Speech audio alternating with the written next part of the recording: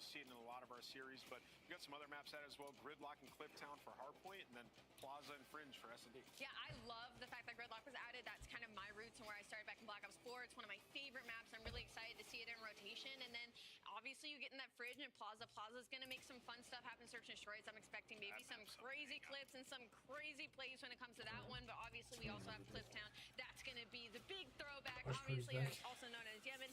This map is going to be a blast from the past, but I don't know how much we're going to see it, Chris. One of the greatest for score streaks in Black Ops 2, but some of the new pros scared to play the old maps. And what are they missing? Well, it's moments like this from the GOAT. There's two B's in the corner. They're gonna go, just rotate, guys, just rotate. Give it up, just give it up. All right. Good job, guys. If you can get that time, that's huge. Point is up.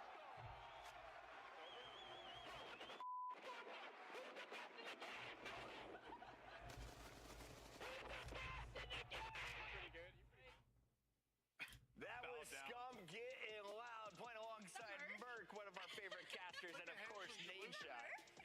Did you hear the comm, by the way? Let's just rotate, give up the time, and Scum jumps in and pops the three-piece, ignoring the calls. The bow down, one of the greatest clips in reaction. It's almost as good as I'm eating you alive. That's a good one, too. That's a good one. That was from Nameless, by the way, for the OGs out there. We got to talk about some of the new faces as we have OGs on the desk. We've got Fire making his return to the CDL, and this is another Bush player getting risen to the next level. Let's talk a little bit about Fire as he is now finding himself on Carolina. Focusing just on like the play style situation, I think this is a really good swap for Carolina. You kind of take out Nero, the inconsistency. Yes, was he guaranteed like a map a series where he was really going to kind of take takeover mode and make things easy? Sure, but for Fire, you're getting a lot more consistency. The only question mark is he able to do what he does in challengers on the professional level? He's been given a couple shots, not been too good of spots, and now with Carolina, they have some good pieces. You're playing with Lurks. I think with the addition of Fire, it's like this could be something that pushes them into a bubble team. Definitely better than his para squad he played on the first time around in the CDL. Nero, though, is not out. Despite getting kicked off his old team, he finds a new home also wearing blue. He joins TJ Haley and Gwyn on Vancouver's Surge. The question I have is Nero returning to an SMG, or is this a switch that we're going to see from someone else on Vancouver into that new role? Yeah, I believe it's Gwyn going back to that SMG, which we've wanted to see him on for a long time. Now you got Nero on this team, and just what you're hoping for is just more slang power, which Nero definitely brings. Yeah. It's the consistency that can be an issue. So ongoing story with him, but here's the final move that we had. Afro in, Snoopy is out. Getting rid of Snoopy and bringing Afro in should give them a huge The UK lads finding success in front of the Birmingham crowd. Afro instantly gets promoted. What do we think about his landing spot? I love his landing spot. I think Afro is one of those players, challengers that a lot of people felt like needed to be in the league for a very long time, and he's had a couple of go-rounds, but have kind of always been the one that has been sent back down. So I love it for him. I also see where Boston's going with this. I think this is a great move. I think if Afro's able to perform, I think it's really going to enable the other ARs in this team. And obviously they keep in Purge. We thought that maybe it was going to be a two-man change. They stick to just leaving out Snoopy. So obviously that puts almost more pressure on Purge in this situation to make sure that he makes a utilization of this opportunity with Afro being put in. I just want to temper expectation because Afro's been so sensational, but he's coming into Boston. Right. Who, one, it's going to require Purge to play well. They play FaZe, Koi, They don't Optic, have a good schedule. Gentlemates, and G2. It's not good. So you play 6 of the top 6 from the last event. But the question is, do you weigh that against them? We'll talk about all that and more. The first match of the day is coming up with the Gentlemen taking on Fire in Carolina. Lock in. Royal Ravens need these 10 points.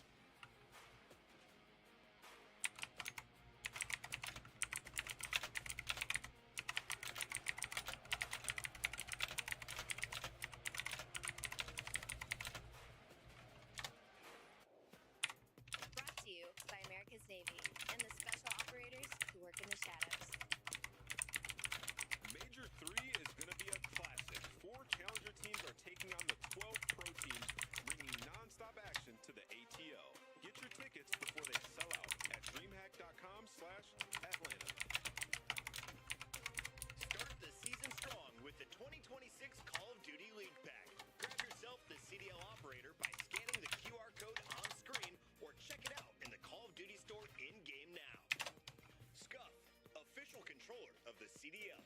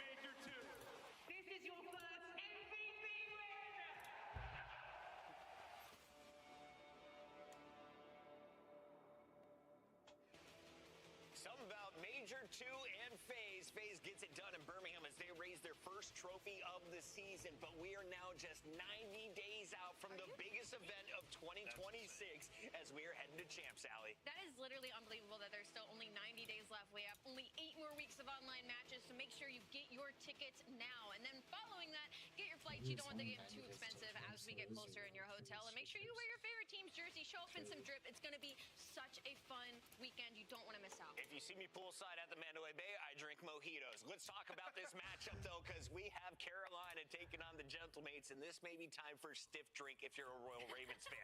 That is, unless you're playing the Gentlemates that showed up on land on Saturday in Birmingham. Allie, let's start here with our squads from Paris. You win Major 1, and then you kind of sizzle out when we go to the EU. What happened going into that Major 2? Because it wasn't just the land. They struggled in the online qualifiers, well, barely making it to that tournament. It's a couple of truths at once, Chris. I mean, you go to the pregame, and, you know, they're 2-0 versus Carolina in general, which is good going into this. But you go back to their map 1s, they were 9-3 in stage 1, 5-10 in stage 2. So it was a little bit of other teams just getting better at hardpoint, catching up to the rest of the league.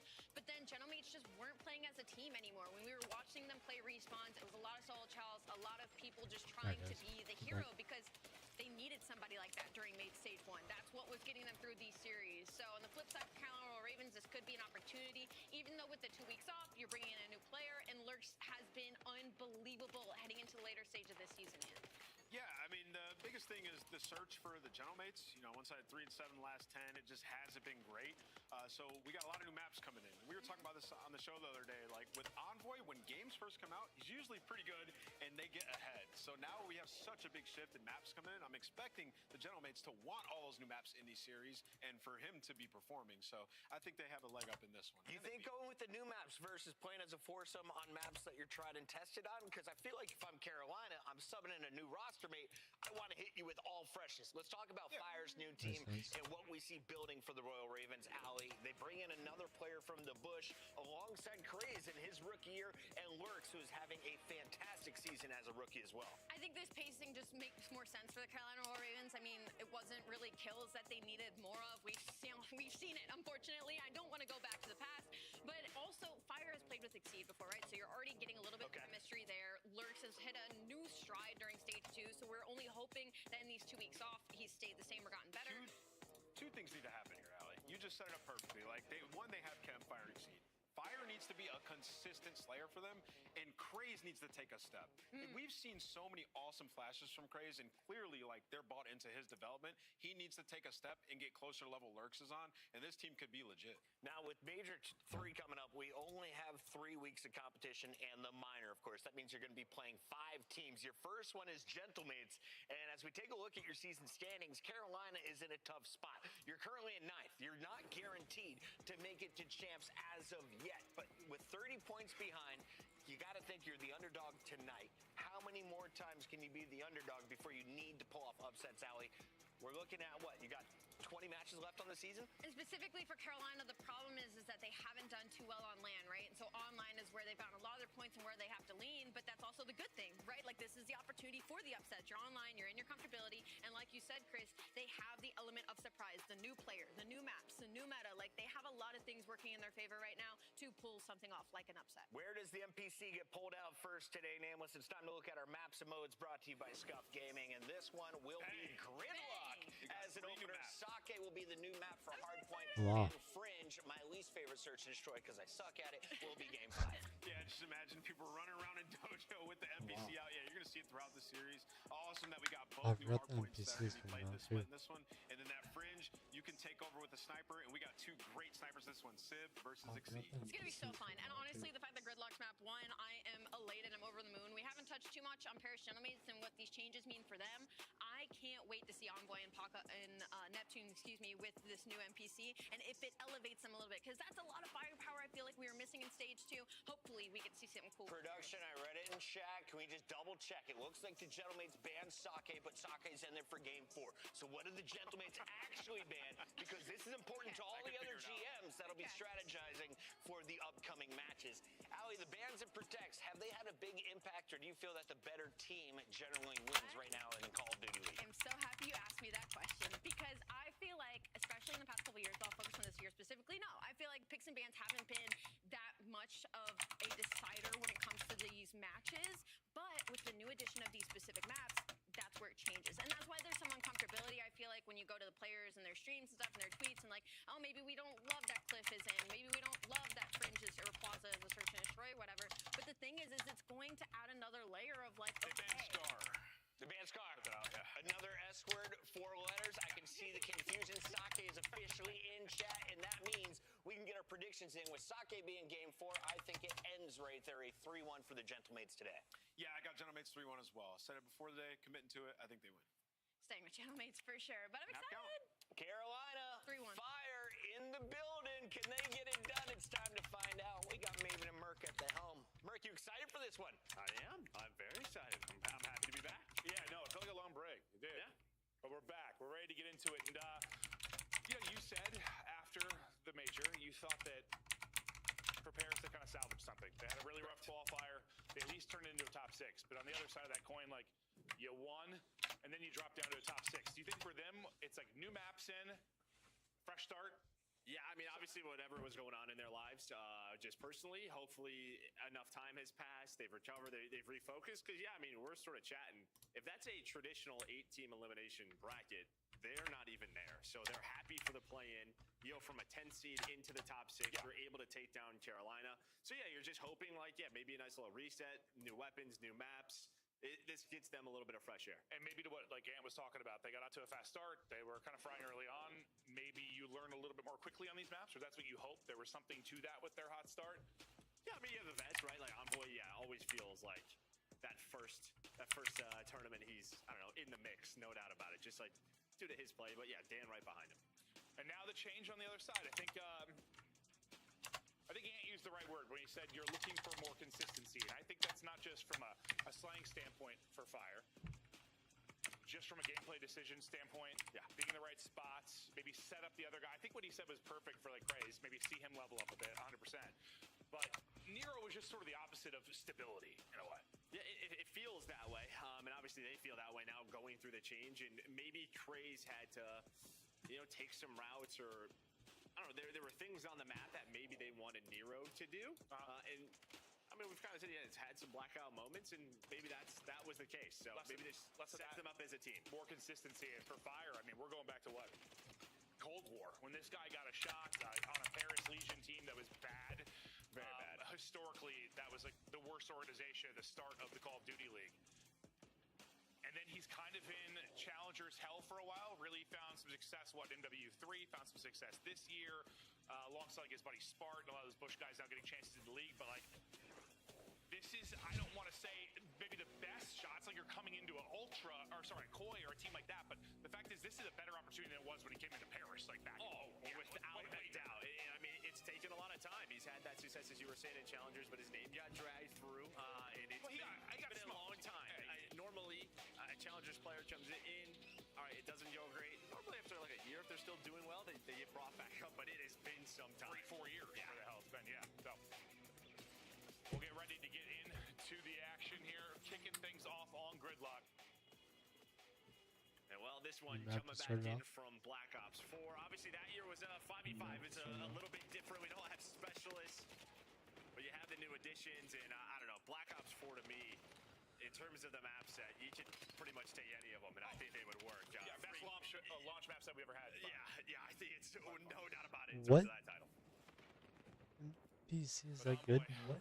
Or, yeah, PC? There's no way. We'll see him try to get rock and roll. And Envoy does start out hot, though. He is on 4 straight quickly. It's been a nice P1 setup. Our cameras and bodies already? Quite matched up, but we'll get there. Yeah, I mean, we'll listen, it's a bit of a break. We're getting relocked as casters and as production. But Josie, he's dealing with this P2 rotation, able to find Craze. And this is going to be a P1 with some of the power positions on this hill where you can earn a ton of time. And you can already see Carolina, they feel like with, all right, P2 is a money hill. We have to pretty much give this up and go for these spawns. No, like you have the box heady, and then you can stand on top of the box and have another heady, like on top of the heady. It's all about nades. Yeah, no, it's gonna be huge, especially off the opening rip too, where you're gonna have the no trophies, 4 people to deal with. How do some of these hard points play a little bit differently just with the movement of this? Well, maybe it's not just shoulders, it's jump peaks as well. Yeah, it's jump piece, and obviously, I mean, we don't have like the specialists and everything, but it feels like True. you have a little bit more room because it wasn't 5 versus 5. So you're going to see teams spawn all the way across the map. And while P2's in Money Hill, Carolina, they wanted to get into position for this. They flipped the map. They immediately respond after that. I think that's a good showing. Some of these hills on some of these maps now, it's going to be about these long rotations and making sure you have spawns. And with the change with the NPC, one of the other big changes, you know, there's probably some sub players that maybe take a step back, some that are better. And Fry Moore, I feel for you, you've been a big Lurks fan. This seems like something that should make him even more demonic. Well, it feels like, yeah, it's one of those weapons where the dropping, you felt like you could take any chow. Yeah, 100%. Maybe just not able to do that. But with the way that some of these maps are with the Omni movement, like, for example, we're into the P3, I think you're going to see a lot of 3 NPCs. And, yeah, because you can just fry. Good luck getting into these spots. But, yeah, Lurks, good start so far, and Carolina now in the lead. And this could be a massive money hill. So far, so good for Ravens, looking to push open this lead more. Just funneling them through doorways, trying to line them up, get damage in. Exceeds 5 spree comes to an end, but Ravens continue to hold. No opening for Paris.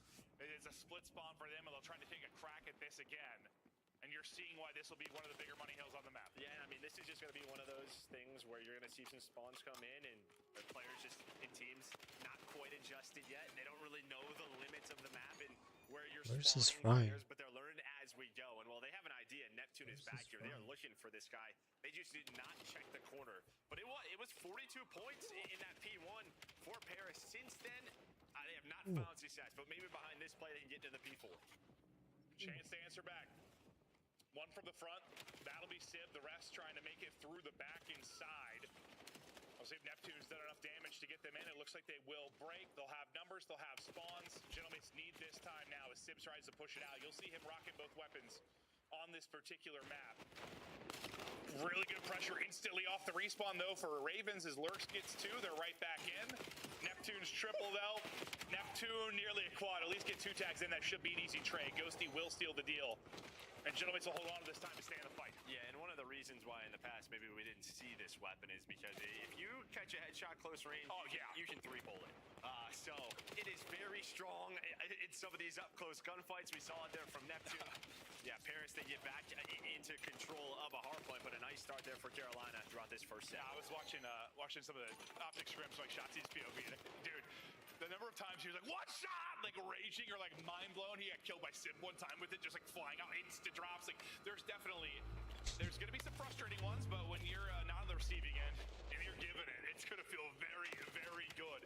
Ravens, the ones giving it right now, up 40, holding on to the advantage. Let's hear the comms now with the new man on the team. Fire. I'm boys gonna be towels. I know. I'm trying to wrap it. I spawned D back from behind. Wait, towels. No, he's coming milk. Coming milk. Low bridge, one more. Top bridge. Top bridge in time. Yeah, I'm staying alive. He's on time, guys. Both on time. On the car. Lane for you. The car inside. I'll see the guy bridge. Nice. That was him. I spawned out. I'm running out front now. They could have spawned 18 on me. I'm looking at you. I heard. They were in the one is front on me. Back. Deep wide. I'm with you in the back. I'm dead. Mail. I'm playing safe. Yeah, two hole, guys. There's 2. I got one more. Mid. Come to front. I know. One should be new. On the pillar. D-back. Yeah, cross. I'm coming. One is already. I'm close. Hold me. Envoy, hold it. Let's do that. Outer slip. Nice. Last guy, 18, right? I got blown up. One is outer slip. One's low aim hitting mail. That's two mail. One shot. Nice. I don't know. Nice. One more front. 2 both front. One's in the car, one's full steady. I'm looking at sushi. Call the right. Outer 18 on me, guys. I'm 1 shot. I got mail control. Outer slip. Time. Outer 18 again. Outer 18. And we're sushi. I know I'm much. Toward. Top 18. Outer dead. Top 18 nap. I'm 18. I'm in front. Outer 18. Outer 18 in front. I got you. Good route. Yeah. Weak. Outer weak. And yo, slow. I'm sitting small. Yeah, 3-0. Alright, he's gonna pinch. They're gonna be on me. I'm coming up. I spawn small. I'm gonna help him. I'm playing safe, Jay. I'm back. Cyber hold cross. I may be close right. I didn't hit him. You got my towels? Yeah. Ivory hold cross. I already hit that one. From the first set, they had a great, some big time there in 2. They're going to transition this into 3 if they can hold. What a sequence it would be again for Royal Ravens. Yeah, I mean, P2 is a lot to a little, and Wow. maybe you wanted a little bit more stability from Fire with this addition, and you're getting it. Almost 2 minutes in the hill, 15-9, being in the spots, allowing his teammates to do whatever the hell they want. Fire's doing But good. the key throughout this map is you are simply out-rotating this Gentleman's roster, and when new maps are added, it is just tough because you don't know the most effective way to break these money hills like we do on some of these older maps. And when you're getting out-rotated every single time, you're going to have score lines like this for now. If you saw Ghosty and Sib's stat line, and you saw Exceed and Fire stat line, you would instantly say they were probably out-rotated. Like, honestly, it has been, I'm sure, not a lot of fun for Ghosty as he's had M15 out trying to break in, got people lurking in spots, and then PC just, he's headbutting a wall right now. Lead continues to grow. Cray started a little bit slow, but Lurks has been frying, and they're getting into it. Envoy's double, hopefully setting up Paris to maybe have a solid P4 again, because they need it. They absolutely need some big time. If they get the rest of this, they're within 20. You're in a good position. And they've been able to start to push out kind of both sides of this. Nice win from Fire. Will at least keep Envoy honest on that side of it. But good trade from Envoy. But as you have to keep Envoy there to the first gunfight from Fire, look what happens. Opens up to the front. They're all able to get through, and then Fire's a big part of that. Yeah, I mean, Neptune and Jost, oh my, I don't know what just happened That's a full there. break. That is not what you want. Maybe a detonate on the ground, but the fact is Neptune and Josti, they got out of the hill, and they wanted to fight the street, right? If they win that fight, yes, Carolina spawned so far away, but the problem is they both die. There were no trades, and well, that leads to Ravens getting the final 20 or 30 points. Your last guy would have been Envoy, but he's chasing down a kill deep in the back, so great job from Ravens, timing things up perfectly. They already got the rotation. Sides of it, making sure that's not kind of the comeback condition for Paris. They got enough out of the bag. But we're not out of it yet. P1, Yeah, been pretty took solid up the for Paris. Really, they're going to have to improve on 2 and 3 if they're going to mount the comeback. Not going well for them so far, though. Opening seconds, all going to Ravens. Neptune going to find the only kill. Everything else, it's still all Ravens. Yeah, you I just just seen, want- I mean, headshot comes in and you are evaporated Yeah, by good this finish, weapon. yeah. But Neptune trying to make the play. Nurse is out of it. Gets cleared out by Exceed and Lurks. We heard it. They were on point. This is what we're talking about. This P1, not easy to break whatsoever. A lot of headies. You can hit the jump spots. Good luck. But Neptune trying to make it happen. But Ravens, with the addition of Fire, trying to close out this first map, and they do exactly that. Wow. Okay, well, Ant saw this one going 4. I don't know how he's feeling now. Might be going 4 the other way as Ravens dominate in the map 1. Listen, Qualifier 2, we saw, listen, there were upsets all over the place. Results didn't make a whole lot of sense. You got to think with like new maps in the rotation, we're going to have more question marks maybe than ever at the beginning of this, but I thought this would be a strong start for Paris. It was not. Yeah, I mean, Major 2 at the tournament, this is the same way it started. Carolina won the first map like 250 to 180, and then it was sort of Envoy put up like 14 in that map too to bring them back into it. But I think that was the Colossus, right? Where I think this is I don't know, if you're a Paris fan, what worked so well throughout stage 1, which went away, was this strong hard point. Yeah, they're just simply being outclassed by the league. Well, we wanted to see consistency from Fire for this team. I'll tell you what, 2 minutes and 52 seconds to the hard Oh point. my god. I know my role. I'm there. Holy hell. I got your hill, boys. It just felt like the game was very easy for Ravens. That was a terrific result, and I mean, for Fire, what a hell, I mean, that's a hell of a debut. And right from the get-go, they had an understanding of how they wanted to play this map, which was heavy rotation, right? They gave up 42 seconds on that P1, but that was to flip the map. They instantly had a response. They won P2 and P3. That gave them the lead, and that just never really went away.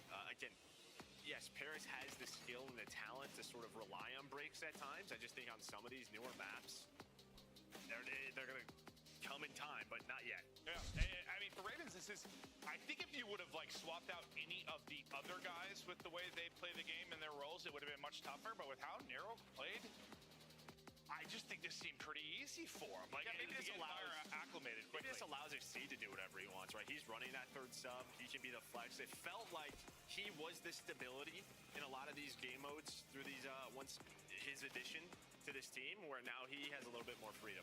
Yeah, and listen, it's one map. It's one map. We'll see if that can continue. Expect to see this Gentleman's team bounce back as they're trying to not replicate what went down with the previous qualifier. Granted, it's a whole lot different. We're not, you had 11 matches last time through. You're going to be playing 5 this time. You have the online mini, which were mini matches last time well, but it's a lot different. We have the amateur tournament coming up, well, the Pro-Am coming up, so it's a lot different than last time through, but you don't have like the room for error like you did last time. Granted, they had that room for error, that qualifier never really bounced back. I mean, they had to play a plan, but you start slow like you did last time. Yeah, and I don't know their entire schedule, but this you might hit a pool that is real hard. This is a matchup you would kind of expect to win. Yeah. So, well, when it's online, I guess. Yeah, with Ravens. Yeah, even down a little bit. But yeah, a little more. Yeah, the work from home squad, dude. They're working it. But it works. Hell of a debut there. We get ready for Den, Search and Destroy. The next two are, map and mode combinations that we've had previously before coming into this. Everything else is going to be new. I think we're going to see a Saki, which I'm excited about. I'll the whole way to a Fringe. It's been a long time since I've casted a Fringe Search and Destroy. That could be sick as well. But so far, so good. Now we get to Search, and this is somewhere where Gentlemates kind of all year have been trying to find improvements. That process continues. Yeah, we're right back to square one, I guess, for your Gentlemates. It was another game mode. Like, their overload got better throughout stage 2. It was above 50%, which, yeah, they're 2-3-5. It was good enough to obviously win Major 1. But it was just sort of like, we have to improve in this area. And, yeah, overload got better, but hardpoint got worse. Search just never found anything. And that's why, you feel better about the margin of error for some of your top teams more, well, really just for, like, your optic for your face. Because they're consistent across modes, because their Search and Destroy is good. If you have an off weekend or an off series where your hardpoint's not in a great spot, you can still win a series. It just doesn't feel that way for Gentlemates. Like, pulling one out in 5 is just, it's not going to be their recipe for success, it feels like. Unless it's Sunday at Major 1. Yeah, true. They're down 5-2. Yes. So let's go back to that, yeah. But yeah, since then, you just can't rely on those individual plays. And this is a team that you talk about like map 1s. Remember, they lost one map 1 in the first qualifier. And there were a lot of just little mistakes throughout stage 2 where you had like these 4v2s, you would ego chow something with a snipe potentially, or someone would take an ego chow, you would line up. There were just a lot of dumb rounds that they had. Gonna have to get rid of those. Again, just 5 matches to decide your fate. And some you don't have a real tough schedule, some an easier schedule. Again, it's really gonna be based on what their schedule is for qualifier 4, or the matches they had back in qualifier 1. Some teams going to need to take advantage. Some teams going to need to come up with some crazy wins. But if we know anything about Craze on this particular map, he can be the first blood reaper. And Envoy just picked up that snipe. Wherever Sim got naded, dropped him a snipe. Envoy's able to tie things up. Not sure I've ever seen that on the kill feed. Envoy with a snipe. I mean, that's beautiful. Well, thanks for that drop. Takes the gift, and suddenly, after that opening blood from Craze, it's now Gentlemates in the driver's seat. 3 versus 2, but they're going to have to find the kills, find the defuse. Craze spots with the info, knows where the pressure is coming from. He's going to back up and group up with Exceed. They have this planted to deal with from mid. Craze will take a route. And Exceed will find the angle from Statue. He's going to have a big one-on-one, I believe. I didn't see him. Neptune here shortly. Craze able to win it. There's that one-on-one. Neptune's able to win it. Now it's all going to be on Craze. He'd have to get the ace here. Or maybe just walk away with one off a bomb. Thought maybe he had the pick, not able to connect on the shots. Gonna double chow and drop. Gentlemates bring it back, time of the defuse. Yeah, luckily there's enough time in this round, but even that first chow, like there's just an initial solo chow, which you kind of panic a bit, but yeah, because due to the positions, Carolina has to check bomb, and there was around 18 seconds left, so Josie just gets off of it. Once Craze is left in that 1 versus 2, and they double chow, but yeah, it's just like, you kind of saw like, all right, maybe someone's just a little step ahead, but it's all good. You rebounded, great stuff from Envoy. And then they're able to work that second pick to give them the man advantage. And I think you're going to find, like, there's going to be some spots and plays that worked really well before, but with the weapon change, don't. And listen, we saw it once there, but, like, you got that spot with, like, a sniper and AR at Statue. If you got pushed for the drop, it's like a winnable fight. Up close there with the NPC, like, for steps, he didn't have a chance. Like, that didn't even look winnable at all. And, like, I feel like that's what it should be with a sub at that range, but spots like that, you're going to have to hit some shots before they get up close and personal. Sib, instead of being blooded with an aid, this time able to find the opening pick. So back-to-back rounds with sniper kills for Gentlemates. Wait, did you get the pick? Lurks, though. Nice one-on-one win for him. But there's one of those up-close fights where an AR just gets smoked is Craze. And now it seems like whoever gets the first blood loses numbers, loses the round. Right? What happened there? And I'm just a little worried already, because they're just like, we get our first blood, and then we're just taking 2 individual chows as a team. We're not working a site together. And this is what sort of has plagued Paris all year. Like, we're not using these numbers. We're not turning into this death ball. We're just playing slow, waiting for them to overreact. We just get pushed. All right, we push individual lanes and both lose the gunfights. Maybe they're saving it all for the Maybe. next qualifier Yeah. for Paris. You know? Maybe. It's like one of those things. But to me, this has to just be like, It's like Dragon Ball Z. It's like they're revving up, bro. They're powering up. And I'm nitpicking. I am nitpicking. I think that's fair, though. Listen, the fact is they're a major champion this year. You can nitpick more with them than, I don't know, you would a Royal Ravens. Quick plan. Yes, In for Ravens. And now you still have a lot of map to cover for Paris with 2 pushing through on the long wrap. By time you are engaging, you're going to have sub 25 seconds probably to work with here. So once the fire starts, it's got to go crazy. It's all about this timing. What's this slide going to do? And, well, it's going to slide into the NPC, and it's almost like he messed up that slide, so he didn't have a clear shot. LOS onto that player, but here we go. 20 seconds. You still have a shot if you are Ravens. Craze is still lurking. Lurks is, well, he's continuing to make plays, and they're both going to find it. Well, it's going to come down to the defuse again. 10 seconds to go. Probably just needs 1 pick. They're on it. And Ghosty able to win it. The headshots come through. Neptune going to trust his guy. And Gentlemates with the late push on the bomb, we're able to pull off the retake. But that's probably another example right there, honestly, with Fire, where that's a spot where sometimes you can slide, catch a timing, and you'll get one. Against the NPC, I don't know if you're getting one, even if that was 1 player.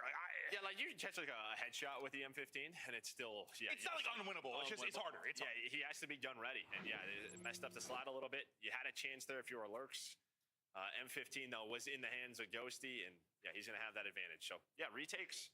So far, so good here for Paris. So I guess I'm just curious if you find like this weapon change significant out there. Like people are gonna have to kind of change up their spots and how they play situations. Like is it? Yeah, it kind of seems like it to me. Like it kills that fast. Some of your angles gonna have to be a little bit different. Yeah. You just can't really trust yourself to maybe win a close range fight with the M15 like you could before. I kind of hope it is that thing where, I don't know, in the past we kind of talked about the players that were really good close range with an AR versus sub. Like MW3 we talked about a lot with like I don't know Sib or Geo. Whereas that, it kind of felt like anybody could sort of this year. I don't think that's going to be the combo anymore. There are going to be a handful of AR players that fry up close. Or I could be totally full of shit, Joe. Good. Making a lot of assumptions. Just match 1. We're hanging out. We don't know. We have no idea. At least Optic streams some scrims, so we have a little bit of idea. I mean, shout out to those guys. Honestly, mostly what I'm talking about is just watching their scrims. Yeah. Thanks, guys. We appreciate it. Well, Envoy is going to be the lone man over towards A. His timing may be everything. That's all going to be if someone's going to continue to watch this, or if his thank God for that trophy. Are going to die, but you're just waiting on him. Is someone going to turn? Are we smart enough to do this? Well, that makes it easier. Find that. There we go. Yeah, the first one makes it a little easier for somebody to pick up the flank, but it's Exceed that does both. He can be the absolute ripper on this site with a snipe. And you're seeing it again, all on Ghosty now. 20 seconds to go. 1 versus 4. That's the luck fella. Not going to happen. Yeah, it's a tough one. Obviously, you're always going to trust Sib to sort of win that fight, but it's one of those things where you're just waiting on Envoy, and if you give him another second, like if you're just shouldering that potentially instead of holding the angle, it might give Envoy to make that play, right? Because Exceed might continue. If he misses a shot, it might still look that way. But he just kind of has that feeling, all right, now I'm going to look to flank here.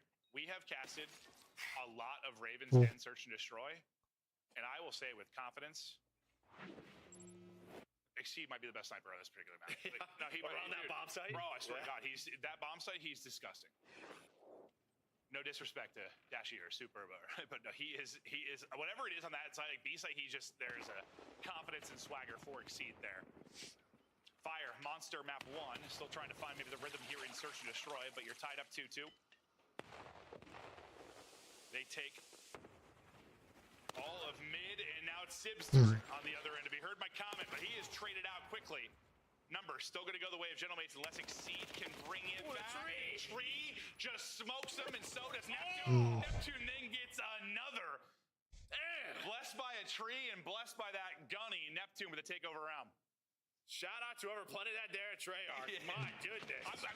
I think if that's not there, Exceed gets the kill. Yeah, because you probably lose some aim assist there, gets a little wobbly, 100%. And then Neptune just destroys you, able to play his life. I'm thinking we're into a 2-on-2. He knows that he's going to get hunted down. Well, Johnny Appleseed gives him one. And that's probably been another situation with the NPC. Like, you're one shot, but when you catch somebody, it doesn't matter. You're getting smoked before you get a bullet out. 3-2 now to Paris. Neptune popping a triple in that one. We might have Sib versus Exceed on this side of it, but a little bit of a different look offensively, at least with the positioning of Envoy and how he's going to end up playing this. And I was nitpicking earlier, but so far, like since that round, they have been much more as a unit, just trying to set up plays. This continues, but could come down to this. Craze versus Neptune. I mean, he is just right on the other side. But Carolina's thinking maybe this is a fake back towards A. They're just trying to find info. They really have nothing right now. And well, it's going to come down to this. Yep. Neptune wins the patience battle. Catches one, they'll plant right after that. Now it's probably going to need to be some magic from Exceed with the sniper again if they're going to bring this back. Lurks is tagged up and should be dropped. Smoke, finesse, but Neptune deals with it. 5 straight out for him as he gets up to 7 and 2. Just don't give Exceed some freebies. Fire, hell of a win there. How did Neptune end up there? I know. My guy's just running at them. The guy is moving. Sib wins the sniper duel this time around, and now a 2-round edge in the search. Honestly, what I was thinking throughout that is that like he sees Lurks in the middle of the map and just flies at him, and I'm hoping like his teammates saw the other two because there's he just flew. And I'm like, oh, like what are you like? What are you doing here? Yeah. You're just taking this fight. Like there might be a second or third one. No, but maybe he had the info. And well, he's after that round prior, he's just like, yeah, I'm gonna take any gunfight. I'm guessing Sib and Exceed probably exchanged some peeks there with Snipes. Yeah. After a little bit of a shaky start, Gentlemates now in control. Fire does get on the board, but won't matter in the losing round.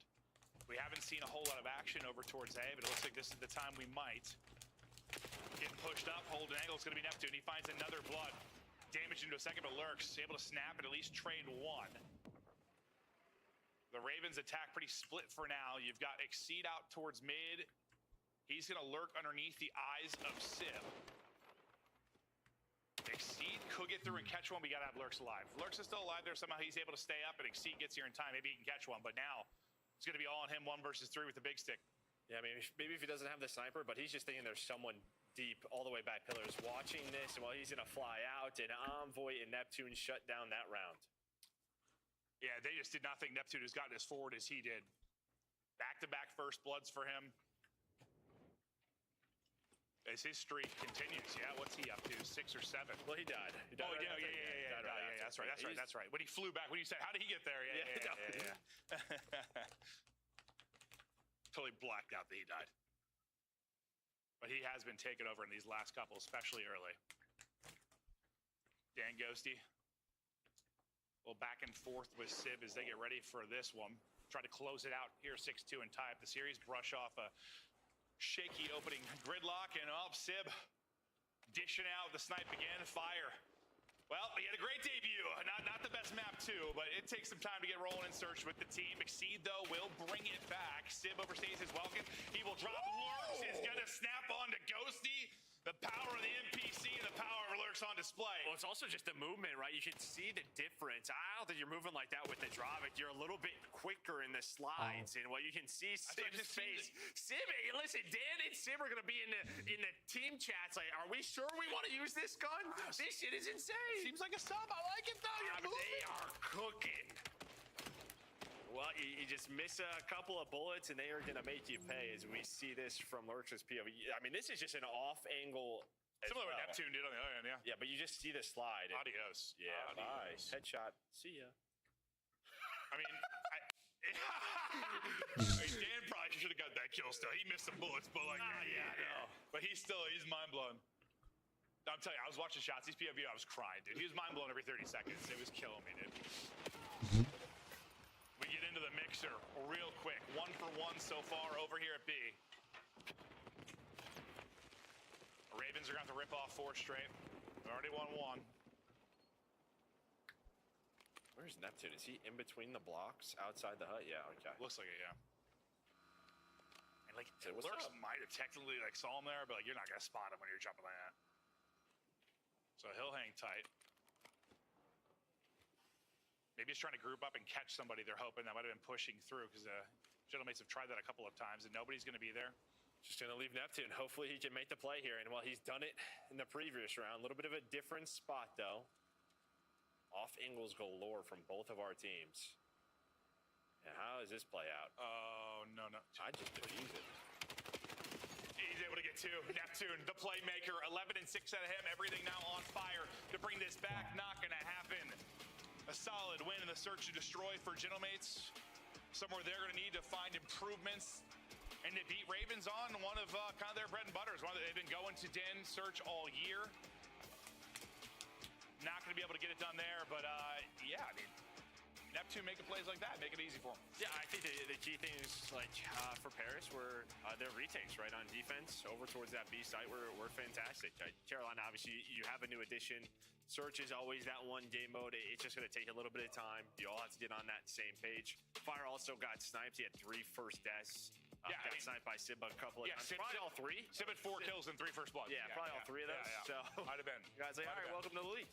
Welcome back to the league. Here's the sniper. Maybe sniper spot's a little bit different than he's used to dealing with the challengers. But the fact is, Sib is going to take some aggressive angles, and he's going to catch you sometimes. So now we are tied up 1-1. We get ready for kind of your swing game, and this is where Ravens have been solid. Their overload since Exceed came in, improved massively. I know it's been a couple of stages now with him, but he has been great for them. And then this is where we saw big improvements for Gentlemate's last qualifier as well. Yeah, we're back to Den, right?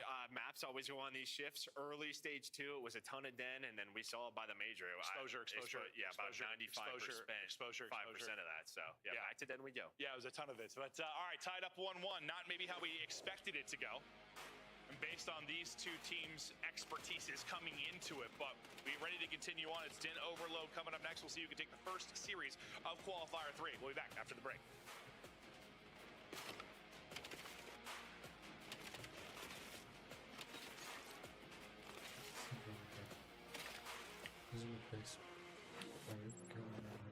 Monster Energy, the official energy drink of the CDL. COD Champs tickets are on sale now. Come see the best teams lock in for this season's grand finale in fabulous Las Vegas. All 4-day passes come with early venue access. Head to FazeVegas.com or scan the QR code to get your tickets now. Look like the pros to play like the pros. The CDL team skins are available now. Scan the QR code or check out the in-game store now. Brought to you by America's Navy and the special operators who work in the shadows.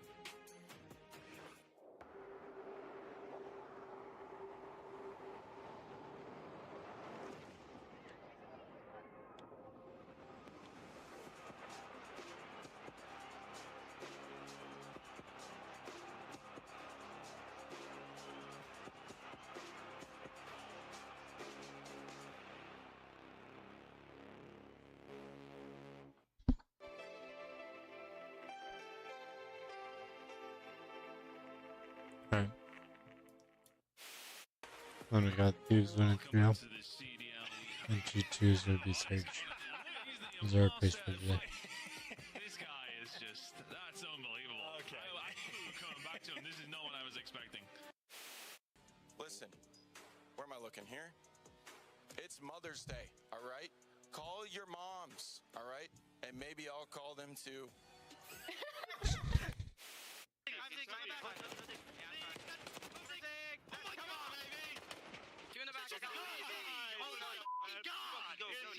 It's 2 in the mix. Nero's gonna get go! Go! Send it! Go! Holy shit! Oh, hold on. They're actually Big making win. plays. Wait, there's only one guy. Wait, they got it. Bro, what the f? What are they? What the f is Carolina doing? Bro. He's in our solar. I went left. Pitch left. Yeah, there's one deep behind. Wait, Renko, there's one deep left. I'll try. Yeah, nice. Go. For the game. Boom. Holy yeah. What exposure. 8-0.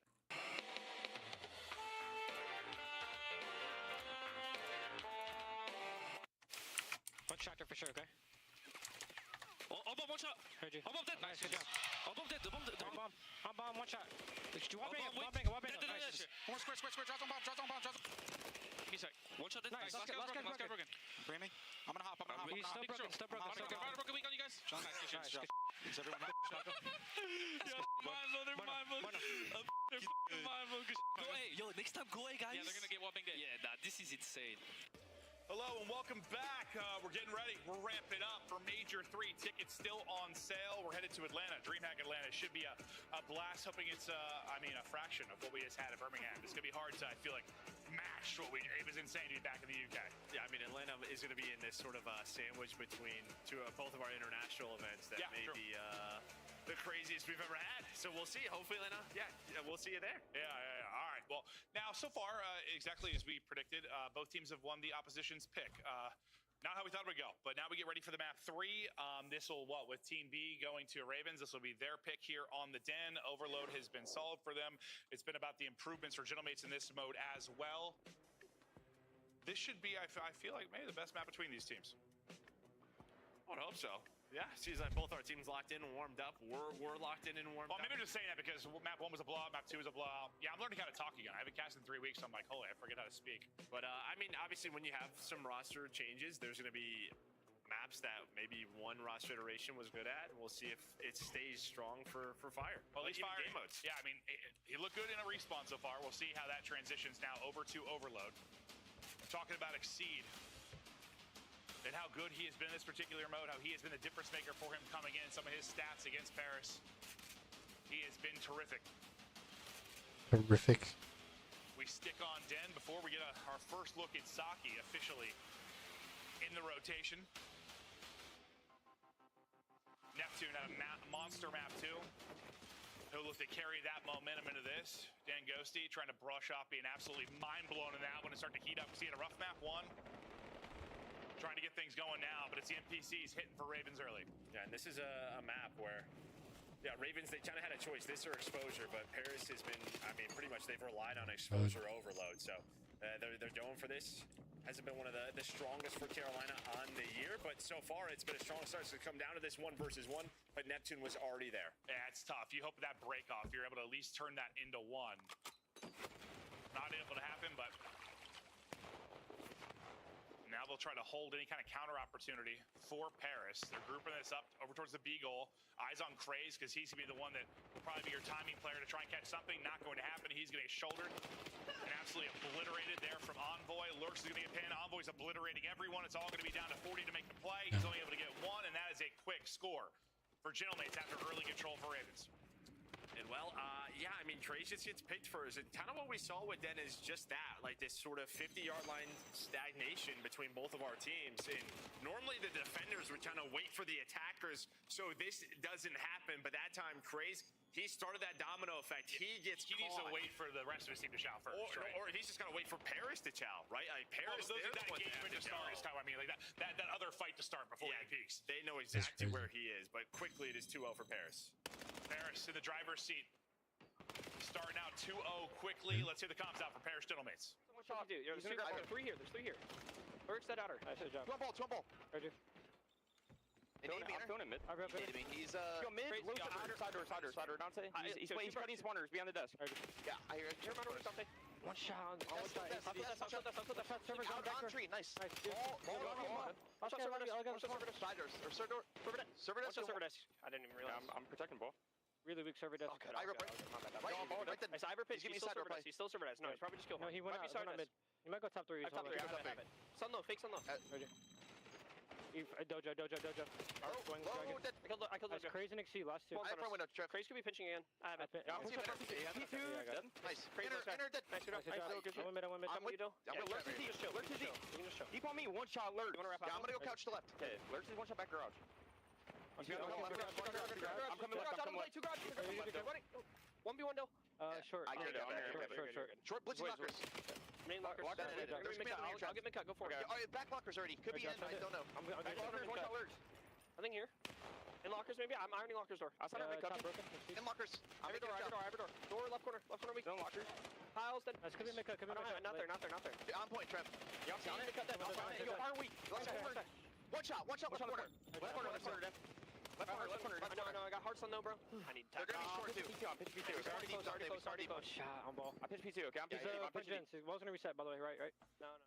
Hell of a stun there by Craze. Otherwise, that might be another score for Paris. And now for Ravens, you're just hoping to get something. You had a decent break off, a chance at a score early. Now it's been mostly having to play from the defensive side of things. Fire looking for a pick. This doesn't spot Ghosty. He'll get dropped. Exceed gonna lose his fight as he's double chowed out mid. And this has really been it. I mean, ever since like the breakoff, they just haven't had offense.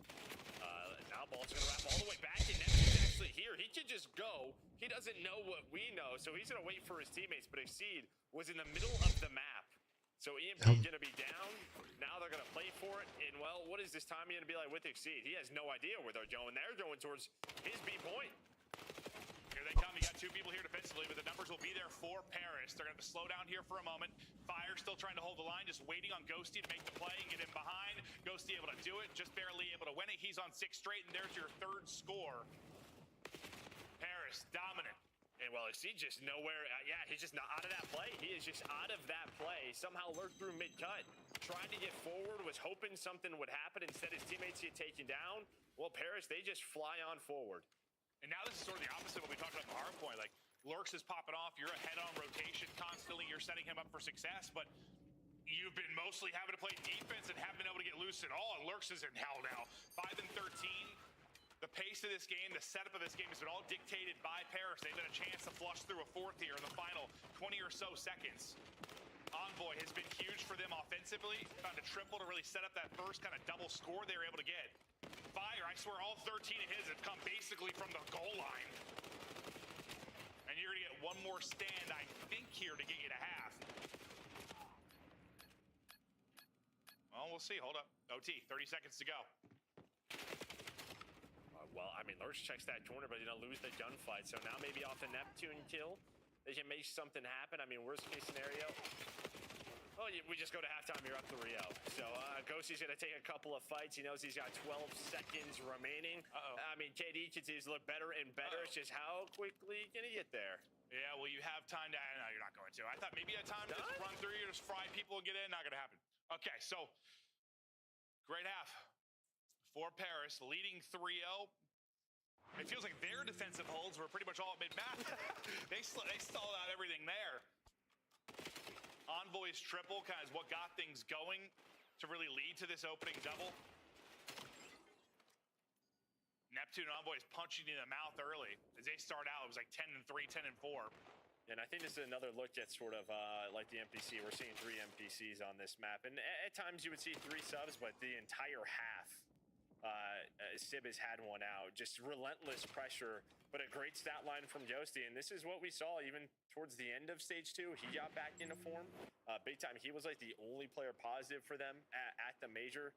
So he is still doing his thing. Yeah, no, rough map 1, but not the case here. It's Lurks that really needs to unlock on the other side if Ravens are going to be able to bring this back. Side flip. They need a complete game script flip. Fire, well, there you go. Locks in 3. He hits Neptune to 8 HP as well. Fire nearly fries everybody. You had a good break off in the first half, though, and couldn't turn it into a score. Exceeds all the way up, though. Could he at least get a stun? It's going to be a 1 versus 1 for now for this point. But while Envoy gets here, Exceed's just going to find a kill, you would hope, with his position. Doesn't happen. Defense strong. It's another 3-4 dead. Off break. The Ravens can't turn into one. Now you're hoping to just not allow it happen in the first half to happen, which is back-to-back scores quickly in succession. How about that? Well, okay, maybe Lurks coming alive is happening now. Yeah, triple for Fire off the break, a triple for Lurks now defensively, and here they come, soaring on forward. Just a nade, though, a nade stops Oh my God, I was about to say, where is the carrier? The carrier gets picked by Sib's nade, and again, the defense just too strong. Can he get through? Craze trying to go, can't cross the gap. Oh, they're just getting edged there towards the goal line. Can't get in. Yeah, I mean, depending on the situation, yeah, edging's great, but not right here for Carolina Royal Ravens. Just defense. The clutch plays have been unbelievable for Gentlemates throughout this map. They continue to hold. Now trying to turn some defense into offense. You have a 3-on-3. Sorry, kind of a 4-on-3 on the pressure because Exceed is out of the play for now. Craze wins a big one mid-map. Exceed now backing up to help, but his team has done the work. Lurks. I mean, he's already found what? Like 10 kills in this half? It was 6 and 15? Yeah, let's say he did not have many in that. He's had a couple of triples already. Another opportunity for Ravens. But can they actually score? Sib with NBC in hand for the most part, as you said. Not having a crazy map, but he's had some big plays defensively. Well, it just feels like they're playing as a unit. Like when they're all sliding, I mean, there is 3 subs flying at you, and then yeah, Dosey's just in the back. So it's just this pace from the get-go that you were getting from Gentlemates. Another opportunity now. What's Envoy's timing gonna be like? Well, he's not gonna like his peak, so he'll reposition. He's keeping 2 players honest out. Maybe he has some help coming. On the other side, though, you might get shut down. Your EMP carrier is going to get dropped. A little 2-on-2 around EMP. We'll see how this one plays out. Down to a 1 versus 1. Envoy getting damage in. EMP probably getting close to a reset. Well, that's another look at. Well, I think the drop rate, it was a slower, obviously, fire rate, but you also had 36 in the clip. It just felt like you could get 3, 4 kills. You're getting like 2 in reloading. Yeah, 2 in reloading. So Envoy, he's like, all right, I got like 4 bullets. Probably not going to be a kill. I'm just going to rely on this pistol. That's why he continues to go for that. You can get a lot more too, depending on the situation, but yeah. Seems more often than not that's the case. Another chance now for Royal Ravens. Can they finally get one in? Neptune says no, sir. Fire not really with the angle to help at least get the score through. He'll stall out any kind of counter opportunity, I believe, for Paris for now. Pressure is on, and Lurks is trying to make things happen by himself in the back line, but he's been spotted. 2 heads turning deal with him. Exceed trying to help him out. A 1-on-1 here towards the point for a second, but Exceed's so weak, I'm not sure he can do much. You know, if he's going to reset, so maybe that gives you an opportunity, but guess what? Sib is behind you, and you've just been stagnant. Like, it feels like you've had 1 or 2 players in good spots, but then the other 2 are across the map where they get caught off a spawn. So you really haven't had a good look at this if you are Ravens. Like, you had your players in the positions you want to score right there. But instead, now Paris on the counter. Yeah. And well, Neptune, he's going to cut them off, spawn them deep. It is down to a C, but he's going to be too late. It's 4-0, and you're getting outslayed by like 5, 6. Like, it's not that crazy. Like, they're not getting choke slammed in the sighting department. Just all the, I guess, key gun fights, the big ones for scores. Well, going Paris's way. Their defense has just been too strong, and now, I mean, you're basically out of this, barring some sort of relay miracle. Yeah, no, it's over. Yeah. Simply too good defensively. Finally, a score goes home for Ravens. And this guy, fortunately, it's not what it matters. What a map out of Dan Dosey. 28 and 18 right now. Plus, he has 2 scores on the board. He is looking damn good. But yeah, getting you up to 1. And yeah, very similar to the series that we've seen from them at Major 2. Losing that first hard point, but controlling the series after that. These goblins are like cockroaches, so sneaky. How are you planning to trap them this time? Picked up the EMP carrier. Whether it was, I think 2 times he shot an EMP carrier in the back to stall out a push. Had the stat line maybe a little bit here late, but yeah, it was worse, but it didn't matter. Yeah, like you just tell that. Yeah, the kills mattered. He had several kills that mattered. He's running that 3rd NPC, and probably shouldn't be an extra time, and there we go. Had some changes to the mode the last couple of weeks, trying to figure out what we wanted to play, and sometimes bugs happen. A great win, though, for Paris. Up 2-1 now after the shaky start. In that gridlock, we'll see Saki, the one, I think the one scrim I watched with him, he was the one for Soptic. I think they beat up, 250, 249. It was like a crazy little clutch ending. But honestly, I remember watching, like, Shotzi wasn't sure where someone was going to spawn. People were still kind of figuring stuff out. Oh, boy, went clutch. It was a crazy map, but they're going to need a hardpoint victory here to close it out. Otherwise, we are going the distance. Granted, they were able to win that map 2-6-2, but a look at the stack column. And, well, I mean, okay, so I take it back even more for Sib because he led the way in damage as well. So, a great map. Yeah, but you were lying in terms of, like, overall slaying. No, it was pretty close. It ended up being around 5. But, I mean, there were just so many opportunities where it was 1 kill. And if it shifts the other way, Carolina are very much in this map. Even like that, Nate, sometimes just feels like this happens where just every clutch defensive kill, it goes towards 1 team. And that nade right to start the second half. Felt like the momentum was starting to go your way, but Sib just tossed it on in there, able to stop that push. And, dude, I mean, I don't have the stat in front of me for, like, if you win the break-off in, like, a pretty convincing fashion, how often it turns into either an immediate score or a score within the first, like, 60 seconds. The fact that neither time they were able to capitalize.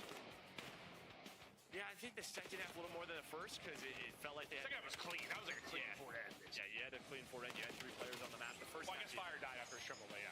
It was only like 1 player that was pushed up a 1-up ball, so it's a little bit tougher. But yeah, we talked about that a lot at the Major. Well, I guess it's just even that first half though. Like you technically won it, were down 2-0 like real quick. So like it could have been a whole hell of a lot better than that. At least you're hoping you at least keep some map control for a while, or at least keep EMP possession, but that was not the case. Envoy having fun, Ghosty in his bag, and that one, Sib scratching his head, but he was shooting, and Lurks, who was having a party in that map 1, not able to enjoy it quite as much in the second respawn of our best of 5. But this is how it has gone so far. Now the closeout game will go to Saki, and while we wait for this, let's talk a little bit about Saki. What are your opening thoughts here? Just kind of seeing it now get into the rotation. Yeah, I mean, another one where there's going to be some big money hills. I think for me, you're probably looking at 2 and 3, right? Like the Bridge Warehouse at P2, and then P3. Yeah, it's a tough one to break because not only it's just such a large hill, so there's a lot of positions to check. And I think our teams will figure it out sooner or later. It makes it more difficult to nade, more stuff to check. Yeah, and I'm just kind of looking at map 1. Like maybe Carolina's put a lot of sort of time in with their hardpoint on these newer maps, thinking this is where we should take advantage of this. But they did not play them on gridlock. That's kind of what. Well, I mean, I think all teams are thinking that, but especially if you're, I don't know, middle of the pack, trying to elevate your game. You hope you can catch somebody here, but. Hill time record. It's Fire in that map 1. Put up, what, 2 minutes, 52 seconds in that. Unbelievable start out of him. Hasn't been able to have the same impact over maps 2 and 3, but a solid one there in the map 3 despite the loss. Now, laughing just second is Nero, right? It's that's funny, actually. That's like, Nero was doing maybe a little bit of that, but maybe they wanted more of it. Yeah, they wanted more of this. Yeah, and Fire's like, yeah, I can do a little bit better. I got this. All right, well, can they win both hardpoints here against what at one time was our best hardpoint team in the game? That seems to be a distant memory, really, for this Parish Gentlemates team, but trying to get back to that winning pedigree. Still seems work to do, but solid here in 2 and 3. Yeah, just hoping that they can, I don't know. They were just so far ahead. They were so far ahead. I assume it's just one of those things where everybody else caught up. Yeah, I'm sure that's part of it. Made those adjustments. And we know there's some stuff, through tweets, stuff going on in their personal lives and stuff, and hopefully, been able to move past whatever was going on there and get more dialed in on finding those improvements. And we'll see. Sometimes a team in this position, having some new modes, having a new maybe meta behind the weapons will be a good thing for them, a spark plug for them. Was a little worried after that map 1, but now they bounce back and they're in control of the series. And this, for me, is just a map that I feel like Neptune, if he is flowing, he will be able to take over. Well, and you can just find so much space on this map as a sub. You can kind of disappear if they can look for you. You can just be very annoying. Oh, I'm sure. With some of these rooms. So, yeah, Neptune is one where he can push some spawns out and get lost. I'll see if they can close it out in the map 4. Or if Lurks can get back to frying like he did in the map 1. Pressure to him to probably match what Envoy and Neptune have been bringing so far. Here we go. First look at Saki. It's a beautiful map. No, it is. No, it really is. It really is. I know that's not the most important thing, but as a caster, when you're casting it over and over and over again, I want it to look a little pretty. I do. I'm sure the viewers love it too. Yeah. Give me a little colors. I don't need MW 2019 where everything was gray the entire time. Give me a little color. Into this P1 as both teams kind of vying for control here at the bar. Ghosty playing just outside the point. Craze is going to catch both and just put them down. Neither team really able to earn any time yet, but finally Raven stacking up behind the triple. And they get the map flip, right? They want that P2 side. We're going to head towards that top right. So similar to Gridlock. Well, they're getting the time, but they were also able to flip the map and cash in on this P2. See Fire, he's going to be playing a little bit safe. 4-1 start for him. Immediate pressure, though, going to be here for Gentlemates. Well, Craze will spawn out, so needs to be the one guy behind enemy lines, just trying to pick this up. Exceed is going bananas, though. Exceed nearly kills everybody. He almost got all 4. Ghosty got hit to a bullet. Yeah, I was staring at the mini-map. Oh, yeah, Exceed was just dancing around rocks, just putting them down. Exceed goes nuts. And that's a big part of why, well, I mean, they had to actually get the flip, obviously, through the P1, but that immediate pressure dealt with so well by Exceed. We'll get right back over to his POV. Neptune is one with a rock. Well, he has been since the release of this game, if you think back to Exposure. But it is Parish that are finally able to get through and get in, rack up some of this time with a healthy 20 seconds remaining here. Well, it seems like if you get past sort of that back right alley, that's when you block those spawns. That's when they start to flip, and that's what happened. You found the early kills, and now you're trying to get pushed out towards this P3. Another opportunity here for Ravens to capitalize. You deal with the point man and Neptune. New hardpoint popping in 3. Really far forward will be Craze. Anything he finds will just stagger this a little bit. He is able to at least get one. Next guy that needs to get one for you is going to be Lurks. He's got a couple angles that he is trying to watch. Bit of info there through mid. He's going to try and wrap that. He's going to take the chow and win it against Neptune. I mean, he's the guy just trying to figure out where is this push coming from, and he's not seeing anything down low. So he's like, hey guys, like watch this bridge, watch catwalk. It's got to be coming from here. Well, he's going to find the first 3 players in that first push, able to find those kills, and now he is just taking his time. But Sib just walks right on up, and he's able to break this for a little bit. See how long that break actually lasts. But I think that Lurks POV there was kind of showing what you were talking about. You can get lost. You can shift floors very quickly. A lot of different corners you can work as he was bouncing back and forth. Yeah, but you are able to flip the spawns. Looks like you just didn't block if you were Ravens, so you're going to find some of this scrap time and stay in the game. It's kind of similar to what we saw in the last hardpoint, honestly. Got a little mixy around the midway point. And it's keeping Paris in the game with some scrappy hardpoint. We're heading out to, well, Exceed's area of the map where he went nuts earlier over at Rock, as he'll get back into his position. We'll see if this could be a solid one for Ravens. And they're just hoping that if you get an early rotation, maybe turn this into 40 or so, instead of getting a little bit closer to splitting the time. But the fact is, they haven't really been splitting. They've been taking like a 10, 15-second advantage each time. They continue to do that. They're going to be winning the map. Craze is going the whole way around. That's going to turn multiple heads and should open up the front of the hardpoint for Royal Ravens to get back in. And that was massive because Paris, they were probably 1 kill away on the Craze from really having total map control. But then, as you said, like he gets a kill, someone else spawns up and guns another one. So the last 2 had to turn to deal with Craze. But here we are have the spawns. Here we are again. But Ghosty continues to have himself a hot series after that map 1, 14-5, 6 in a row. It just seems right around 25 to 30 seconds remaining in the hardpoint, and that's the bread and butter right now for Paris Gentlemates. We'll see if they can flip the script and kind of win it on both fronts here eventually. If they can get a nice transition into next, that's where they're going to have their best opportunity to look at a lead. But kills from Craze and Exceed kind of slowing down that story for now. As Fire wins a one-on-one towards Nil. Yeah, just trying to hit this Hellstorm. You see, well, he's going to lose that gunfight. Whoa. Yeah, no, I think you saw his expression as well. Gets NPC'd. See if they can mount another break. They've had to come up with several. Looks like it's going to be a break. There's 2 more players they got to deal with. You see where the spawn is coming in now for 2 Ravens players. On the way over to Chow the corner. He's able to get both. That's going to be time now. And, well, probably, I think your earliest break you've been able to get now for Paris. Yeah, can they hold on? See how Carolina opt to break this. They're sending the first player all the way through. That's going to be Trays. But Sib's locking that down with the AR. There are some incredible headies in this position. But Lurk's doing a good job. He whips out another M15. He's able to find a double. Now that he's had to deal with Neptune. And, well, sometimes you just can't deal with them. It takes the third. That's to give Paris the scrap time. But that's the difference between the break coming a little bit earlier. I feel like with the late breaks previously, with like 25 seconds or so remaining, Ravens were like, okay, let's just rotate. This time they were like, okay, we kind of have to attack this again. And now you're looking at it, a tie game, 106-106.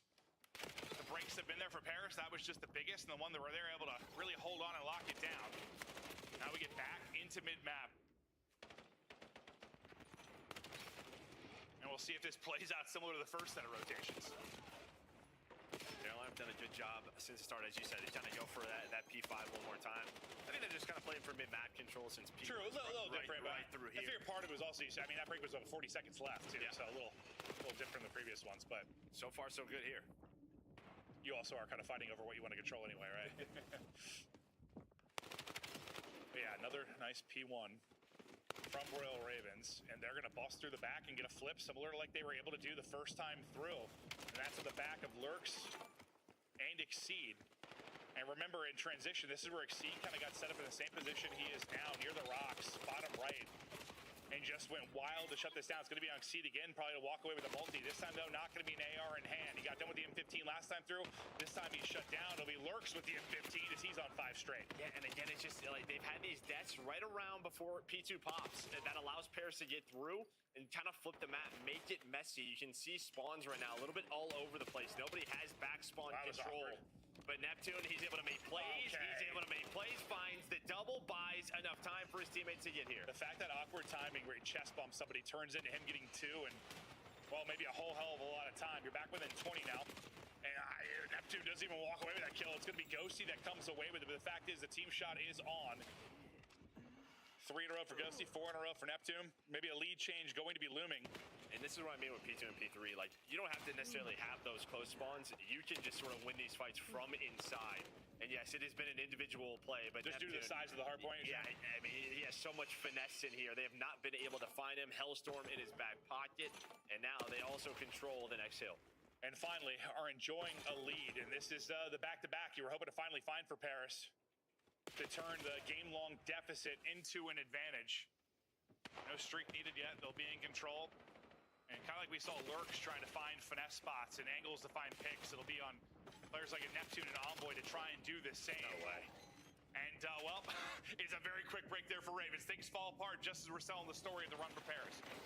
I mean, just weren't able to find where that push was coming from, but you're fighting on back. Even with the close spawns, you're immediately able to get inside, and now Fire has to hang on because his teammates are spawning across the map. So just brace back and forth. Fire, while doing his thing again in the hill department, leading the way with 90 seconds there. 15 remaining. You'll be up about 40 if you get the rest of this time. A much better second set of rotations so far for Paris. This is where Ravens now have to answer. They get trolled for so long, but now trying to battle back into this. Here goes Neptune in a second here. Oh, it's going to be the streak. Okay, just tuck down the window. Streak going to be coming in. You'll see the white arrow start to scatter. Let's see what this turns into. Yeah, at first it looked like they were going to maybe just play. They knew they had one off a spawn, maybe just go for that push, but they want to put this game away. Well, this is going to be a map where these things are going to be deadly. P4 and P5. Wide open. You go 1 for 1. Yeah, they're outside, so you're going to force them into tough positions. And, well, he's going to find a double after that. So Neptune do whatever he wants. Yeah, 1 for 1, but I think Alva got a kill right as he called the streak, too. So he had a little, well, didn't get killed by the streak, yes, but it set them up for a good spot. Ghosty, though, 30 and 13. This is like that, bro, remember that gridlock he had, or not the gridlock, sorry, that Din hardpoint I think he had versus Thieves or something, where he was like quadruple positive the entire time. Ghosty, after a slow map 1, has just been frying, and they are 35 points away from closing out this series. They might be telling M15 players, we're all right. Yeah, we're just fine, guys. Settle down. We're gonna get joked every now and then, but we still have a... Okay, well, that might be the stun, too, but... that didn't help. That did not help the argument. That was insane to have that kill come in as we're chatting through things. Ravens, though, in the hard point, 50 seconds remaining. Neptune, though, again, doing what he wants. 26 and 19. Keeps opening up these setups from Royal Ravens. Now 30 away from the dub. All the pressure on Ravens now to break. Fire needs to win on one-on-one. He's able to do that. Lurks is going to find a double as well, and they will be in. Now, can they hold this? 30 seconds to go. And they've been pretty solid at the P1. They've been solid at the P1, but in terms of holding on this map, they really haven't been. It's been behind the brakes of Gentlemates that they have found success on this map. Well, they're going to do it again. Yeah, it just feels like maybe a little bit more chaotic early on. Is Saki than what we saw on Gridlock, break after break. Team still figuring it out, and that's going to allow Paris to be 10 points away. Ghosty's been on his 30 for a minute. Neptune just joins him. Won't win it on that hard point, but here comes next. Now you've got to be perfect if you are the Royal Ravens. But Sib is picking you apart. He might get a third, and he will. Sib lines him up, shuts him down, everybody dead. Paris will now be in the hard point, 5 seconds for the dub. Sib goes wild late. It's a series victory for Paris. They started slow, but same with Major at the Major, right? Yeah, no, I mean, lost map 1, then ripped 3 straight. 3-1s all year between these two, and yeah, very similar. I was so worried, I'll be honest, I was worried after Gridlock. I was like, uh-oh. No, Carolina just looked like a very good Gridlock team. Yeah, they were a step ahead. Yeah. And again, maybe Paris relied on a couple of breaks that just never happened. Where the breaks on this map seem a little bit easier for them. Felt that way, right? Like, breaks were coming in, well, about halfway through the point throughout that first set of rotations, but then they came early and often. And once they flipped the script, they dominated monster map. They're out of Ghosty. Neptune with some just insane kills to really get them in the hard point. Crucial, allow those breaks and allowing Ghosty to get into his spots, which didn't happen a whole lot in that map 1. Neptune leads the way in damage. A beautiful one out of him there. And on the other side of it, I mean, got beat up a little bit there. Yeah, I mean, you just got outslayed. I think this is kind of like what was missing at times from Paris last stage. Like, you just didn't have your superstars be superstars. Like, maybe one player was doing it, but now it seems we're getting multiple back on track. Yeah, no. Like, you're just seeing individual talent kind of knock some teams out. Sib, maybe not like the statistically most insane series, but just like, even just the end there to close out the game. Like, rips off 4 straight, shuts it down, game over. led the way in damage. You said the overload as well. Like, he's still finding his spots. But all right, one step for Paris, one series win, and each series win going to be, well, big now since you're only playing 5 versus 11 in the last qualifier. Yeah, Legend Jet. I mean, this is how they wanted to start it, right? Sort of get away from stage 2, and it's woes. Let's start off with a W. They do just that. All right, Paris will be on the board first to chat through things before we get into our second series. Des, talk us through it. Carolina starting red hot. They dominate 250 to 138 in the first game, and then it's Paris taking over control. Let's start with the positives, though. In Fire's first emergence into the CDL this season, what do we think of his initial performance? Gridlock, the man looked out. He got the first pick on Dan, and then after that, it kind of unraveled. Yeah, I mean, it was fire. I mean, that gridlock was incredible. You know, we always want when a new player gets added in, it's like, all right, what are you going to do? And he thankfully delivered. Unfortunately, you're going up against Paris Gentlemates. They got a little warm in their search and destroy. You can tell that they put so much work in that in the past 2 weeks. That was a real big pain point for them. So I think it was a great performance out of Fire to what you said. I think he did great, especially in that map number 1. On the flip side, though, Paris Gentlemates, great to put themselves back to the scene. I was going to say, on this map, though, it was Exceed and Fire. Both of the ARs shut down by Paris Gentlemates. Was this just Neptune and Ghosty taking over, or what happened to Carolina on this map? Yeah, this one, you know, got a little bit more hectic than the gridlock that we had. There were a lot of breaks, especially on the P3. We rotate there. I'm like, they're not breaking this. No way. Ended up getting in. It's kind of a volley back and forth. But really, where Paris, you know, sort of took control of this was the P2 from the front. Yeah.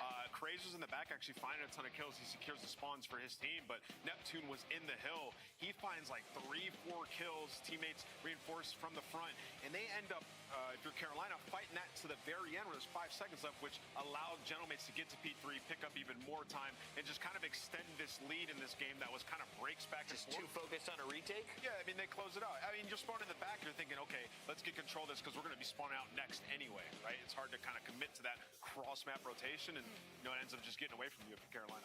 And what I really loved about this series too is we thought it was like Paris remembered the NPC was a gun. It didn't feel like in that first map they realized the absolute shotgun they had in their hands. On the flip side, you know, Fire and Lurks are just having their lives. Yeah. Neptune gets a crazy kill in that search and destroy, and he takes off from there. And we see the Neptune we expect. So I'm hoping to see more out of that, out of the SMG duo. I love that you brought up Travis. Sorry, this is my segue into our scuff play of the game. It is Travis doing what Neptune does best. It is lighting you up from the front, from the side, from behind. He is going to hit you all directions. Name was, why is it so tough to play against this guy, especially with the new NPC in his hand? Yeah, I mean, well, one, he's just ripping. And especially in search and destroy, if you can get to your spot, right, and you can get to your corner, like we saw when they go to try to plant, when they get close and close the distance, it is a guaranteed first kill. And if you know where the next guy is, you could pop that 2-piece when you're as good as Neptune is. So you see all these spots when they get up close and personal, yeah, goodbye. And this is a really prime example of how terrifying Neptune can be when he feels confident. Like, I feel like he's one of those players that once he kind of gets something that invigorates it in himself in the middle of these games, it's really difficult to shut him down, and it really allows him to get comfortable and show us the Major 1 Paris Gentlemates that we were used to. Get your questions ready for Neptune. He'll be joining us here on the show in the Monster Winner Spotlight in just a moment. First, though, this is number 3 versus number 9 out of our 12 teams. Did it go as expected? You called it 3-1. Yeah, I mean, kind of did go as expected, right? Carolina, I expect them to have kind of a boost in hardpoint, exactly what we saw. But in the end, the search and destroy, how much better that Gentlemates got at it. 7 first bloods, like, they're going to run away with these series if they're winning those. Allie, out of 10, what do you score them today? Who, Paris Gentlemates? I give them a 7 today. 7 today. Neptune is in our Monster Winner Spotlight. Nameless just gave you a 9, Neptune. Travis, how do you feel about your performance as a team? I feel like our performance as a team, I feel like we're starting to find that flow we had at Major 1. And honestly, I'm just going to chalk the map 1 up to it being the first map of the stage. Valid. I feel like in hardpoint, in scrims, we've been playing insane, and I'm really confident. Okay. You look ridiculous on the map, especially with the NPC in your hand. One, how are you liking this meta? And the second part of that is you guys are whipping out 3 NPCs, sometimes 4 on some of the hills. Yep. Talk to me about that and how the game's changing. Yeah, I mean, the game is just changing right now because of the Dravik nerf, and I feel like a lot of ARs, they're having a hard time adapting with the new meta, which is understandable. The NPC is I mean, it's a god gun, but I definitely think, like, as time goes on, like people are gonna start figuring out like how to play in this meta and adjust, and we're gonna see probably more ARs out. But right now, yeah, it's just NPC. And you guys were playing with the muzzle on the AR in that one, or no? I believe so. I think that was something Rogue Scrap said since yesterday. Yesterday he said, "Yo, I'm putting on the muzzle," and everyone else like just followed through on it. Yeah, we too. Yeah, that wasn't supposed to be intended. Here we go, Scrap. Neptune being one of the players on one of the top teams, and when these updates come through, y'all's opinions obviously are. It feels like they have more weight. Like you're talking about Scrap, he's top AR. He's like, I'm gonna use a muzzle. It's up to you guys if you want to put it in. With the NPC, does it feel like this game? Does the balance feel better for you guys? Does it feel maybe worse, or does it just feel like a very big change? Honestly, I would say for our team in particular, I think we've been loving this meta. Oh, yeah. I think me and him, we've just been blitzing and frying with this gun. So I have nothing bad to say about it. Honestly, I love this meta. Let's keep this gun in, and let's keep all the attachments the same. Final question for you, Neptune. How many compliments are you getting on the new chin hair? Honestly, I got to shave, to be honest. No, it looks good. It looks good. Keep it, my guy. You're frying with it. All right. I appreciate that. Thanks for being on the show. We'll catch you soon. All right. That is Neptune, our first Monster Winner Spotlight member. We have 2 more coming in this show. And do we get our first Game 5 after this? Well, next series, Abizi, Encore, go for it. LA Thieves, Heretics. Let's go Game 5. Let's go Game 5. Stay tuned to 3-match day with match 2 coming up next.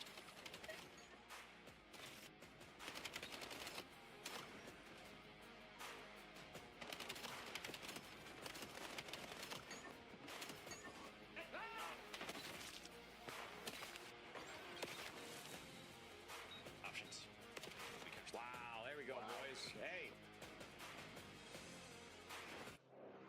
COD Champs tickets are on sale now. Come see the best teams lock in for this season's grand finale in fabulous Las Vegas. All 4-day passes come with early venue access. Head to FazeVegas.com or scan the QR code to get your tickets now. Brought to you by America's Navy and the special operators who work in the shadows. Scuff, official controller of the CDL. Monster Energy, the official energy drink of the CDL. Let's find out who's built for the big save. Heretics ready to dive in. Fights 2. 4 and Snoopy. Come on, wants some more. But Hydra with the switch impossible. He's making top room. So damn happy. It's Sykes. Down a bruiser. Dominance on the grandest stage.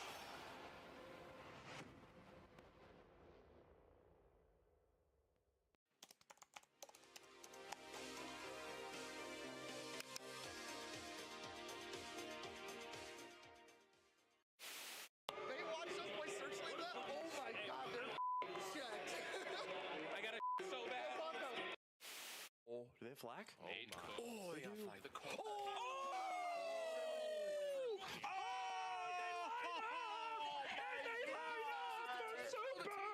Oh no, I would have did the same thing. And he's giving them some extra love and them no. A few moments later. Able to connect Investigate this man right now. Investigate him. No. And Vancouver are going to try to take mid away. Make sure they try to collect the EMP. Do not Oh my god. As he closes out, and that's what he wants to do. Okay. Do not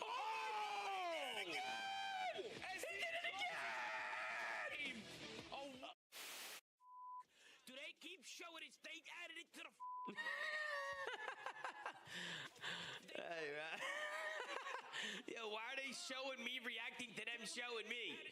You know what I mean? Like, what the That's good work. And I'm currently reacting to that clip of me reacting to the clip of me. That's gonna be on the next one. You know, and now they're gonna upload me reacting to the clip of me to me reacting to the clip of me. Unbelievable.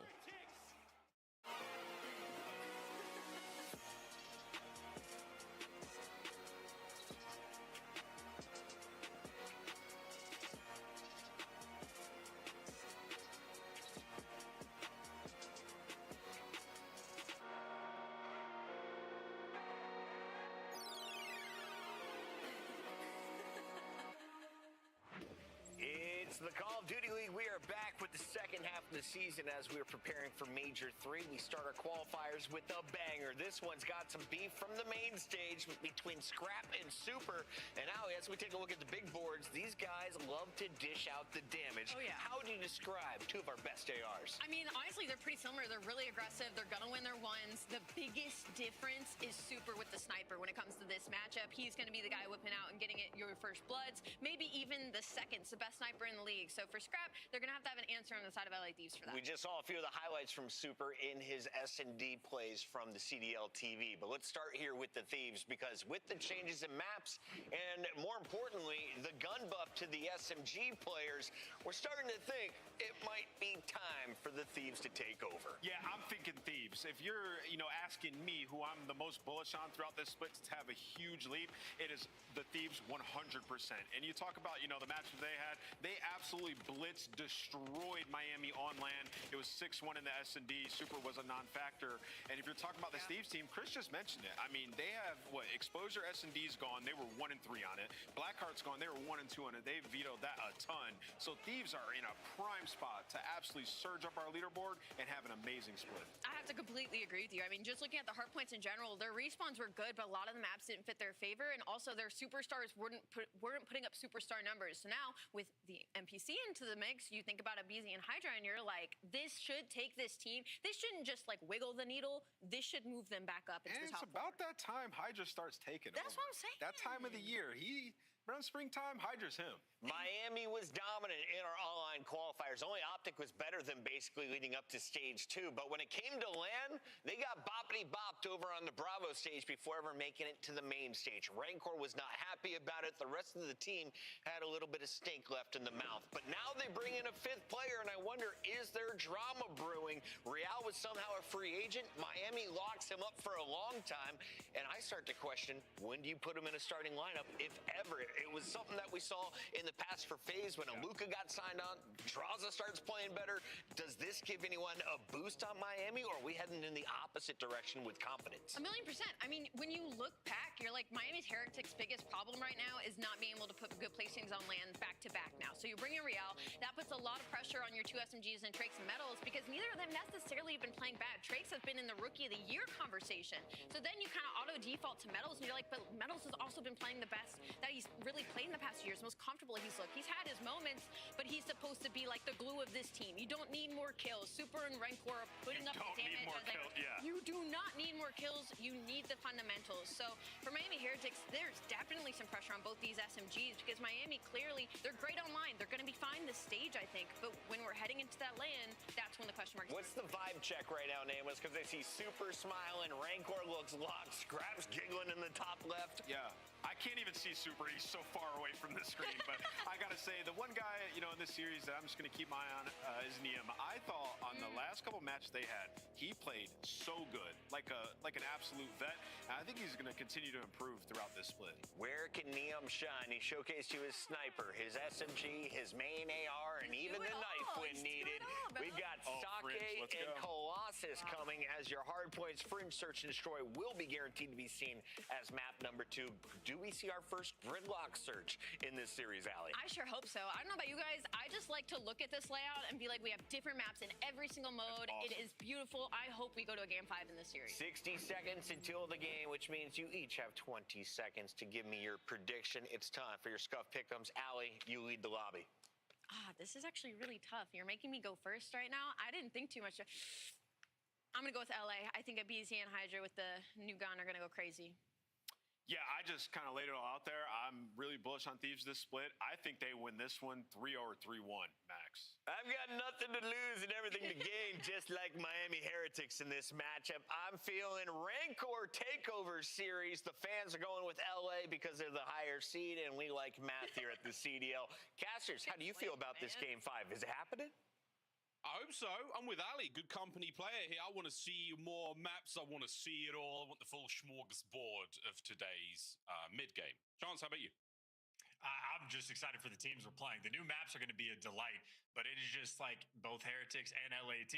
When they get wins, they will absolutely destroy teams. They will pick you apart. So if either squad doesn't bring in their A game, they're going to get beat down, and You saw the way the desk was leaning. High expectations right now for LAT with the new meta rolling through. Yeah, it looks like that set in Columbus might be a little bit off balance the way they are leaning. Bang! I'm a dad. You can let me have it. In we go, Chance, to our first Sake hardpoint of the season.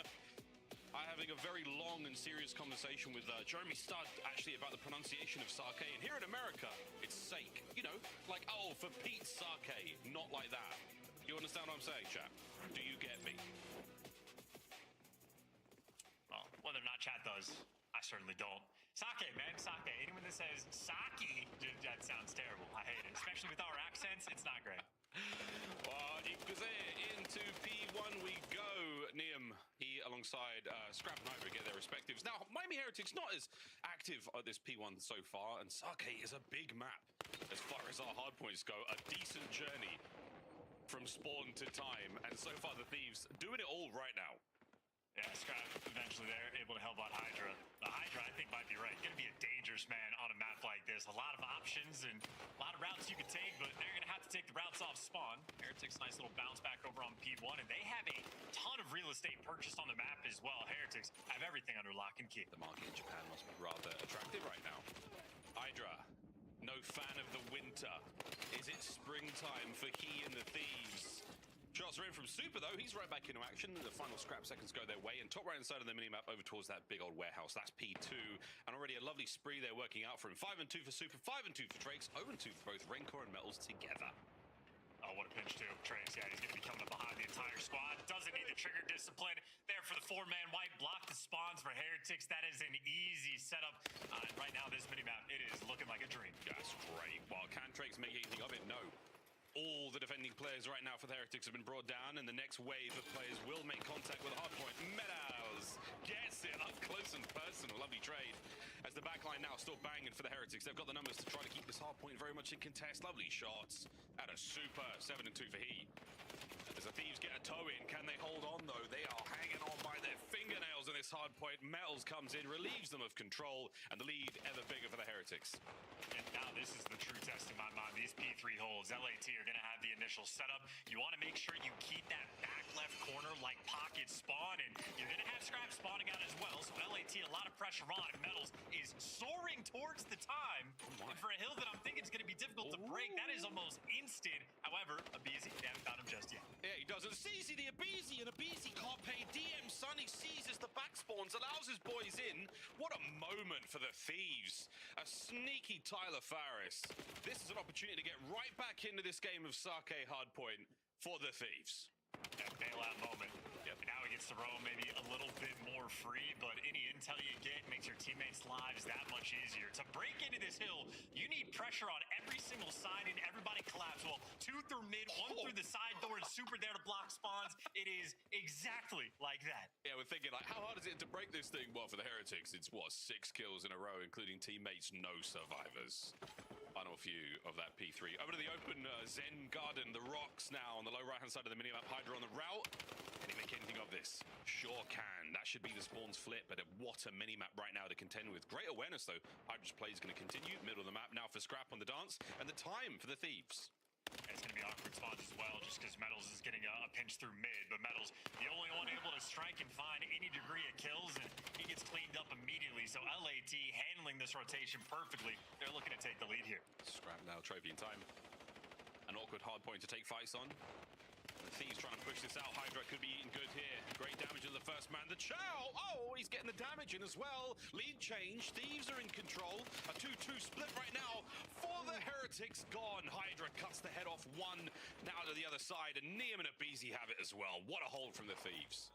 That four-man wipe in 0 time wasted. Hydra already posted up in this rotation. And this is 10 seconds in advance. Heretics, good luck trying to break this one down, because keep in mind, Hydra has the support. Backup line is going to be Scrap, so the long-time duo lighten up the kill feed. Yeah, it's a lovely power position to find themselves in. Abe on a 6, done, but he does have a Hellstorm to play with. That'll be fun in a Mo. Here on a map like Sake, very, very open. Lots of outdoor space to play with. On board with Hydra still. A lovely Deddy there to hold that player back. The nades are good. He's still on a spree, finding time as well. Could be looking at Hellstorm number 2 for the LA Thieves.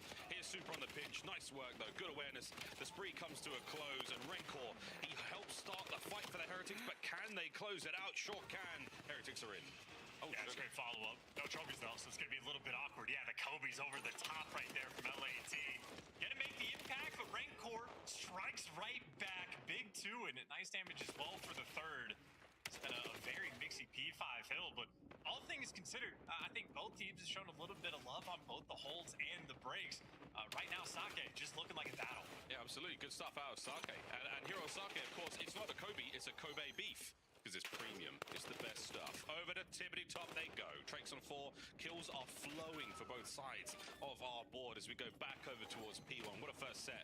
Thieves, couple of separating hard points, a few big money hills. And it's yen, not dollary dues in this map.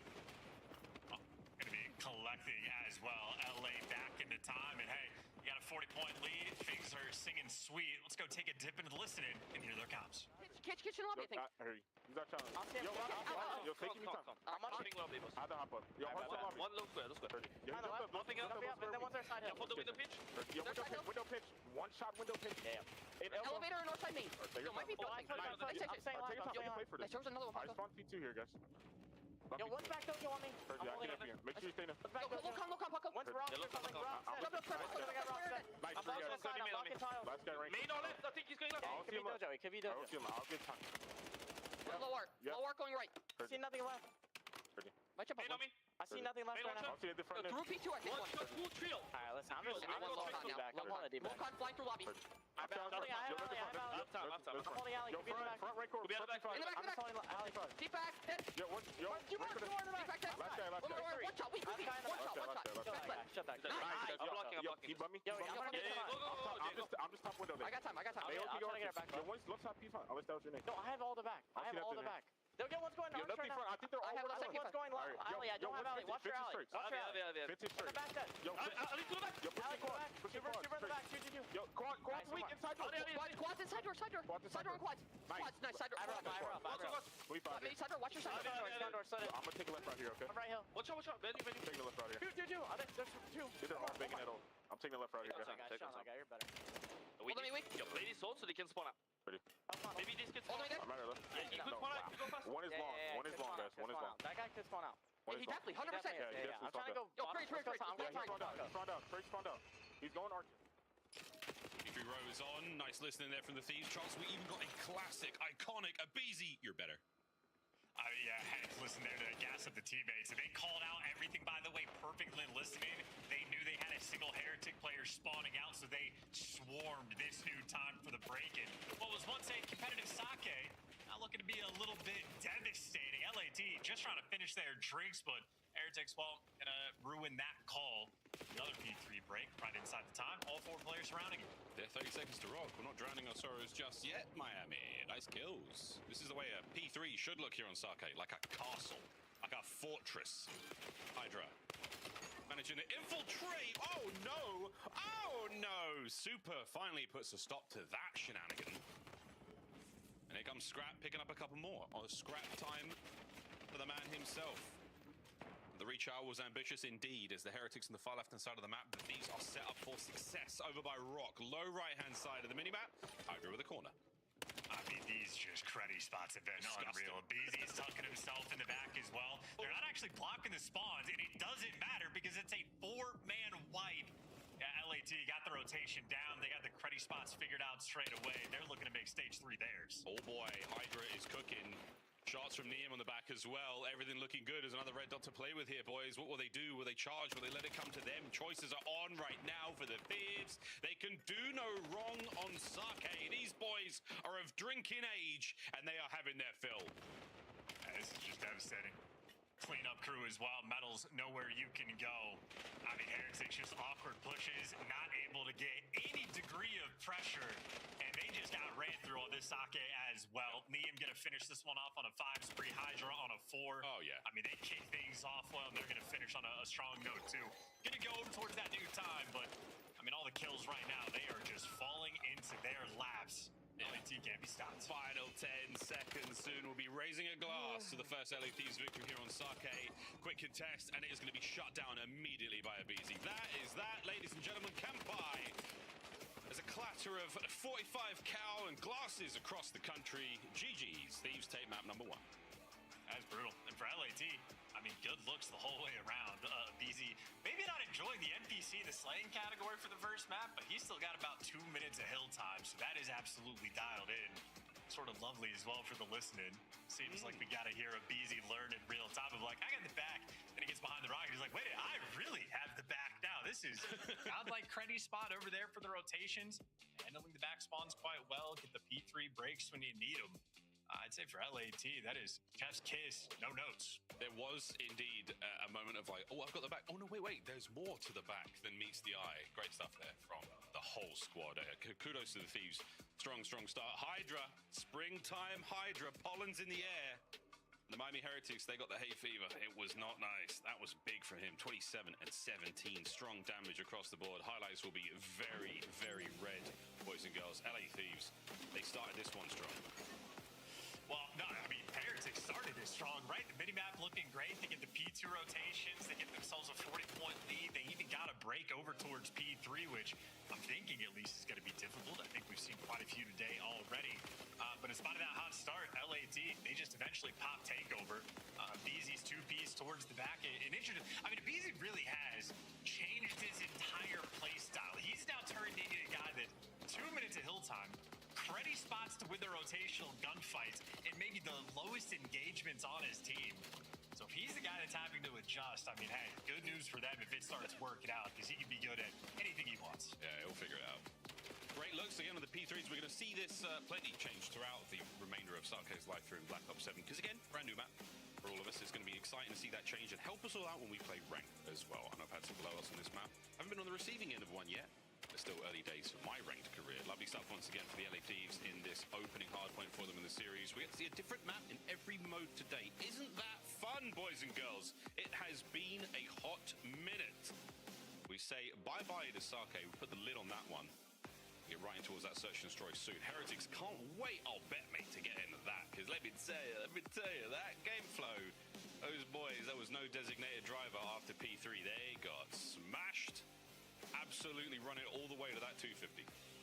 Yeah, and keeping it clean on rotations as well. Seemed like LAT pretty consistently playing ahead of the game. I mean, win the rotation towards P4, that's where, again, Hydra showing off the Creddy spots. That's where we're tucked into the depths of spawn as well. I mean, just had a runaway hill in the game after that point. Pretty comfortable. Pretty easy, and guns certainly flowing. So first look for Sake for both of these teams, and now for the entire league, our first look at Fringe S&D. At least since back in the day, Black Ops 3, but no jetpacks, just the wall jumps. It's going to be an interesting map just to see what ideas these teams are going to bring. Yeah, and for the massive nerds like myself, we're going from a sake distillery to a whiskey distillery. So from one hard liquor to another, we're going to find out how this one goes. And who's going to be licking the walls on Fringe? Who has no idea what to do in this map and mode? Me. I wasn't there for BO3, not until the very, very end. So I have no idea what's going on here. Very excited to learn from our pros, Chance. Yeah, it's going to be a good time. And even for like Super with the snipe, this is a map where I have very high expectations for the sniper, especially so on the defensive end. Can dominate the train side of the map. You can play top barn and just make that your home. And you have impact on both sections. So Super's been the guy showing off the goods very consistently across the board. Now it's just another map to see if he can add it to the pile, because he is literally a titan. I mean, double the impact of like the next best in the league. So Sivaboos and Dashi, all in that sort of 0.2 territory of snipes per round. I mean, he's doubled them up. It does not get better. So far and away, the best. Also, I mean, so far and away, the guy that's doing it the most, just using it nearly every single round. On land, we didn't see as much. Major 2 obviously didn't treat the Heretics that well. We didn't see that much good out of him, but hey, we'll see. Major 3, though, on its way. QR code on the screen. Grab those ticks. We'll see you there. Interesting to see how this first Fringe of the season goes. Chris Puckett, not a fan either. Chris, you and I, with our notepads out, learning as much as we possibly can from some of the finest search and destroy players in the world. Raincore, the season so far not treated you bad versus LA Thieves. Will this map be any different? Wow, I'm going down memory lane. I'm missing like this is the one map I would run overdrive on, because you would get the timing to be able to just sprint through mid and fly up before anybody can be prepared. But while I'm reminiscing, we're looking for the first bloods. Heretics spread the map, play for picks. It will always be happy to give Super time to work. Drakes, oh man, again, the coverage and the timing here is so great. It's going to be a bomb plant in the doorway, so that threshold is a dangerous place. It's going to be a spot now for the members of the Heretics to watch from. Here comes a quick retake. Thieves now through the inside. Oh, my boy is over the top. The trades are good.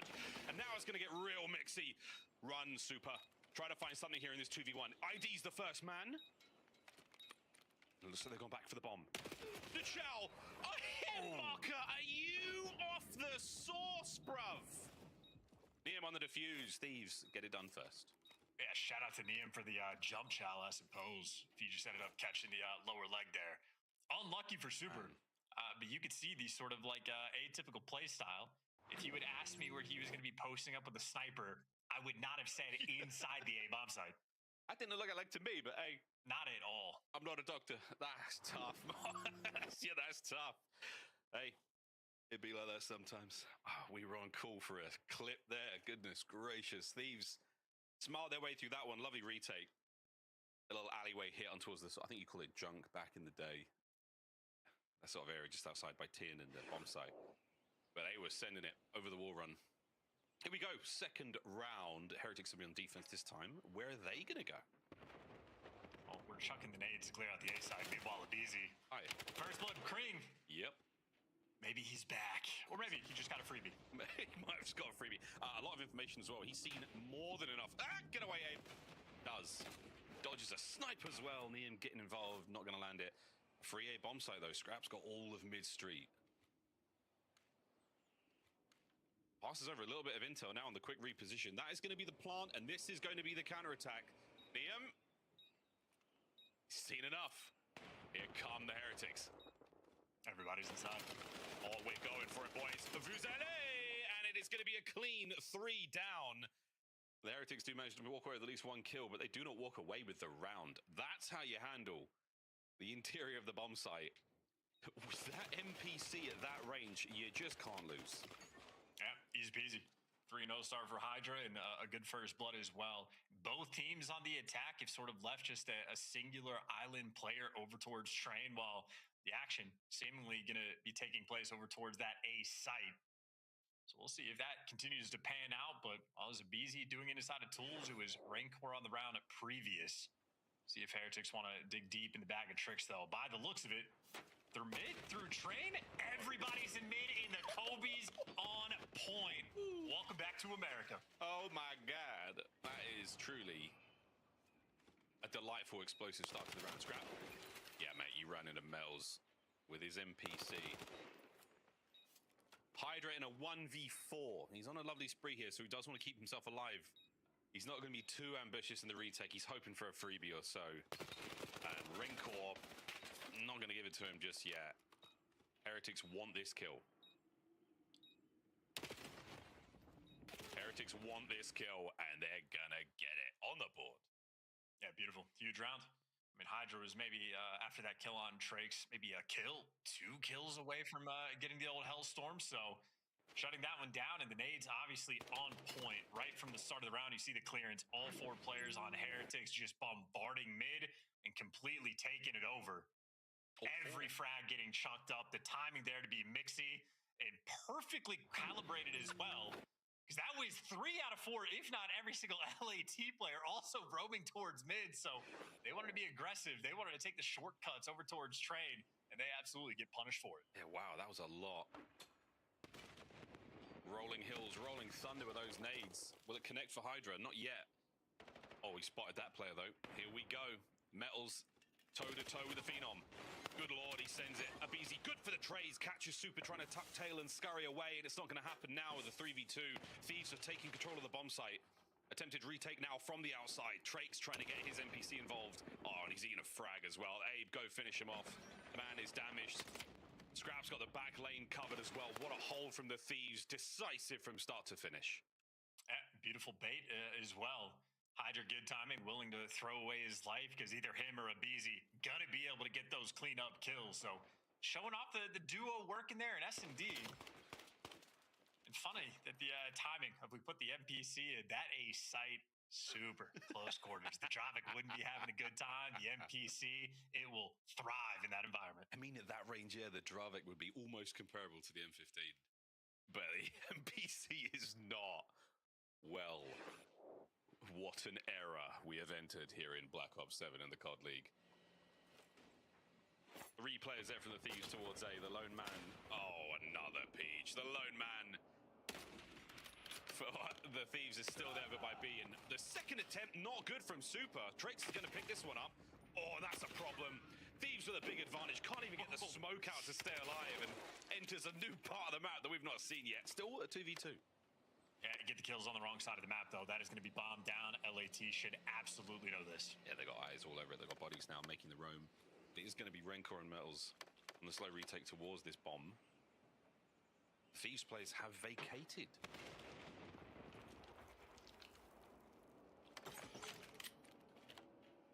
Bomb recovered. Even the explosion of a frag grenade has not stopped the LA Thieves on this literal train track. Coast to coast, they're going clockwise around the map together. No deviations thus far. And we are going to see the plant. Here we go. Neum spotted out. Time ticking. A good nade. Great damage. Here we go. Thieves trying to capitalize. Over the top. Hydra's down. Metals can't get two. And a 1v1. And that is a good one for Rencor. Yeah, shout out. Well, I'd give the credit to Metals as well, just for the protection. So Rancor's weak from the nade, has to sort of back away and re-heal as quick as he can. That first gunfight for Metals, winning it and then stopping that other player from killing his teammate, absolutely everything. So Rancor gets credit there for the final kill, but in a 2v2, yeah, Metals there for the bailout because LAT were swarming. I mean, you're working with very, very small angles in that A-bomb site. Neum does everything he possibly can. Throws literally the perfect grenade through 2 windows, well, window and a doorway to hit that player on the back bomb site. If he does catch the player on the rear, it might have been a different story, but coulda, shoulda, woulda. Shut your ass up, Ross. Here we go. Abe's going for it. Lovely attempt, but Metal's just too good for it. That's going to be our first blood and the second to the Heretics. Hydra still behind enemy lines as the smoke clears, and he catch a player. What a gift this would be. The Heretics are so tight on this bomb site, not giving up anything.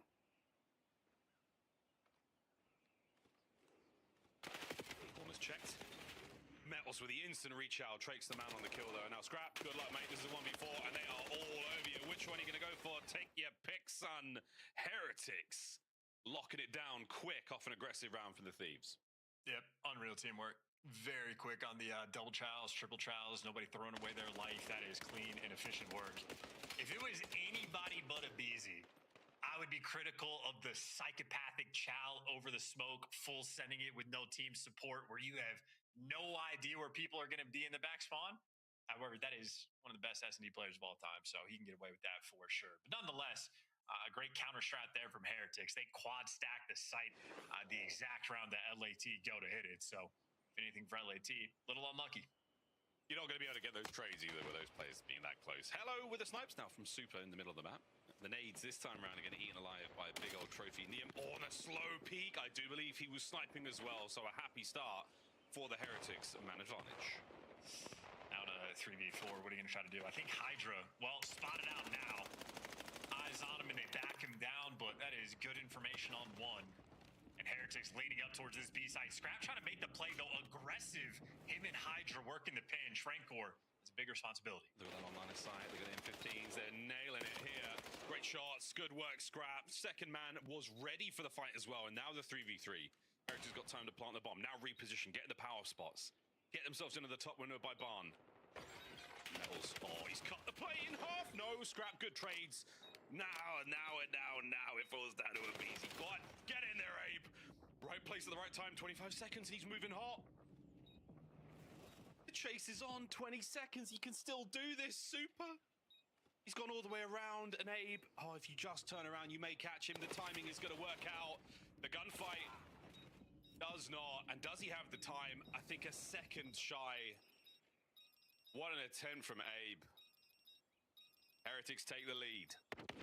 Yeah, good plays from Super as well. Once again, the teamwork there for Heretics on point. Metals going on the pinch through trains there to break it down, making sure you're getting double chows through and through. And of course, Super kicks it off right, but in my mind, if you're trying to play Super in S&D, if you're a Beezy in a 1v1 against him, you're expecting to be tucked away in a corner, playing slow, hiding back, rock. Instead, Super running it down, was looking for the trades, and was just hot on the trail.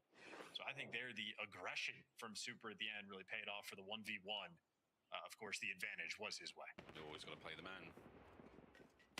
Super keeping it in the guesswork. Now, big old smoke there from Hydra is going to allow clearance on towards the bomb site. Again, worried about all the usual spots. This is very ambitious. That top barn window, as long as Scrap's got him covered, Hydra can still play here up close on the B bomb site. Well, Abizi's gone. See you, mate. And that's a couple of red dots to play with now. Scrap on the trades. Mid-map, it's become an absolute bloodbath. 2v3. Well, Hydra has pierced the setup. Oh. The great distraction. And he just bails you out of the round, but you still got to win the 1v1. Hydra in for the kill in an easy collection. What a big round coming through for Neum and LAT. That is a bailout moment. Oh, wicked stuff. Hydra there at the last moment for the trade. And again, something we're seeing now on Fringe, wall jumps. Here in BO7, it's not quite the jetpack, but you have to think about every single surface. Hydra sets him up there on the centering for the most possible success he could have. No way Trakes was pulling off anything nutty there. Good stuff. Or the Thieves, right back at it. We might be going the distance here on Fringe. Heretics on the attack. I just love LAT having shown that presence towards the middle of the map in the same way, having to respect both the nades and now the sniper. So they're playing the 2-2 split.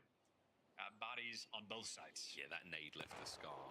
It left a scar in the Thieves that they have not forgotten about. Look at this from Super. It's not going to be an easy shot to make.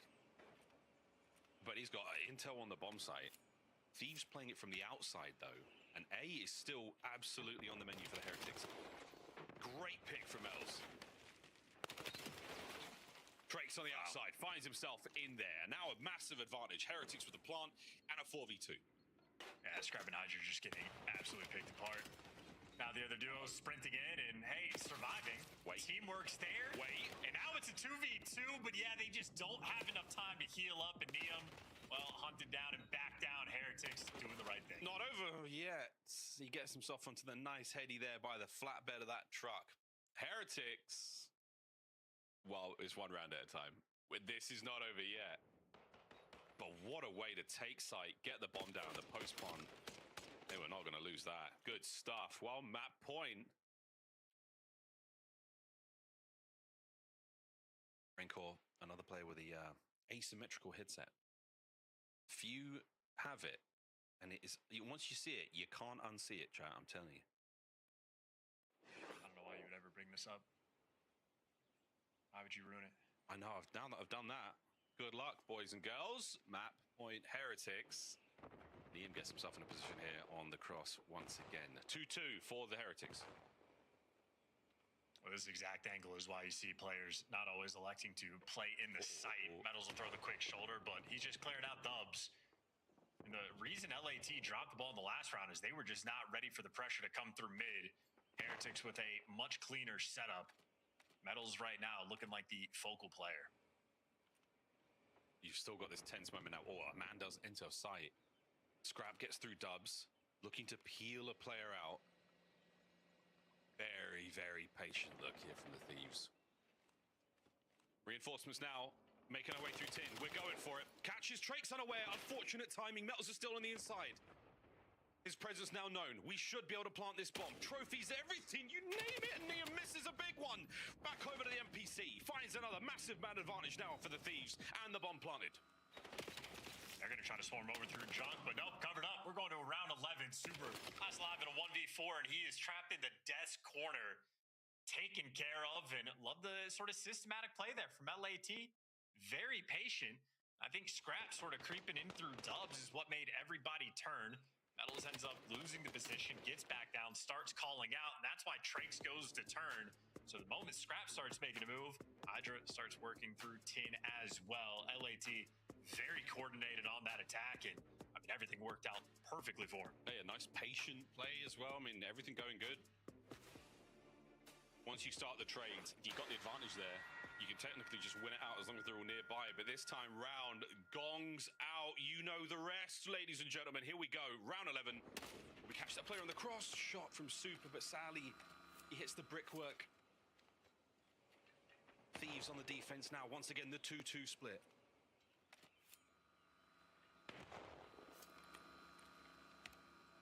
Same duos working defensively as well. Scrap and Hydra together. Busy with Neum. And Heretics yet to choose a point of attack, but mid smoked out. This is leaning right towards A. Scrap and Hydra still just more or less by themselves. They're backing down just a little bit, but they might get overwhelmed. They do not have the numbers. Oh, Scrap finds the intel.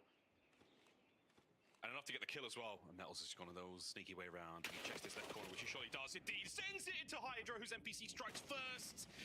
It's another two-man advantage right now. Thieves, can they string 2 rounds together? There's 30 seconds left now for the Heretics to get a bomb down. And here comes the counter-attack through the outside. Drake's now all alone. And it's looking like 2-0 in the series for the LA Thieves. Yeah, how about that from Neum? A few rounds before in the 2 versus 3, picking up the 2 kills from inside of Tools. Bailout moment for the team, and they take full advantage. Hydra and Scrap as a duo on the defensive end got picked apart on one of those A hits from Heretics. The round 11, they made the adjustments. Scrap, great job inside the bomb site, getting the rip on a player inside 10. Hydra backs down from Junk as well. Feeling out how their opponent's going to play. Adjustments rolling through, and now a 2-0 advantage in the series. The desk might have just been leaning the right way. Leaning the right way. Something about the air in Columbus. They just knew. I also think a crazy weather event. Shout out Joey D, my weatherman. 10-7, 10-6, 11-7, Hydra and Abizi. The NPCs, anything but NPCs, word to Chris Puckett. They're on that map. GG's, well, that's going to be Fringe. Nice round 11 to get things going, and we're in La La Land right now for the Thieves. A strong, strong series for them, and a wicked comeback. Now to the Scar Overload after the break. Chance, which way are you leaning? Is this comeback city for the Heretics? I mean, Heretics just had a map where they had 4 first bloods for Super, 4 first bloods from Rancor, 8 out of 11, and they still are not able to clutch up. That absolutely makes me lose faith. LA, full speed ahead. Well, some people might find his lack of faith disturbing. I do not. We're going to a break, ladies and gentlemen. The other side of this one, we're going to see if the LA Thieves can close this out in 3 and roll this Friday on. Or will the Heretics have their way? Tune in, find out.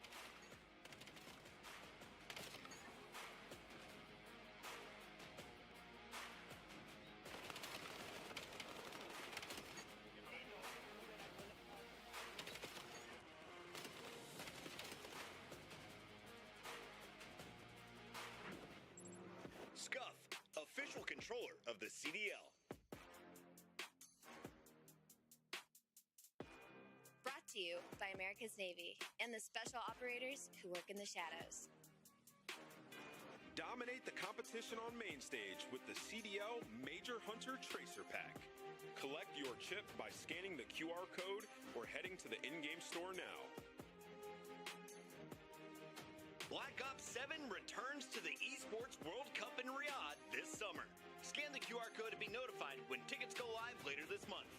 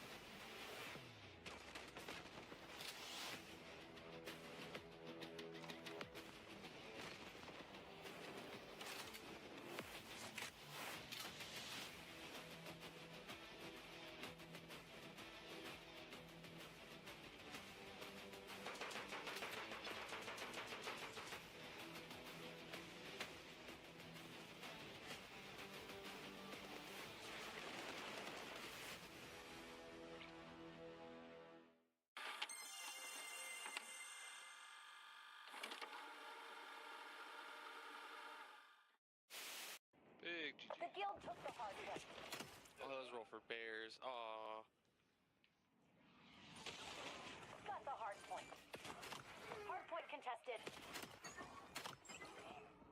Oh my. Oh my god! Goodness. Oh no. Hello? Are we good? Hello? Show me the play again. Watch it again. You play that. It's in red. It's in red. everywhere. It's right everywhere. Oh my god. We're running. We're just running at him. It's the Emmy-nominated Esports Engine crew.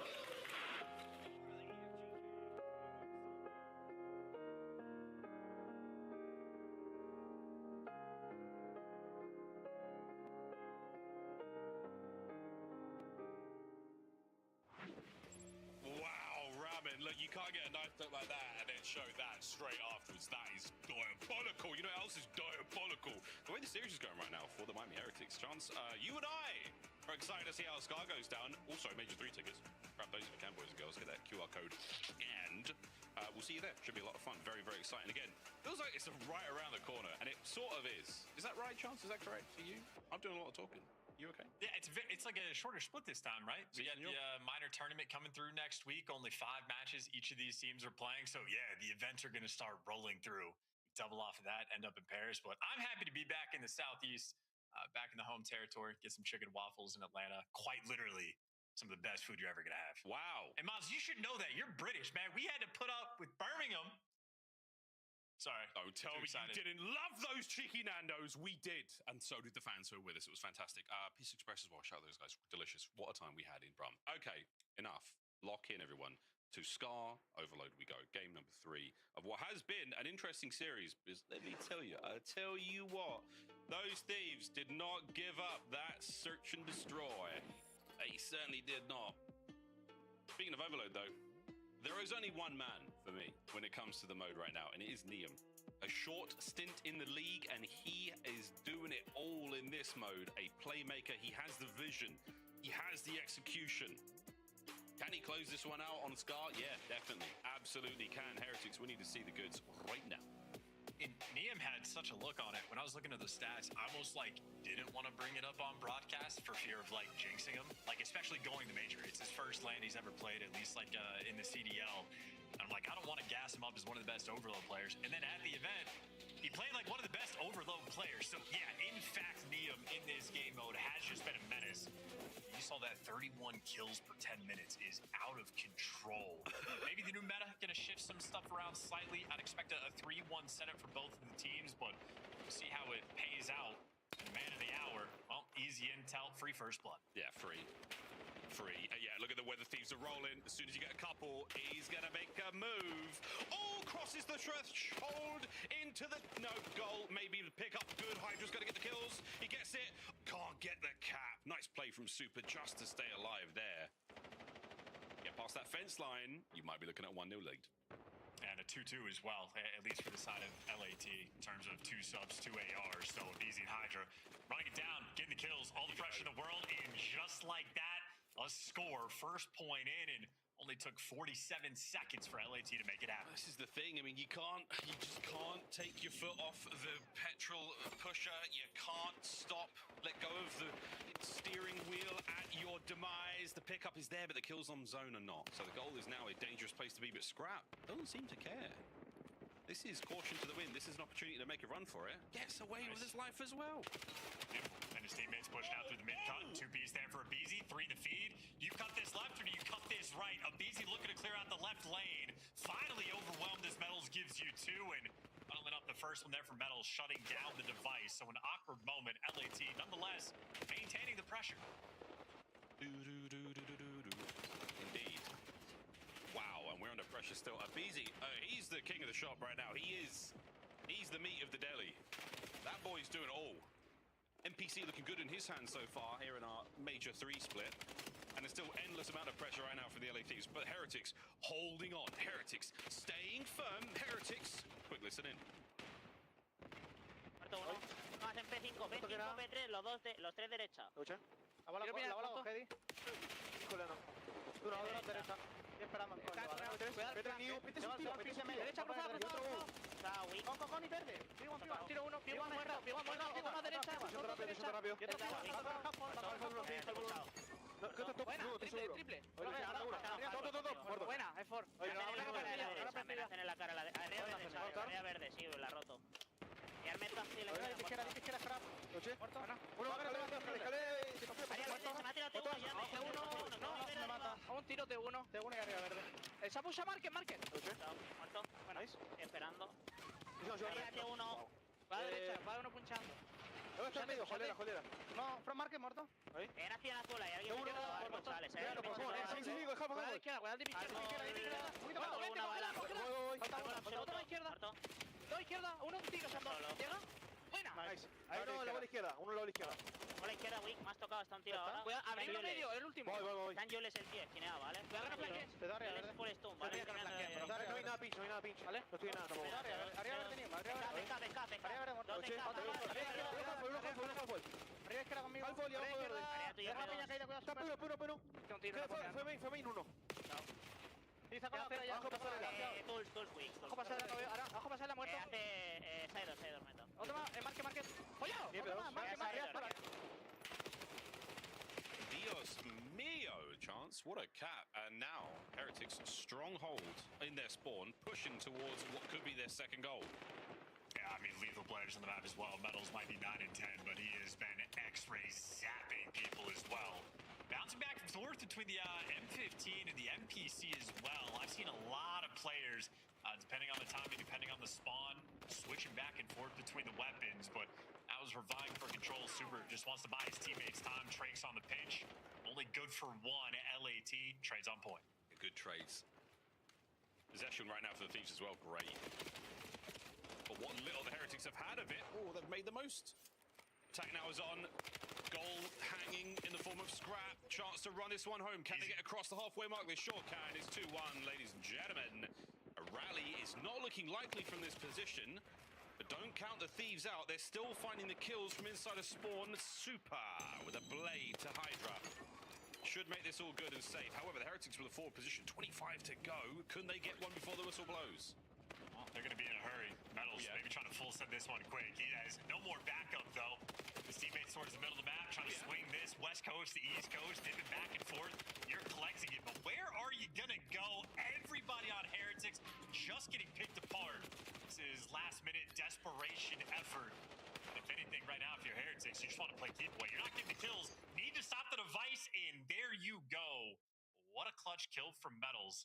Making sure the LAT, no more opportunities there, but I'd say Ultimate, bit of a bloodbath of a round. LAT in the slaying department, thriving. Well, they got the kills and they got the captures. Obviously, a 2-1 going into the second half. Not huge from a squad who have seriously had the hot hand so far. Quick look at the highlights again, and the captures were very, very close ones again. Hydra, this was the only clean cap, really. On the other side, for the Heretics, it was squeaking it through under gunfire. Not an easy thing to do because the Thieves have just got so much control here on Scar so far.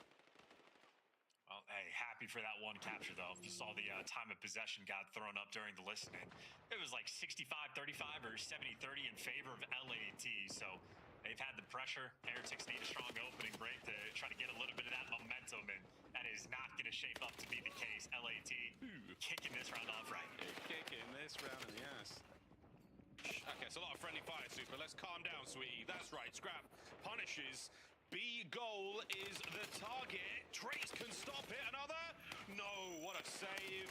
Keeps the play going. Super might get the kills, but Thieves, it's 3-1.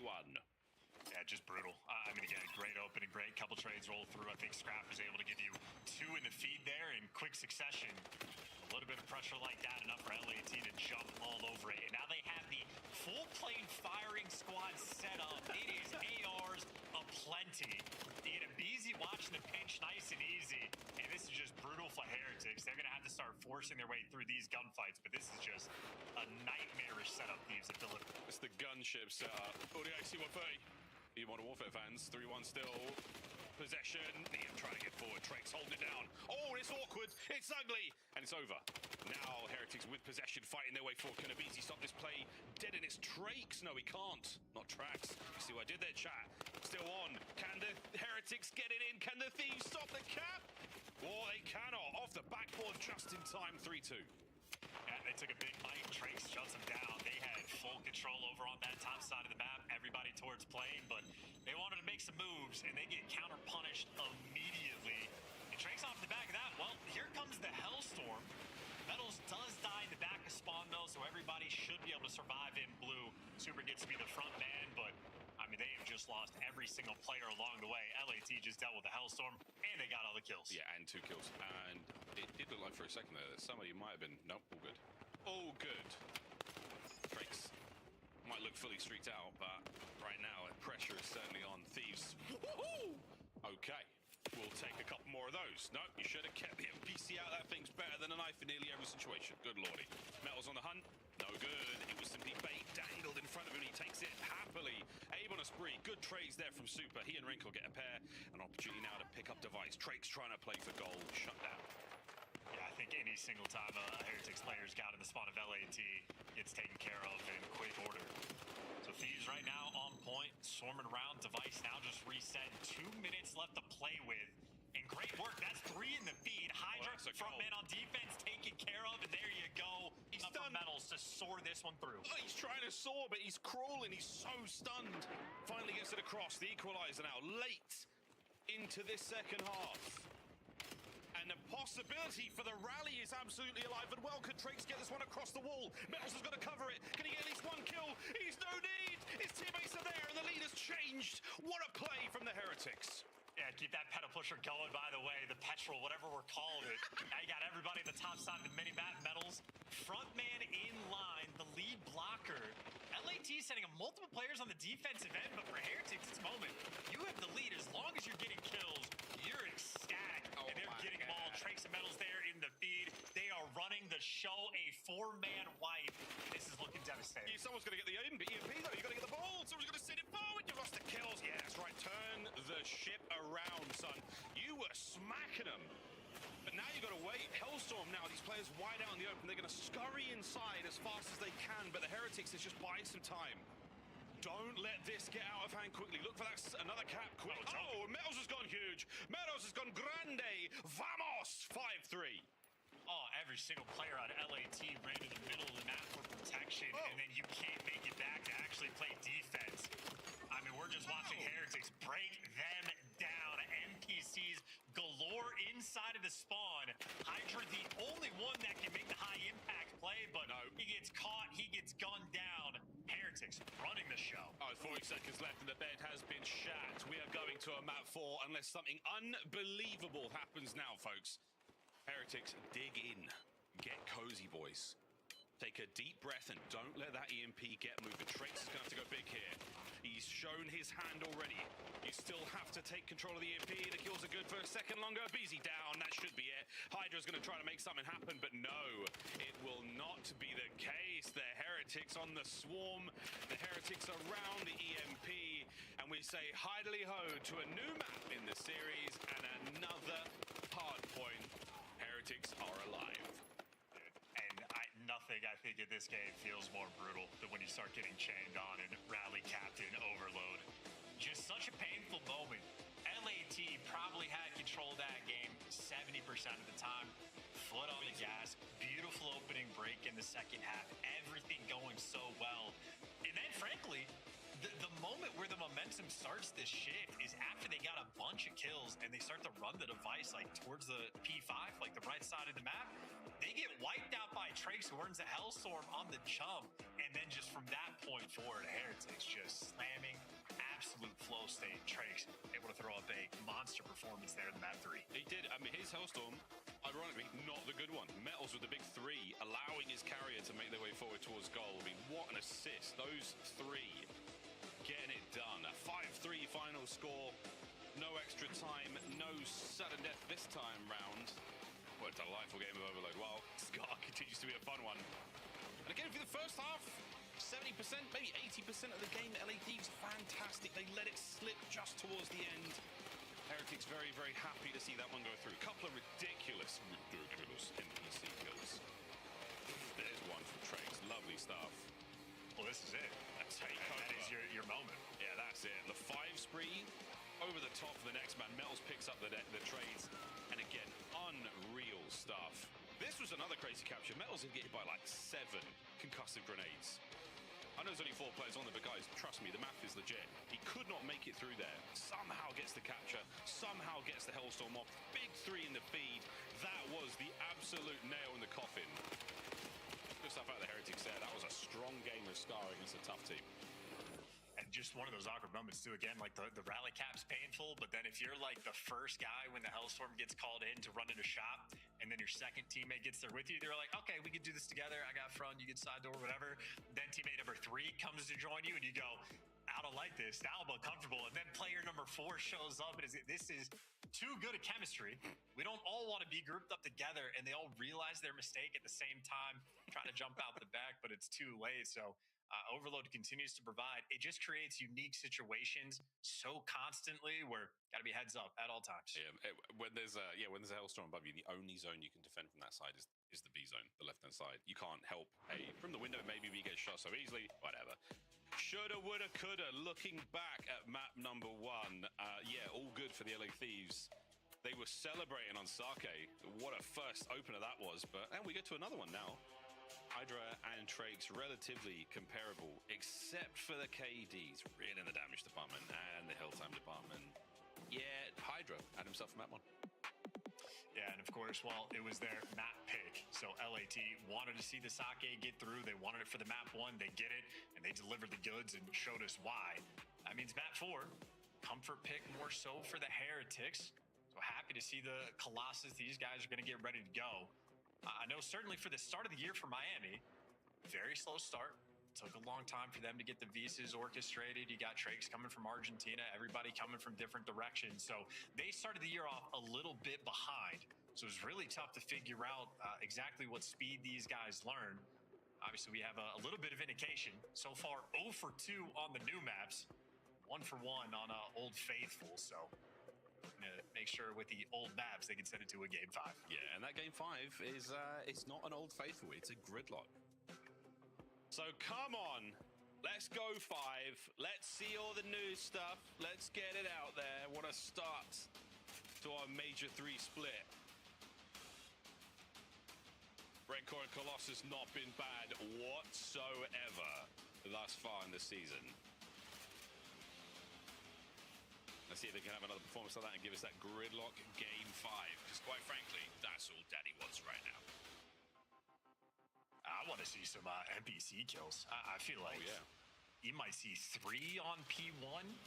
And even for like a hold and break sort of situation, I feel like P2, P4 holds, you might want to have the extra SMGs compared to ARs, just if you're posted up for the close quarters fights. Either way, it's nades off the rip, explosions over towards Statue. A lot of players tattered and tagged up, and it's Neum that comes out on top. Nonetheless, a bunch of trades.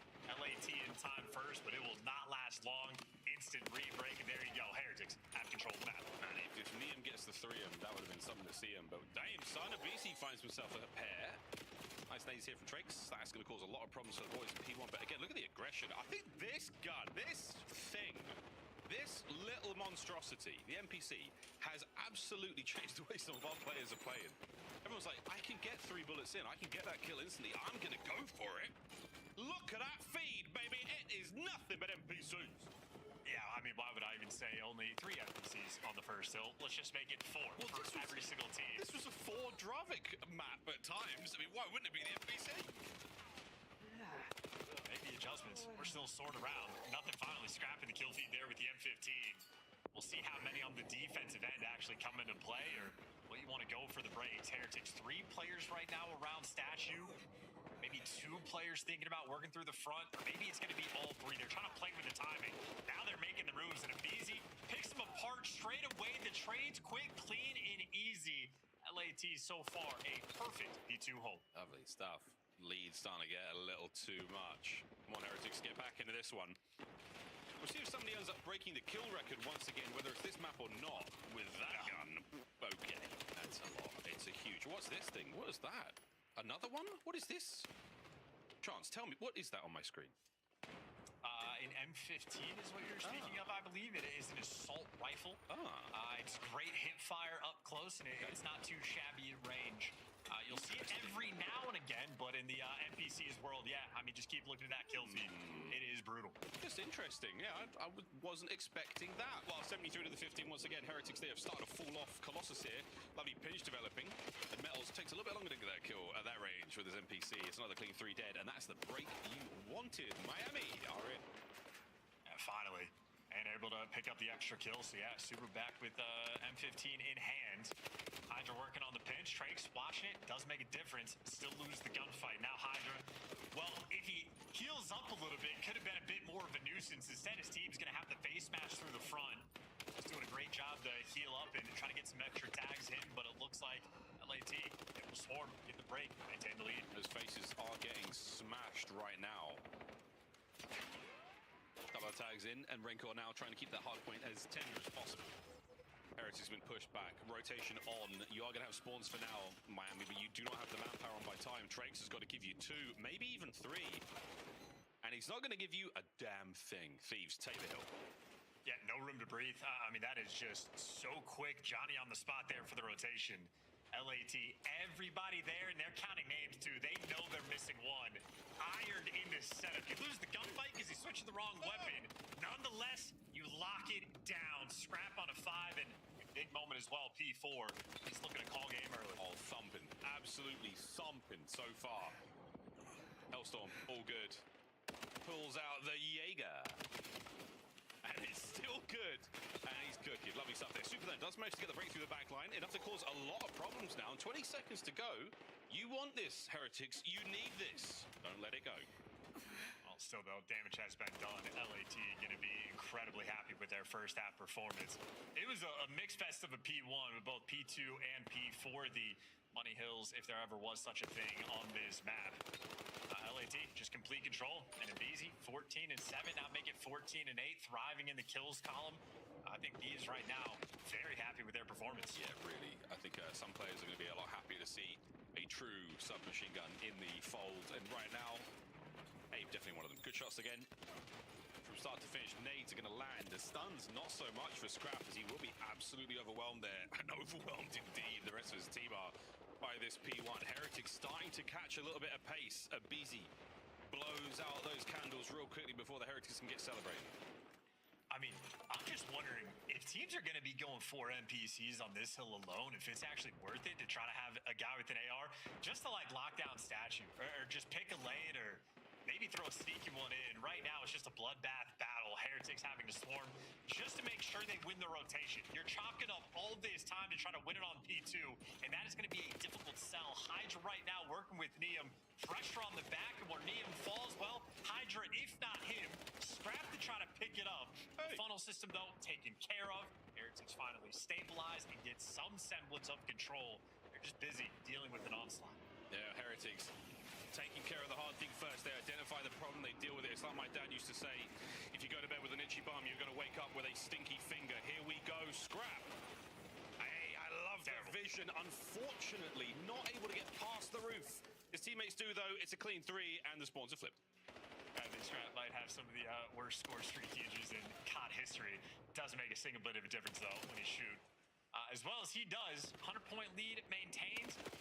P2, where I think Heretics have just struggled to get even 10 or 15 seconds on either rotation. These have just been picking them apart. Oh, yeah, really. Abe, not able to get any more of that. And the Heretics, they are throwing everything they've got at this hard point, and it is not enough. Final seconds. Once again, though, the rotation to 3, the old great outdoors, they've got it. Last time around, Thieves battled tooth and nail to take it back. See if this is going to be the same case. Again, Heretics, a solid hard point will get you back into this. But still 100 points for the Thieves in the lead. Yeah, Thieves going to let Neum take the world tour. They're going to hit this from every single angle. 2 players through tunnels. The first one's in. Abizi wins it. Gets traded out, though. Trake's good for 2. Now it's just the pinch players you're dealing with. Neum going to make it mixy. And now Super might be the guy to shoot them all in the back. That's Trakes in his happy place. Super on the back. He gets a couple, but not enough to keep the break alive. And it's going to be Metals in. Trakes good. Second man gone. Trays once again, though, for Abizi. He's going to be the man on time with 20 seconds to go. P3 has not been kind to the Heretics. Yeah, shout out to Neum as well. He was clutching the S&D. Really helped his team get that map weight, and he wins the clutch gunfight that at least got you the initial spawns. It looks like Heretics are going to take that over, but they had to trade away 20 seconds to achieve it. And they hunt down Hydra as well. So Heretics, a little bit of a time exchange. Doing some things right, though, and they have stayed afloat in this game. P4, they'll get the initial. Oof. Wait about that second. This gun, oh my god. It looks like a lot of fun. Well, Heretics You got in this time. A couple of M15s in the mix now with Scrap at the helm, trying to get boys a little bit closer. Get those NPCs into that prime engagement range. Now we're going to take a breather. Slow things down just a touch, and this is where the Heretics really want it. Another big 3 dead. Yeah, LAT slow down for just a moment. Heretics immediately pick up the pace and start flying. So no fear in their hearts. They're turtled up on the setup over towards P4, but a very successful hill. Enough that you'd at least buy the ability to have a little bit of belief, a little bit of hope of the comeback. 10 seconds though left on this time. LAT gonna take it, and that is gonna help the lead maintain about that 60-point difference. Still going to be quite the uphill battle Heretics are fighting. It seems a little too much. Sisyphean attempt here to pull this lead back, but all comebacks are built on hope. See ya! On the fadeaway, Neum makes it 3 in a row. Looking for the 4th. Trakes 1 bullet away from it, and again, a P1 that they can call their own. Neum there on the flank. No one's going to get through that P2 door without a whole lot of love. And right now, yeah, it's a whole lot of lead from the Heretics to get themselves 3 in the feed and the break. Yeah, flying as well, trying to keep that pressure on. They currently have the right side spawn, so the minimap looking as good as it can. LAT, do you want to rotate? Do you want to bang out the time? Well, looking like a bang out. Easy slides into Dez. Scrap there on the pinch. Good for the extra kill. A 2-2 split though around the time, but good enough for LAT to make the break. And this is a very sweet 15 seconds for them to get. Heretics can't really afford to give it away. No, this is the final moments of your series, Heretics. Will it be a 3-1? Holding firm. Good trades once again. The NPC has changed the face of Colossus. It is a speedy map to begin with, and now it is light speed. Got in a flash. What? Looking for the P2 break here. Looking for the win. LA Thieves on the attack. Up over the top. Neum. As clean as you like. That is the break. Identify the next man. And no, Metals finds it. Foot race is on. Surviving. Now it's going to be LAT. Straight in. I mean, no fear. You got a lead like this. Why try to set up anything fancy? Let it be easy. Just be the bulldog. Straight on through. Gets the first kill. The follow-up, though, not quite there. So, okay, maybe head smashing through the front. Not going to be the play. Another failed attempt there from LAT. One thing is to get a little too squirrely, but hey, 2 kills in the feed. Maybe now this is your moment. Yeah, this is the, I mean, the strategy with NPC seems to be, you know, don't think, just go. Shoot gun, gun go bang, 2-piece good. Hardpoint good. Oh, Heretics good. Rotation, Thieves. Moment.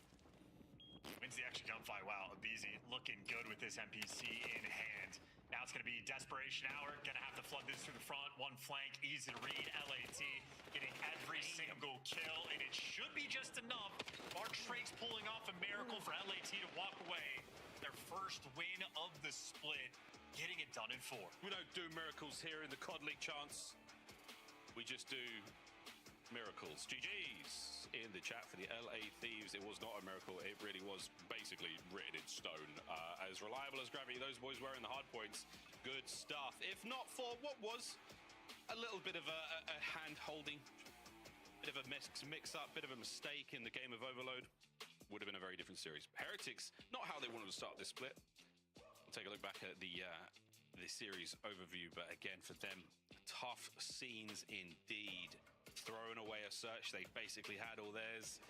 Just after throwing the overload, getting their absolute asses handed to them in the respawns by a very strong Thieves. Heretics want to see a bit of a revitalizing look here with the NPC in this split. I mean, interesting split for him as well, right? Because a painful stage 2 with how Land sort of paid off, and a different reality that these guys are going to be working with. LAT, of course, new opportunity on the new maps. The first thing they did was pick a sake, and they look fantastic on it.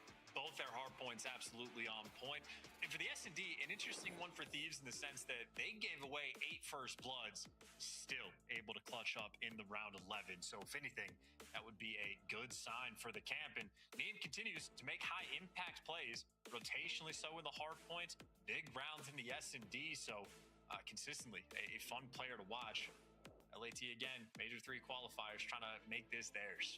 Well, one series down. They've only got a few more left to play before we do go to Atlanta. So exciting stuff for them. And again, congratulations on what was a pretty good-looking sake. We saw a little bit of everything there. I'm ready to see some more sake. Sake, please, waiter. Sake or sake? I don't know. I like to say sake bomb. bombs. We'll talk about that later, Miles, over at the bar. In the meantime, let's take a look at some of the highlights from this series. It was only 4 games. You guys saw it coming. I saw it coming, but I was hopeful. The new meta not playing to Miami's favor. They were so strong at the AR game. This seems to be going back towards LA Thieves with guys like Abizi starting to shine. Yeah, it's kind of what we forecast coming in. You know, I was talking about Thieves. I think they should have the biggest jump coming into this split, just given new maps coming in and a little bit more structured, the NPC being extremely powerful. And, dude, I mean, everybody just watched it. Abizi looks comfortable. I mean, this is the Abizi we expected to start the year, and that's going to make it tough. On the flip side of that, with Miami, their ARs are so strong that if that's not like the power gun, like the gun that's taken over games, they could potentially struggle this split. So, ongoing story, they played a very good team. We'll have to see a couple more series from Miami. Yeah, at the end of this one is only about a 50-point difference, and now I was looking at the numbers, only about 7 kills. That's not a huge blowout when it comes to KD. So how far back is Miami? Can they catch up, or are they just playing their lives too much? What's going wrong here? I think they just got caught by an LA Thieves that is looking really freaking good on a really new map, and that was the opener of this series because we get into that search and destroy, and Miami showed some life. They were able to battle back. I mean, they had 8 first bloods across the board. The problem is you got Abe and Hydra putting up double digits together, which is, I mean, they were already superstars. You put a superstar gun like the NPC in their hand, and we kind of knew that this was going to happen. And for Miami, this puts them in a precarious spot because now it's like, okay, both Metals and Trakes had their moments in these series where they succeeded and where they fell short. And that's what these next couple of matches for this team's going to be when you have a player like Real looming on the bench. Yeah, when you, as soon in as that NPC meta. As soon as they lost that S&D, I was like, this series chalk. Like, they were going to have to win both S&Ds. You know it's a sign in Colossus as well when Rancor previously had the #1 KD in the league, and he's pulling out the new NPC on the opening hill. That is a sign that the meta has changed, but if you take a look at our scuff play of the game, there's nothing new about a round 11. The clutch team comes out on top. This time, it's LA Thieves, and you said it, Miami needed this if they were going to force a long series. 100%. And listen, man, all eyes on Scrap here. He's just playing the bomb. He just gets a huge rip to start this round out, and they're going to try to get on inside. There goes the follow-up kill from Hydra, and close quarters, NPC in hand when he has the advantage. I mean, just confident. And then the repinch comes in, side through alley. Like, this is why Fringe is so fun. And if you're a guy like Scrap, you can really make plays from the A site, because if they go junk, you're going to find a kill early, or you can go look through mid bricks and play a kill through mid map. So I think the map plays really well for their strengths. It's time for a Monster Winner Spotlight as we welcome Neum back to the show. Neum, congratulations on starting off Major 3 with the W. How is the new meta and the new maps treating you? I'm loving it. The new sub, it's fun to use. Neum, I remember right after the major catching you in a Twitch chat and asking you about how you felt about the team. You said, we're going to be fine, dude. What was that sense of calm from you after, you know, your first major with the squad? And obviously you guys look super good. So what was it about the major where you felt so confident? I would just say, like, we had, like, all of us believed in each other, like, going into the major. Like, the week before the major, we had good practice, and, like, our last 2 matches, we played really good. So, like, going to the major, we had a lot of confidence. Absolutely, man. I mean, and a big win to start the stage as well. I mean, new maps, new meta, and you have to go up against Miami Heretics. You guys made work. You look fantastic. Talk to me about the past 2 weeks. What does practice look like for you guys? What did you do with that time off? Did you get to relax a little bit? Talk to me about it. It's been good, a little up and down, but we're just trying to work on being more consistent in every game move. How do you do that? Is that just, you know, going through the motions? Is it holding each other accountable? How do you force consistency? Like just doing everything like as a team, just holding all each other just accountable. Neum, final question for you. We have the minor next week. It's going to be a brutal, quick tournament. Who joins LA Thieves on the podium? Who are the top 3 teams in the Scrimbucks? The top 3, I'd say Optic, Ace, and Jumpmates. It's a good squad to look out for. Thank you very much for a quick Monster Winner Spotlight. We'll catch you again soon. Thank you.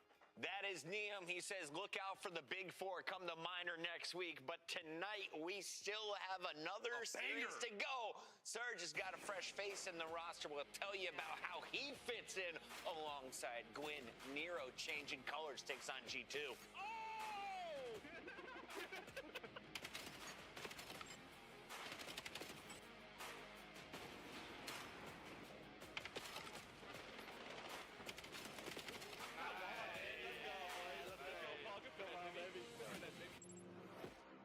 Major is going to be a classic. 4 challenger teams are taking on the 12 pro teams, bringing nonstop action to the ATL. Get your tickets before they sell out at dreamhack.com/Atlanta. Brought to you by America's Navy and the special operators who work in the shadows. Start the season strong with the 2026 Call of Duty League Pack. Grab yourself the CDL operator by scanning the QR code on screen or check it out in the Call of Duty store in-game now. Scuff, official controller of the CDL.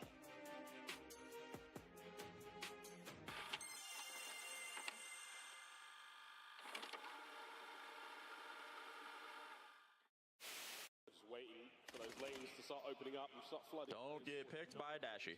Send him out of the round. Right on cue, Sam. Right on cue. First. Don't say I never did anything for you, Greenwall. Don't say I never did anything for you. Cutting through with our boy through Dojo. What a rotate. What a rotate. Oh my god. Take notes, everybody. Mine. Yep, box. Oh my god. Oh my god.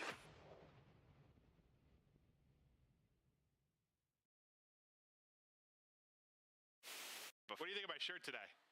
It is a choice. It's a choice. Listen, guys, I put this shirt on. I felt pretty sexy, to be honest. Yeah, I looked in the mirror and thought, God damn. And then I got into the green room and everyone said, your shirt's too tight. You look like an idiot. And I was like, it's just a little too small, but it works.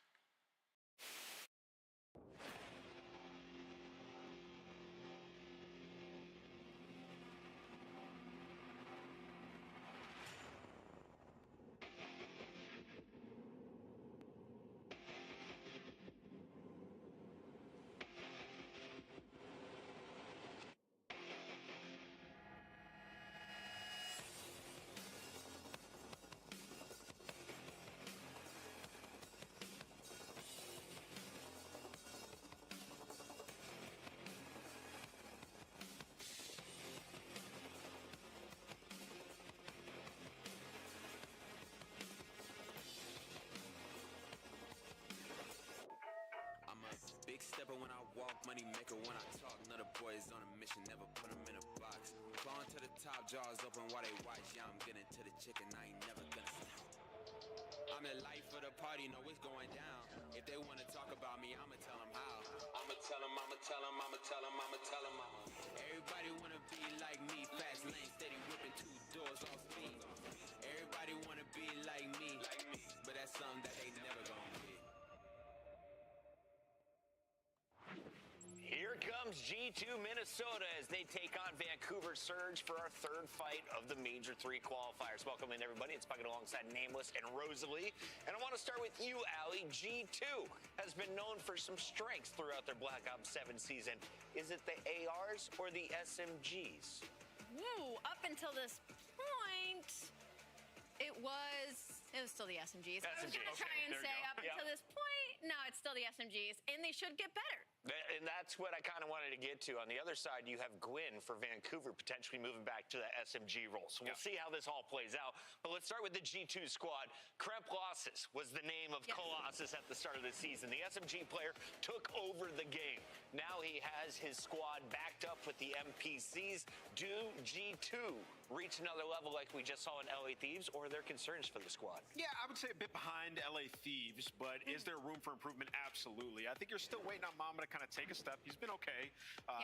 Expect him to play a little bit better. And for them, I mean, just trying to find consistency. The first outing versus the Falcons, they looked unbelievable. Follow that up. I mean, it's a bad draw, but you play Texas and LA Thieves, you lose both of those. It wasn't majorly competitive. So for them, though, there's some good things going for them. You gain a ban. Yeah, exactly. Exposure Hardpoint, you were 0-2 on the season, and Exposure S&D 4-4. You're like, world get it out of here, right? So you get some replacements coming in. If you all of a sudden you find a lockdown map in either one of the hard points or both of the searches, you're in a great spot. So it's all about how they have adapted to the new maps. On the other side of this fight, we have Vancouver Surge, who seem to have run into some money troubles. They let go of a very successful squad last year. Rambo Ray, one of the great coaches, left to the side. Now they're building fresh with Challenger Challengers players. They're bringing TJ from the Bush.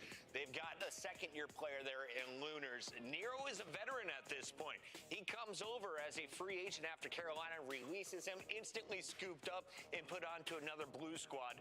Does this enhance the Vancouver Surge with Capsule now out of the lineup? Absolutely not. At least not my knee-jerk reaction. I think taking Capsule out and putting Nero in, I mean, it's the exact same player, just maybe a little bit of a different font. Now, I will say putting another player into this system, if he just happens to work like a puzzle piece, then sure, exactly. But there's not a whole lot of system. And for Vancouver Surge, they're just trying to find what pieces gel together. They're not expecting to win a championship tomorrow. They're not expecting to win a tournament probably by the end of the season. They're just trying to find players that they can invest in that are going to play off well of each other, and it's Nero's time to figure it out. Say something nice for the Surge Turkey. Oh. I mean, we've seen them have some great Surge performances. They've also, like, in the online portion of last stage, they had some big map wins, big series wins. So it's possible. With Nero, the thing is, what you're looking for is he has been a Game 3 demon in the past, right? And we even saw it on Carolina. He would take over Game 3. Their overload was very solid when they had first picked up Exceed. So this is a team that literally can't win an overload. 1-11 last split. So hopefully he improves them there, and they could get a lot better. TJ can take over searches. Gwen can take over hard points. Now we have a Game 3 takeover participant. There is potential. Let's take a look at our maps and modes, Allie, and tell me, is the Surge story going to come to fruition? We see Raid Scar in the middle of this. The new maps, Plaza and Gridlock, will be our starting and opener. I see no reason why Nero wouldn't be incredible at Gridlock Hardpoint, but just on the side of G2, I want to focus a little bit on their respawns. I think Gridlock should be a really good map for them. I'm looking especially at Kremp in this situation. I feel like he should be able to fly and really get comfortable on a map like Gridlock. So I'm excited for G2 during the split. I definitely think the NPC makes them better. I think if they can find a map like Ant said, they're still going to be one of those teams that are a gatekeeper. TJ turned his cam off. He's focused today. Are you scared of the graphic TJ? Both of them are. Yeah, no cam on for TJ and Nero. These guys are dialed. I just got to say, hopefully we get to see Gwen with an NPC in hand today, flying around making plays. But to be honest, this should be a G2 win. I feel good about them. Let's make it official here in our Scuff Pick'ems. Nameless, do us the honors. You just said G2. How many maps do they do it in? Yeah, I'm going to go. How would you make like G with your hand like this? I'll go like G2, baby. I got G2 You're like 3-0. the thumb a little. There you go. We're doing it. It looks good to you. It's backwards to the camera. Oh, you're also doing it? There we go. Yeah, I will G2 it as well. This is a 3-0. Sorry, Vancouver. The fans are all on board with the purple team when we all go one way. There's some upsets. Usually. Yeah, 4? How many got there? Go to me. Oh, they waited for Maven to put his middle finger down. I liked it. 2 thumbs up. I didn't do anything bad. I didn't see it. You guys were doing signs. I want to do signs too. Listen, they want something positive for Surge. TJ and Gwen, when they first teamed together, they got top 4, like Major 1. Yeah. And they played pretty well throughout that year. They had Slasher on that team, though. He's been like... It's been a long time since that. That's back to like MW3, yeah, but... No, BS6 last year. Was that the top 4? Why did they got top 4 at Major 1 at MW3? Maybe they did. They did. And the minor. Yeah, the minor. Right? That's what I said. Yeah. Okay, well, listen, they had some success. Maybe we'll have some more. Dude, we were just dying. We were having chats in the green room and like, bro, our brains, like me, Ant, and Joe, when we start really diving into COD talk, like it all just jumbles together. Last year was the literally we were trying to remember the name of the SMG last year. We were like PDW. That's right. I was like KSV. It just looks like it. No idea. We were going through it. But we're getting locked back in. We're ready for a great match potentially. Listen, G2 got top 4 at the first major. Couldn't replicate that due to a tough round 1 matchup. They couldn't, make a run to a winners final like they were able to do last. Well, winners round 1, right? They beat Falcons. It's just after that they bombed out. You get to a top 6. Sorry, tough round 2 matchup. Yeah. You play Optic and then you drop down and you lose at the end of that tough bracket. It's just a question of can they get over that hump? Be in the middle of the pack team. Also, this is a team that sometimes has some duds. Well, I'm a little worried about that. And I think just based with how they came out, we were hoping this is a team that, maybe the way things looked early, they could be like a top 4 fringe team. But now, unfortunately, the scary part is like Thieves. Say French team or fringe team? Fringe, like a fringe top 4 team. Okay, I was like, but now though, like with Thieves getting better, with hopefully for Miami they start to improve. With FaZe, how they've been playing, it's starting to get a little tougher at the top. It seems like where the top 4s for them might not be able to replicate that. Yeah, I think sort of the big question is like, all right, when things start to go wrong, do they have enough? Koi, that's what's reading. And Koi improving. Sorry, yeah, Koi, do they have enough firepower? That's sort of the big question mark. And I think maybe at Major 2 we saw maybe they don't have it. Skies and Mamba had a much better stage 1 than stage 2. So we'll see if they can improve here. You know this sub duo, they've been kind of the consistency for this G2 squad. You get the NPCs. How is that going to play out for them? Yeah, I hope they get back to being the early form Reapers that Estriel and Crimp were. We're taking a look at our standings and where they sit. And yeah, they're in that 5th spot, but I guess what's scary for me is Thieves seem to be improving, so I don't think that's going to change. Or I mean, that's how it kind of looks. Well, BT had a sub today. So yeah, I know that. Honestly, the world felt right. I saw BT with a sub. The world felt right. Just really hated the drop. I guess, yeah. I literally had to tweet him like, "You hated that shit, huh?" It must have. But and then I think the scary thing for 2 is Koi. Like Koi, obviously coming off the top 3, they look like they are a new and improved squad. So that room for this G2 team to maybe make a nice run to a top 4, it just seems to be maybe a distant memory. We'll see. Yeah, we'll find out. I mean, their search and destroy has kind of been their backbone, but these are series they need to win, though. Yeah, these are the series they need to win, and they've had some duds with this, where they just come out slow, they go down 0-2 in a series, and then all of a sudden you blink the series over, and you're like, what just happened? But then they'll come out and beat a solid team. So, yeah, I mean, with only 5 matches throughout this stage, you need to win this even more. Correct. Yeah. Need a good start. Well, the favorites on the gridlock at the start of our day, which we thought would be the Gentlemates, they got smoked. So we're thinking probably a favorite here for G2 to come out. We'll see how it actually plays out, but seeing gridlock in a lot of our series early on, and we'll get right into the mix. Nade's going to be so crucial here at the P1, especially early without trophies, because the headies here, the jump peaks are insane. Yeah, I mean, the ARs, they're just going to feast. But it's going to be Estriel and Skies right now. They win the initial engagement. You were hoping that you found a nade kill. You kind of saw that all of Surge just sort of waited. They delayed them, but you were able to stay alive. And since that point, G2 doing well. Lunar's just going to play his life, make sure they have spawns for that P2. And how do you feel about Nero in particular, like for you slotting into this team? I mean, I'm just not really sure what this team is. Yeah, okay, that's right? fair. I think that's Still just kind of it. It's just a giant question mark. I think maybe he could help with consistent slaying. The fact is Nero used to be a sub. If we're going to have 3 NPCs in a lot of these maps, that's probably a good sign, right? He can play the aggressive player, so him, Gwyn, and TJ can kind of get super mixy. Maybe with Lunar's improvements, maybe the pieces are there. It's just we'll see if it actually comes to fruition. And pieces are there, I mean, maybe to battle around the middle of the pack. I don't think it's the team that's making it Sunday, but I'm not hammered yet. Nice little run though from Surge so far as TJ back to the mix with his sub duo in Gwyn, and I thought Crimp just dunked on him for a second there with the wall bounce, but with 2 HP remaining, TJ will finish it off. He's got players to either side, finishes one, chows on to the next, not quite able to finish that, but a nice start out of him and basically bring it back to a tie game, but still a healthy 30 or so seconds remaining here. G2 have got a map position in the world. They look to turn this into some time, but our big one is coming up next. Yeah, I mean, you take this all day if you are G2. I mean, you had you win at P1 and then you break halfway through, find the rest of the time, so you're going to hang on to this lead. Now, a big rotation kill there for Crimp onto Gwyn. But DJ, he has been aggressive. He's going to find a second and make it a third. We talked about it. The lights were not on in that room. That man is locked in. Feels like the playmaking ability for the SMG is going to be just massive. And I mean, I've been vocal about it over the years. I always think Call of Duty is more fun as we get later into the year, and typically trends towards like 3 subs. I think it's more entertaining to watch when you have more subs on the map, and so far it's been fun. I mean, I'm sure some AR players feel like they're getting choked, but we're gonna have some insane plays. And no, I texted Tej, like it was, I think the final week, he had his light on. His player was like, "Bro, you're getting smoked. Turn the light off." He texted me back. He's like, "Yeah, bro. What am I thinking? What is he thinking? Back to the dark." He's listening to that advice. Yeah. He had a couple of weeks off. He's 11-6, and you kind of. Well, his camera's just off, but I'm gonna assume it's very dark. Yeah, no, I mean that's my assumption. Yeah.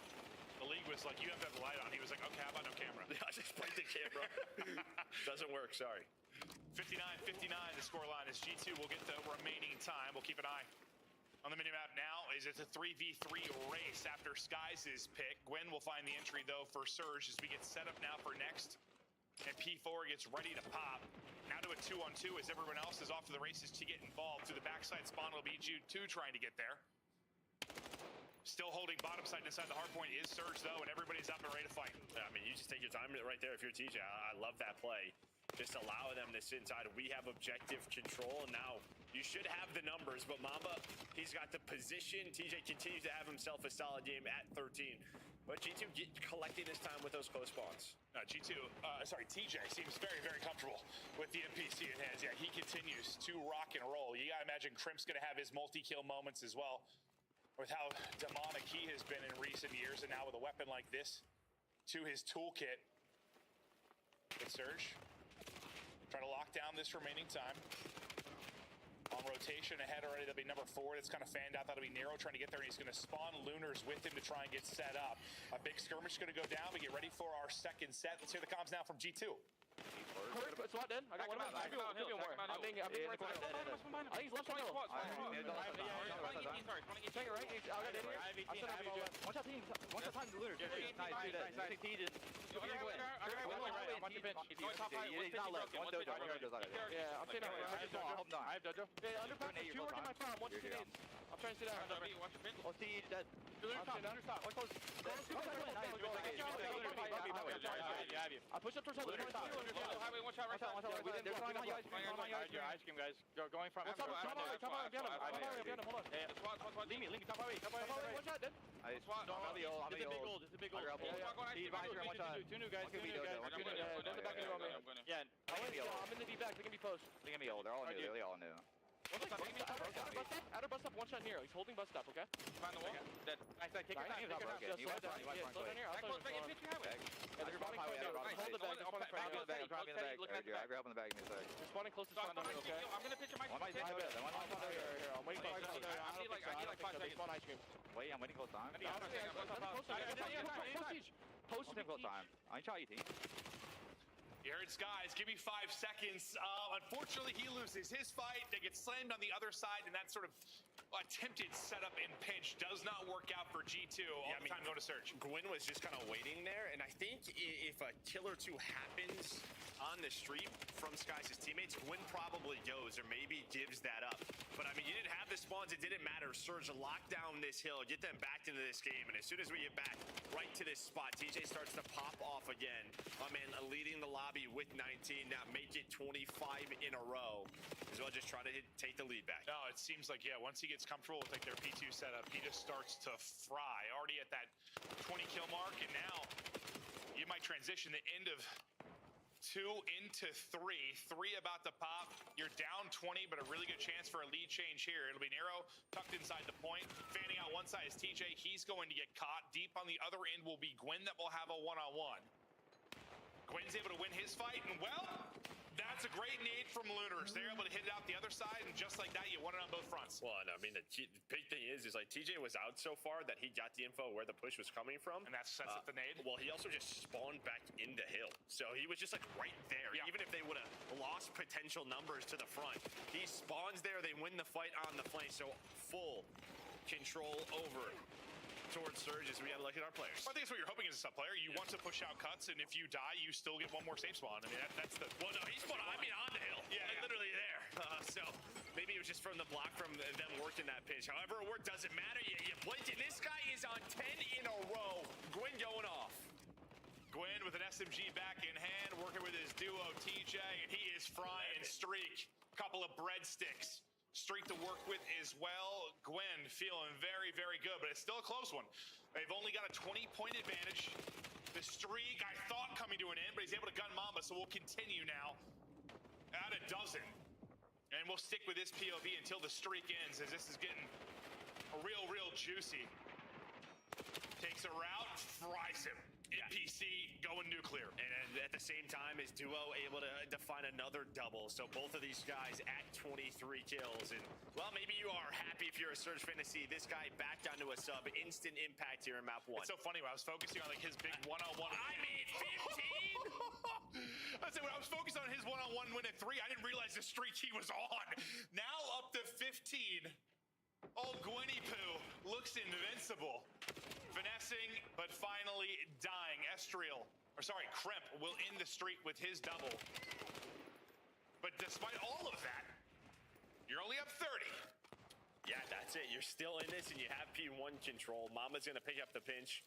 Mamba not having a great game. We're not really sure just yet with all these NPCs how everyone is going to adjust. And Gwyn, yeah, he's able to earn some streaks. Yeah, it's probably going to be less. It's going to be less about how the sub players play with it, more about how probably the second AR. That flex player. Yeah, it's important.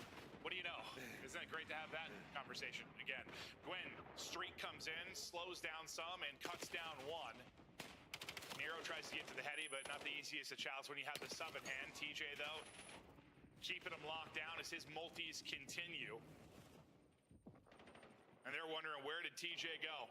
40 away from the victory now. Yeah, this guy was pretty good at BO4, so he is happy to be back on this map. But you do get a break, and now this is going to be a massive play here for Lunars.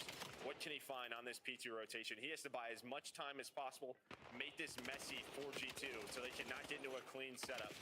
This has been the difference. Well, Lunars, how is he alive? I have no idea.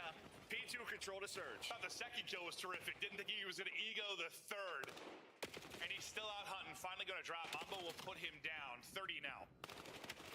For Surge to get the W, though. Go 3 dead. And after that, we're going to get broke. And now a moment of life for G2 to rally this comeback. And yeah, despite the plays from Lunars, despite the spree from Gwyn, still a very winnable map for G2. Yeah, finally a break here at P2. 4G2 early. Saw it on that first rotation with about 25 seconds left. But this one with 40. Well, this game is not over yet. Is Surge, though, flying in. The two-piece machines and Gwyn and TJ just trying to close it out. Yeah, maybe don't let TJ get to his spot. That's his spot. And then we can go ahead and win this particular hard point. But it seems like they're going to be able to get the scrap. The difference, well, I mean, Surge were able to get the scrap and win the fight over to third. Skies was able to win a fight towards third, so he's alleviating some of the pressure on rotation. And you're getting the end of this time as well. It'll be a one-on-one towards Old. The other 3 for Surge are flying forward. Skies got damage into, I think, everybody, but doesn't actually finish any. Maybe give him an assist for the nade hitting. His teammates then supplement it. Gwyn's double, though, will be traded out, and G2 will hold. Now 15 needed for them, and despite all the heroics we've seen out of Surge, here go G2. Oh, is that going to need your teammate? Nope. Okay, Crimson to avoid that, but yeah, last push. 5 seconds, 4 seconds, you have to go. Nero, Gwyn, TJ, they all win some gunfights, and they are in. They can also win here. Maybe a good old-fashioned 250, 249. You need more plays from TJ and Gwyn. Someone's taking a long route. G2, taking their time. You get a pick on both ends of it. Now comes the collapse. Pressure to TJ and Lunars inside. For now, they're holding. They're holding. TJ goes massive again. He's able to get 3. TJ keeps them in. Look how deep out G2 are spawning. I don't think they can get there in time. No, there's just no way. Stuns, nades, they're going to be there. Nero's going to find the last double. 250 to 249. And, well, it is just heroics from TJ and Gwyn that give them that map win. Yeah, no, the story for the last couple minutes was the heroics weren't enough.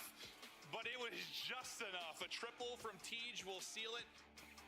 I got to take a look at the final tally, but I'm pretty sure they outplayed it pretty significantly. Yeah, and it probably shouldn't have been that close of a map, but it was. So we'll see how that bodes for the continuation of the Surge team, because I think they might have outplayed it by 20 plus. You're probably hoping it's not a 1-point clutch. Yeah, I think he looked at like that last P2. I mean, that Gwyn and TJ, like Gwyn just runs into boxes and finds 2 kills. Like that, you get the break if you're G2. The boxes, they were farming. Yeah. Did such a good job at that hill. That's where they won the map, and yet then just the clutch to find that final break. Or take a look at the scuff play of the game. It's gonna be the final moments here in a nail biter 250-249 finish. And really, as you said, they're setting up the pinch. Well, this will be after the Surge break. Yeah, I mean, it's a 2v4 hold. Yeah, the key is like you have to figure out where they're pushing from, where are those spawns, and they have a good idea. With the stuns, the slide out, and it's all about the trades. And I think it's TJ that takes a long route. He's the one that pinches. He wins that gunfight on the S-Reel. That gives them the edge. Now you just have to hold on to one more push. And this is when they lose too. So what? Yes, TJ and Lunars. Lunars also on 20 HP. Is able to get one, and then Tej does the rest. Nade, NPC combo, the haymaker to close it out. Him and Gwyn on 32 to wrap this one up. First look with Nero, it's a crazy. All right, so what did they outslay by? 921. Oh, Well, it wasn't that crazy, I guess. It was like 9, 10. It wasn't that crazy. I guess I thought it was crazy because I saw just Tej and Gwen. But we also had a 15 spree. Yeah. No, I thought it was 20 plus at first, but no, it wasn't that crazy. Okay. First, I was like, damn, that was a shaky one considering, but it was just their 2 SMGs popping off. So first look at TJ and Gwen back together. Okay, looks like they can fry. Yeah, and then on the other side, like you get solid performances from the SMG duo, Estrel and Krem, the consistency, but lately it's been about the ARs between Skies and Mamba and finding comfort, especially in hardpoint. And again, just not the best from them. Yeah, and Skies had a really good stretch there where he seemed to be back in his bag, really improving. His job's probably going to get harder now with this meta, and we'll see if he can dial it back in as we look at the overall game flow from that. Now back to our best of 5. So as far as new maps goes, on the beginning and tail end of this series, if we get there, I think with Surge getting that map 1 win, we're probably in for a longer series than maybe we expected. Now we get to raid, search, and destroy, and well, it's one we see from G2 a ton. Yeah, we see it a ton, but throughout stage 2, like they paid much, but I think it finished like 2 and 4 throughout the stage for them. Like, yeah, it was their go-tos, but didn't finish strong whatsoever. Yeah, it's one thing if it's your go-to. It's another thing if you're winning your. Yeah, this is our map pick, but yeah, 2 and 4, not great. Yeah. Well, they're going to need to get the victory here now after going down 0-1 and the nail-biting finish there. I still can't, dude, Gwen, bro, he must have been on like 8 or 9 when I was just talking about him winning that one-on-one. I just didn't realize he was on that kind of spree. We usually were honestly, a lot of times just shout out to the spectators. Like, sometimes I'll realize, I mean, I'm just watching the minimap a lot. Like, I'll realize their spree because we like hop to them. But like once we hopped to him, I saw like 10 or 11. I was like, damn! I was like, he is going off. I was watching the spawns. I was like, where are we? No, I'm trying to figure this out. Exactly. Yeah. I think especially I noticed even today more with Good Luck because usually you're the guy that's like eyes on the minimap constantly. I'm calling out kill feed, just sort of calling the action. But like I've just been staring at the minimap even more because it's new and like it's been I mean, as much as we've like casted Gridlock in the past, it's been a minute. It's been 8 years. 8 years? Is that really 8 years ago? 7 years? 2019? 7 years, yeah. 2019. Yeah. Been a while. 2019. Holy. Been a little bit. We've been doing this quite a while. I just want to cast long enough that like, we've casted, all these different variations of maps and all these new players. Like, once we cast a player's kid, okay. Yeah. We know we're ancient. We're gonna be LeBron playing with Bronny, bro. Like once we're casting, like. Yeah, we'll both just be rolling up in wheelchairs, just hanging out. Like Slasher's kid or something. I don't know. You better get on that soon, though. Honestly, that's probably not far away. It's probably be Bella, dude. Have you seen her gunny? Yeah, she's been beaming. I saw some clips of Bella. That's probably what it's going to be. What am I saying, dude? She's going to be the first female in the league just come in slamming. I would actually love nothing more than that. That'd be awesome. But, yeah, still years out from that potential. Into the map 2 now. And offense here for G2. And, well, it's all on Gwen, who... It's money, yeah. I mean, it's been all Gwen at times in that map 1. If you would have hit that, it would have been insane, but it wouldn't have mattered. So G2, dominate the opening round. Is he going to hit it? As we look at the future of Optic Bella. It's got to be like less than 10 years, around 10 years. We got time. I'm not going anywhere. You can live that long. I'm not going anywhere. 7,000 monsters later, right? It's going to be in my veins. I don't have blood anymore. I just have white monster. It's the key to life. Yeah, sure as hell is. Well, good opening there from G2 now. I'll see if they can keep it going after a painful loss in that map 1. We're going to have an old-fashioned square up here out towards A. Only person not in the play for now will be Mamba. Vancouver are going. They have the numbers to trade this out effectively. Someone's going to pop a double here from G2. The smoke's going to make things a bit of a mess. They buy time for Mamba to get involved on the action, but the smoke on this side as well makes it difficult for Mamba. A nade hits then, and Lunars is shut down. So a great hold considering G2 did not have the numbers early on. And that nade was money, because I think Mamba potentially goes down there, and then it's a 2 versus 2. So things could have looked a little bit different. Well, it's just the smokes just made that way more chaotic than... Oh, yeah, no 8 misses. Everybody was missing. Yeah. People finessing, but Estriel's, he's up to 5 now. I thought it was going to be one of those that's like a 10-second round, honestly, with the way it was shaping up. But due to the smokes, a little bit different. See what Lunars can do now in the 1 versus 2. The hot hand for G2, out of it. That was Estriel. Nice read. Takes 1, backs down. I thought he was going to backslide to the heady perfectly in Fry. Reads were there. Just enough damage in from the first challenge. Yeah, I mean, if he backslid 2 floors of stairs down to the heady, that would have been something. Yeah, he needs. Well, I more meant to turn the stairwell into. Yeah, it needs another. No, I'm another slide. I'm talking about super slide all the way down. I don't like crazy. Using the staircase as a heady. I don't think he's a magician. You want a stair glitch now? This is unbelievable. I guess I was rooting sort of for a stair glitch. But, I don't take it back. There's the nade that saved Mamba. Estriel on 5 early. And G2 up 2. Steamrolled him in the opening offensive round. Getting aggressive will be TJ working with Gwen up through mid-courtyard. Estriel kind of playing for this. Unfortunately, they're going to lose a player, but Estriel will be there for the trade. No real opportunity for Gwen to go hunting. Doesn't overstay his welcome. Timing like? Mamba's timings on this map are the most ludicrous timings of any player in the history of Raid. It just may work out for them. It may not. You never really know. Because Nero was on the other side of it. And, well, Gwen is just going to melt Estriel. But do you know where Mamba is? No. So he's going to finally activate, find a kill, and now he's trying to finesse. Buy time for Skies to get here. He read the Lunars has already got tucked in the close corner. That's a great spot. Sure as hell won't. Oh! Lunars wasn't looking at him. He sure wasn't. Mamba able to snap and make the play. All down to that timing at the mid-water steps. Nero trying to get them around. 1 versus 2, 30 seconds to go. Bomb down mid-court. All the info in the world. But at first I thought he wasn't spotted. He was. Well, that is just all from the Mamba play. Mamba got 3 kills after. We were wondering what was going to happen here, and he makes the play. But the big read, yeah, I mean, the timing is great. And the Lunars just isn't looking at him. Just not looking towards that way. It's Mamba magic. I'll still never forget that. That optic round was like the most insane little Mamba magic Raid search round I've ever watched in my life. He had like 4 timings like that in a span of 10 seconds. If you watched it, you know what I'm talking about. It was ludicrous. Does he have a tractor tattoo? I never noticed that. He's got a tractor on his arm. All I know is he's a 6'2" Mexican farmer. Cowboy. Awesome. I said farmer because you said tractor, I think. But I mean, he's a badass. Never noticed it. I got one on my right ass cheek. A John Deere? Yep, sure do. Sweet. Surge looking for their first round.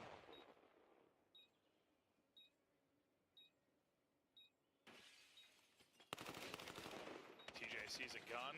Lunars, though, gets the pick. They know there's one more there, and, well, Lunars is getting both. So TJ, maybe some support via the stun, but that's about it. Mamba trying to bring him back, though, as he gets out to 4 straight. Trying to pull off the 2v4. Suddenly it's a 2v2. Only 20 seconds to go, though. They got to fly. TJ finally able to get involved. All on Estriel now to clutch up. Not going to happen. Best of luck in that gunfight.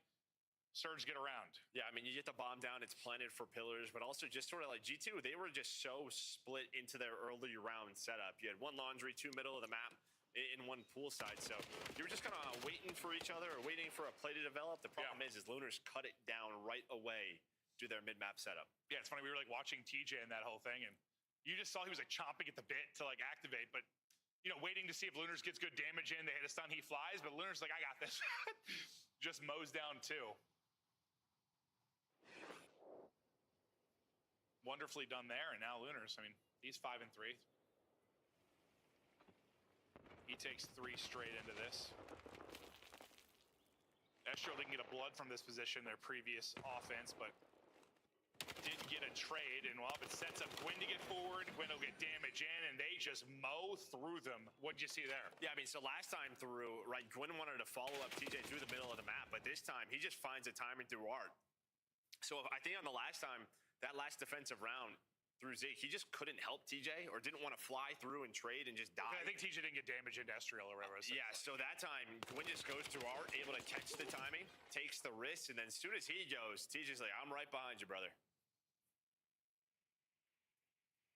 I'll never forget the day I think he like set the record for most kills in a 5-game series back at MW3, and I asked him what he ate for breakfast that day, and he said he put a couple pieces of bacon in a piece of bread. I was like, all right. Star player nutrition right there. I was like, okay.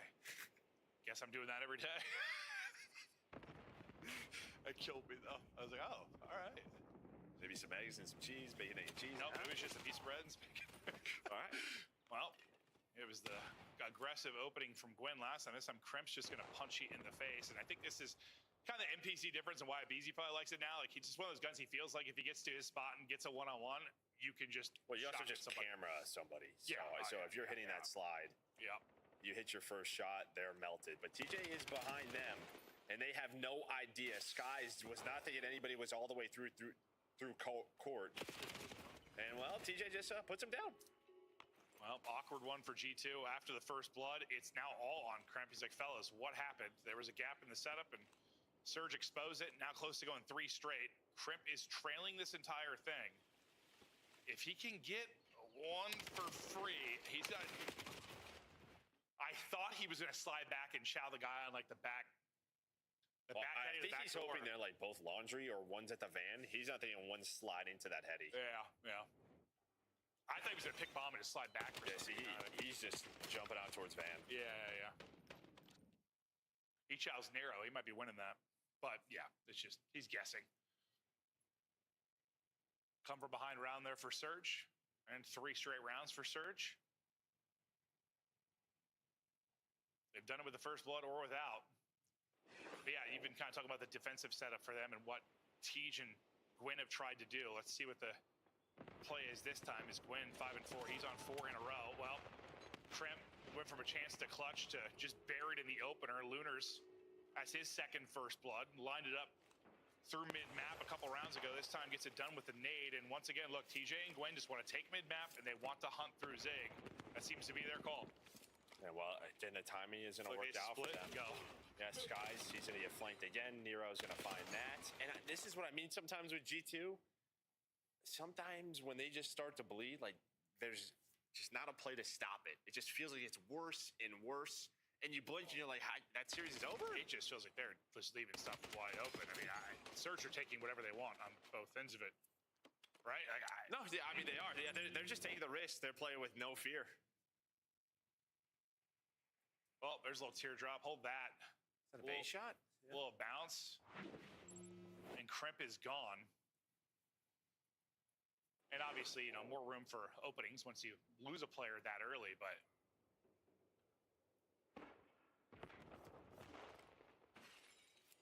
It looks like they are getting very aggressive out towards Statue. We'll see if Gwyn might be able to deal with it on that end. It's a quick plant on the other side of the map, and 3 players defensively are grouped up for G2 on the retake. TJ is just able to finesse into Tiki.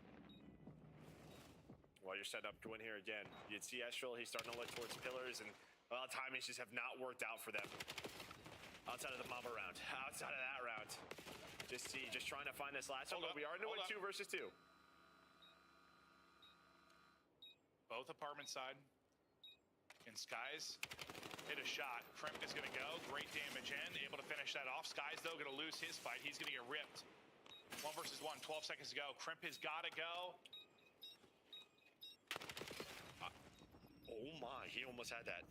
He just guessed wrong. He just guessed wrong when he first went. And I don't know if Nero broke the glass. He thought he jumped. I wonder why he snapped back down suddenly. Yeah, He must have heard something. I think he faked. I think he did. So if he did, heads up play out of Nero. You saw, because Kremp, I mean, he wins that. I think he goes up. He goes up and goes hunt. Let's watch this again. He just snaps down. He must have broke the glass, yeah?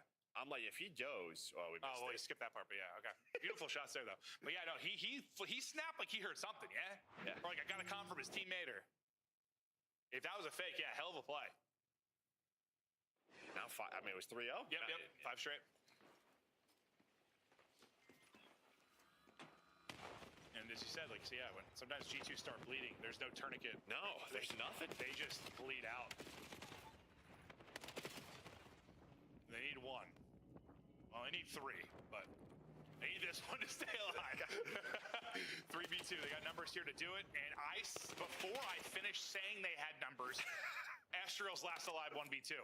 Yeah, maybe Raid, they might have to move on from this one. It just might be time.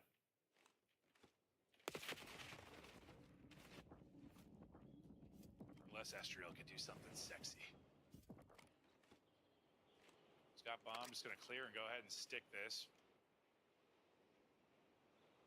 Plant this out towards apartment side, try to get in there. And I mean, there's a lot of finesse options for him once he gets here.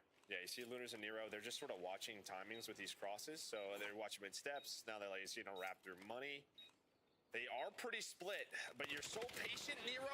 He's just jumping Yeah, no, I thought he was just holding it. If he just holds that, he was just checking out the map. I don't know what he's jumping over. I don't either. He saw a spider. 1 versus 1 now. Estriel, Lunars. Estriel comes away with the clutch. 1 versus 2. It could have been a spider. I just thought Nero would sit in the corner with an AR and watch all the crosses. Because if he does that, he's just waiting for his teammate instead. Yeah, actually, look at that. Genuinely, what was when he hit the wall jump, I don't know what he was jumping into. I don't know. Well, you just guessed the wrong corner if you are Lunars, but you stay alive if you're Estriel. Here we go. Some Estriel magic. Nero's like, my bad. I don't know what it was. They must have had a comm. I don't know. Yeah, no. Anyway, we might be faded. We have to watch it back. It looked insane, though. It looked insane. Skies. Lobbies hit a lot of opening nades. Hits one here. Numbers. So G2 and a chance to get this to around 11. And that's bombed down. Nero will scoop that back and maybe just start wall bouncing. I thought Tremp was going to go. I thought he was following Lunars, but he just backs up, play safe. They have numbers advantage, and you're just trying to stay alive inside a courtyard. But you have no help. Where's the help on Estriel? Someone look over me. No, nobody's here. I think it's because the water steps player got fried. Like, that's the first one that Gwen put damage into. Nobody else helped, right? Yeah, no. Yeah, that's the player back down first, right? Yeah, and Skies and Tremp, they're just sort of split. So now it's a 3 versus 3. Bomb planted, and you flip the script if you are Surge. Wow. Okay. Now Mamba and Skies got to walk away with this. 2 versus 3. Need to work the defuse. Mamba tagged up to 40 HP and in trouble. Skies going to try and take a gander. Best of luck with that. Not going to find anything. All on Mamba. And he is dead. Surge close it out. After G2 tried to make it interesting, but really it's just a 5-round stretch where they seem to have no answer for Gwen and Tej. And then, yeah, you just hope the round where you turn to 2v3 into that 2-on-1, no, you just hope that you win. I mean, well, I guess Surge won that. What am I saying? That's over even earlier. I just blacked out. Yeah, that's what would have been done faster. In my head, I was acting like that was a G2 round loss. That was not. Stats now. Yeah, I mean, Surge just turned around in the first blood category. That's when they start to get aggressive through the middle of the map. Yeah. Yeah, they dominate that. Well, not dominate, but that leads to the scoreline. But just great adjustments from them. You go down 3-0 quickly, but you immediately turn it around. And yeah, for G2, I mean, Mamba had 3 in that round we talked about with his timing. After that, nothing. And you're getting some production from Estriel and Kremp, but right now, this Mamba Skies kind of duo, they're just sort of, yeah, they're both underperforming. Yeah, and, Gwen, when he came into the league, like statistically, we know he put up numbers. I mean, sometimes he got critiqued by, Ant or other players saying he was, a bit of he was stat type guy, but listen, fact is, he's back on a sub, he's putting in work. He had a great map 1 with that crazy streak, put up 32, I think it was, has a solid map here.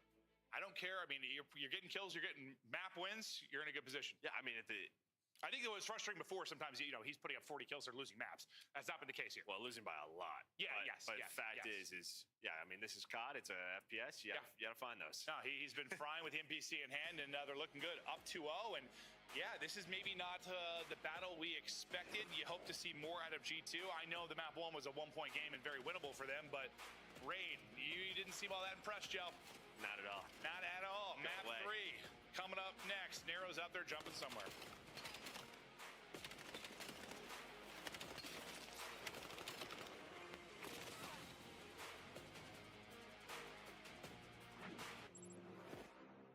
Monster Energy, the official energy drink of the CDL.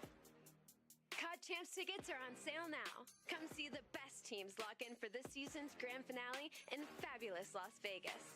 All 4-day passes come with early venue access.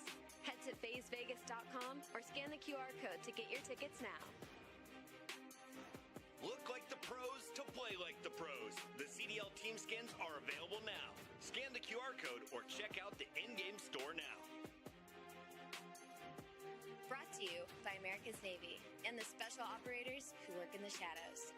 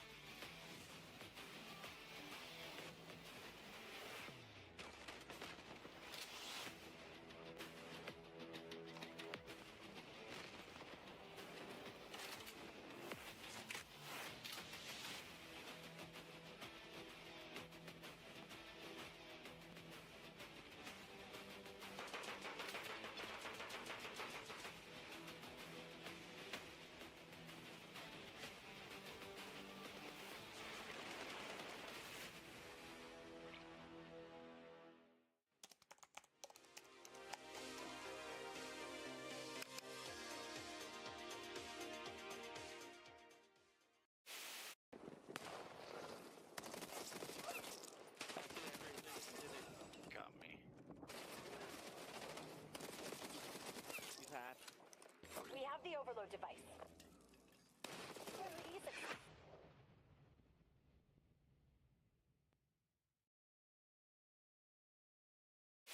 I pitched that we should give one to Boston. Okay. Okay. Boston, let's get nasty long time. I like that. Yeah, put them on. Oh, and here's mine. Yes. Who's your Look at these favorite two. duo? Oh, Joe. Joe, you might want to get tested after that one, buddy. You're going to see that dynamic duo take it. Welcome to the Esports Report. On this week's show, we cover the current COD League standings. Yeah, weak, close. Nice. No one there. Calf. Yeah, Calf killed me. Top out, Calf weak. Falcon. Jump down. He's still in the yellow car. Weak. I can kill him. I'll play, bro. One's out now. Mid cut. Too slow, buddy. You haven't got time to go, Dumpster. You haven't got time for that. I got world starred. Oh my god. Yeah, he was shooting guff. I've just seen that in the death cam. The guys jumped off plan. I'm like, surely he's getting his kill. Yo. It was bad. It was bad. Pure guff coming out. I had the wrong attachments on. Yeah, he's absolute. Guff is speak. Yo, tell me how. Hello, we are back. It is Surge up 2-0 as I look to finish things off here on the map 3. I've been hoping we're going to get to maybe like a Plaza and see the map 5. Not feeling that way with how Surge are rolling, but a chance maybe for G2 to get back and things the map 3 win. Yeah, I'm just worried. Just sometimes G2 puts themselves in this position and then they just like bomb out. They've done this before in a match where you think they should win. They lose like a close map 1 or throwaway lead in a map 2 and bang. Just like that. But Surge, I mean, they're looking good, yeah. With Gwyn running that second sub now, yeah, solid so far. We'll see if Gwyn can continue his kind of superstar series. He's been unreal through the first 2. We'll see it on the map 3. And yeah, you kind of heard, what was it, 1 in 10 they were? 111? 111 in overload when you think back to the last stage. Nero, you know, when I think of like his map 3, like Insanity, I think back to like MW3 and like Invasion. That guy would go insane. Just find cracks in the defense. I was sub in hand, obviously, but like he would have takeover moments in a map 3. Yes, that was control, but we'll see. Maybe no, here even this year, he's set. had a couple of dens that stick out where he's just had completely takeover mode. So see if he can do that again for them because they need something in this game mode. Yeah, I think it's just 1 in 11. I mean, not much else to say. It's not good. We're talking Falcons hardpoint last year. Okay, that was way worse, actually. That was disrespectful to Surge, and I apologize. Yeah. Because I was like 0-600 or something. Yeah, we're into stage 3. I don't think they had one. Yeah, no, I was... Whew, I've never seen anything worse, actually. Mama trying to get back on it. As you said, he had 1 kill outside of his 3-kill round. Could not get anything going. Krem, well, he's shooting. 4 dead. 4 dead and immediate pressure. You open to turn this into a score. EMP has been recouped. Stuns, utility hitting though and slowing this down for now. Waiting on the reinforcements to hopefully get those mid spawns and quickly reinforce this. Nice little one-top headshot to finish off one. Still have a player here and enough to, I think, flush this through. It wasn't as easy as you hoped it would be, but the fact is you got that score through after winning the break. Yeah, I mean, listen, we're playing Scar Overload, right? We know how it is when you're attacking this side. If you have forward pressure, you're going to get those middle of the map spawns. TJ just trying to work all the way around on this EMP reset. So you bought enough time, did Skies and Mama, to allow your reinforcements to get there. You put one up on the board. Now Skies just trying to live, but is taken down. You've got 2 players there, and you're hoping, maybe not to rally, but at least retain control. You do not think TJ is in your back line at all. And yes, he's dealt with now, but yeah, your forward pressure dies there. Yeah, maybe hoping you had another scoring opportunity, but you allow Surge now to start to work the middle of the map. Oh, Nero wins 1. Oh, there's the duo and TJ and Gwen. Suddenly, it's all on Mamba, and he is cut to pieces. That's 4 dead. Yeah, blocked, right? So, I mean, this should just be a score. Yeah, you're spawning P2. Best of luck with this. G2, not able to deal with it. Surge are on the board in transition. We hop to the comms with Vancouver Surge. Last guy's on old. Might be 2 here, Bear. I'm gonna spawn B2. One could have spawned close. You should do. 2 are front blue. Yeah, front blue, top blue. 1 shot, Mamba. Dead. Where they spawn? Did they spawn fucking... Top green, top red. Peon. Missing one. He could be red. These are deep, dead. Nice, I'm grabbing him.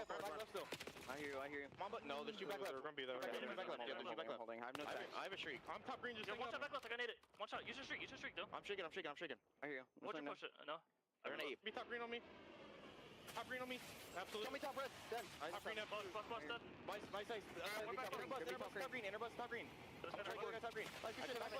I got it. Nice. Two back green. Hop down. Top green. Nice. No one top green. Getting a trophy on back left. There's Mamba top green. Back restairs. I'm holding right. Top green really weak. Right now. Two back left. Right on me dead. Nice 18 boys. Low green, one top green. Caesar top green. I'm getting your shot. Could hit left. Yeah, I'm trying to get left. I have left right now. Caesar was top green. Yeah, top green on me. Top green on me. Here, I'm on left. Grab your shot on me. Stop. Yo, top green on me. Very weak top green. Top green again. I hear you. Nice shit up.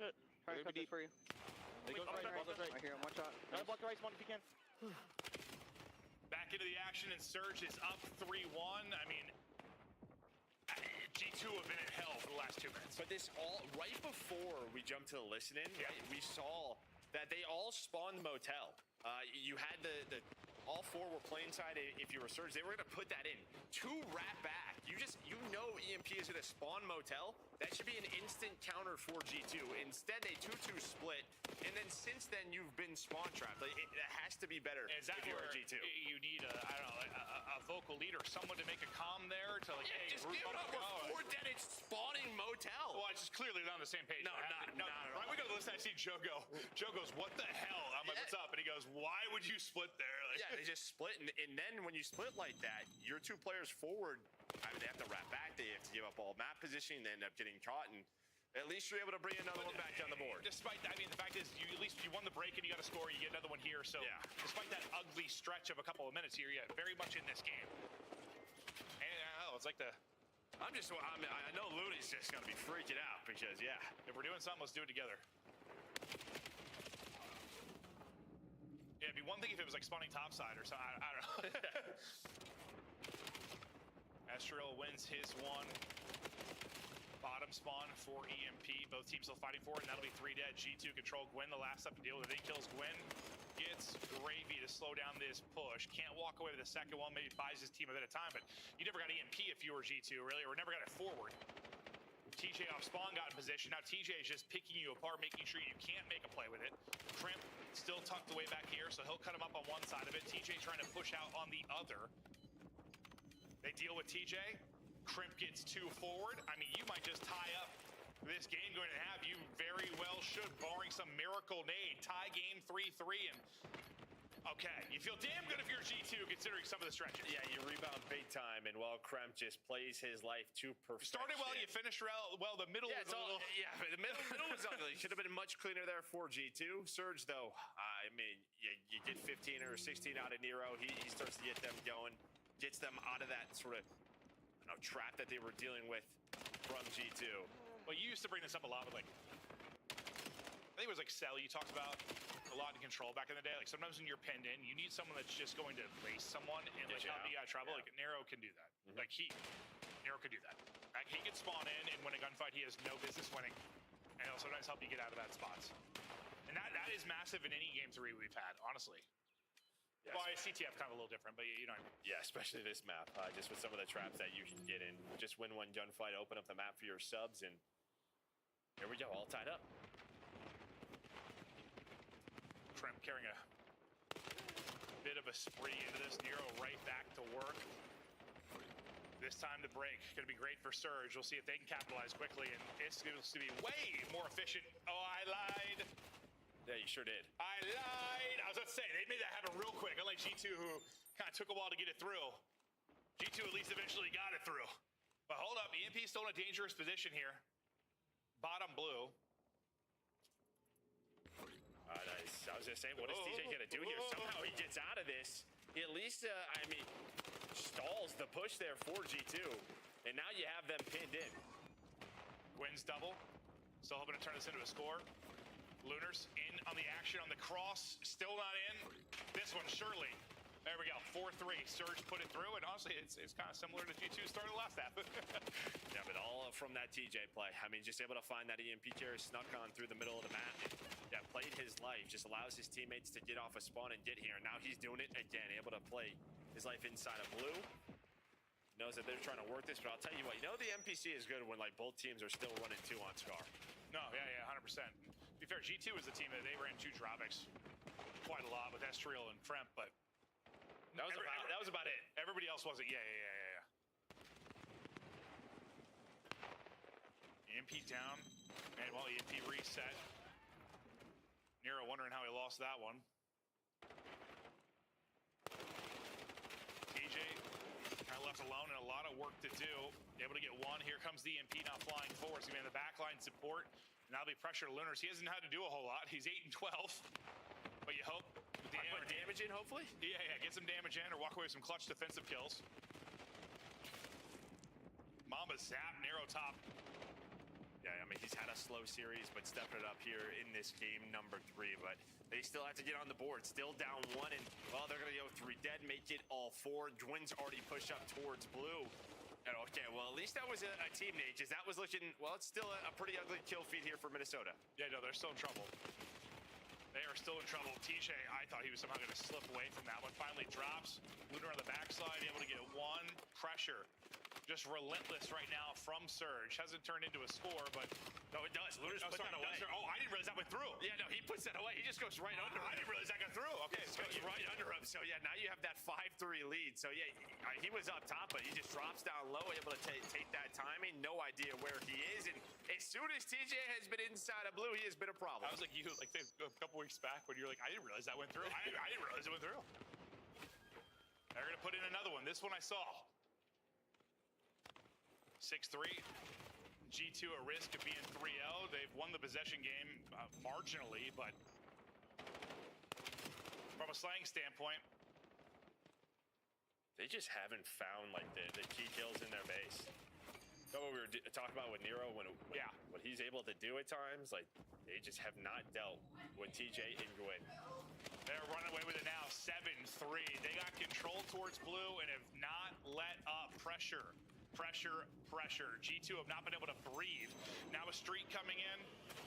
Hoping Nero will be a difference maker for him in this mode. And after going 1-11 over a qualifier 2 in the major, looking like they may win their first. So you'd already think this is a success with Nero in the lineup. Nero get a headshot with a streak? Is that a thing? Sweet.